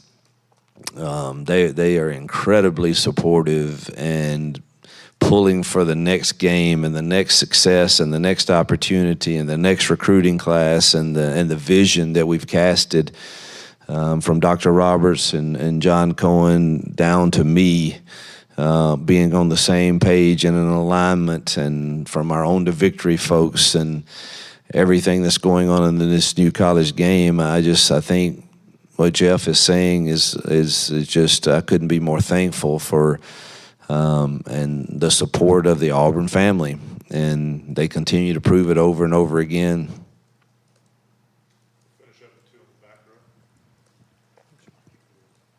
Coach, you've talked about the pressure, the stress, and it's only going to ratchet up with the games going by and a handful of them left. Not a simple question, I guess, but how do you get to playing freely, and is there a path to being that team that takes that shot again as the season goes on? Yeah, that's a great question, and let me say I may have described it imperfectly, sort of like I do a lot of things sometimes. It's not, man, I don't mind the pressure. I don't mind any of that. I just want to do the right thing for your kids at the right moment. And I think it comes down to we've got to gain some confidence in each other and for those moments that are winning moments that will end up giving us the win on the scoreboard. And we've got to find a way to get, whether it's the DBs or whether it's a fresher pass rusher that maybe is really young. We talked about yesterday some guys that hadn't even played a lot yet. Maybe we need to carry them and just on third down, man, tell a TJ Lindsey or a DJ Reed, man, go sack the quarterback. You know, you're fresh legs and they're talented kids. Now you got to manage the 74-man travel roster and all of that. But and then me, you know, having confidence, man, Peyton's going to take care of the ball, and our receivers are going to run the exact right route and all of that. And we're at a point in the year where we as coaches should have that fixed. And so I've got to get that and put that in my rearview mirror too. As if I'm calling a play, man, don't think the negative. Hey, Coach. You mentioned briefly on Kentucky's defense and how solid they've been. Last week, kind of an outlier. They allowed almost 200 yards on the ground. From your study of that game, do you believe that there are going to be opportunities for you to attack on the ground? And could this be a big yard? Well, you know, I know Coach Stoops. He will not be happy with their performance, and they will be working on fitting the run this week like they have every other game. I mean, that is a total outlier, which it happens in college football. You're coaching kids still, and it's just that hasn't been the case. If you go look at the rushing stats against them on all the other teams, Georgia included, all of them, they're not that. So I don't make too much of that game. I hope they play like that, but it's probably doubtful. I think Lexington at night and the home game for them, will probably get their best.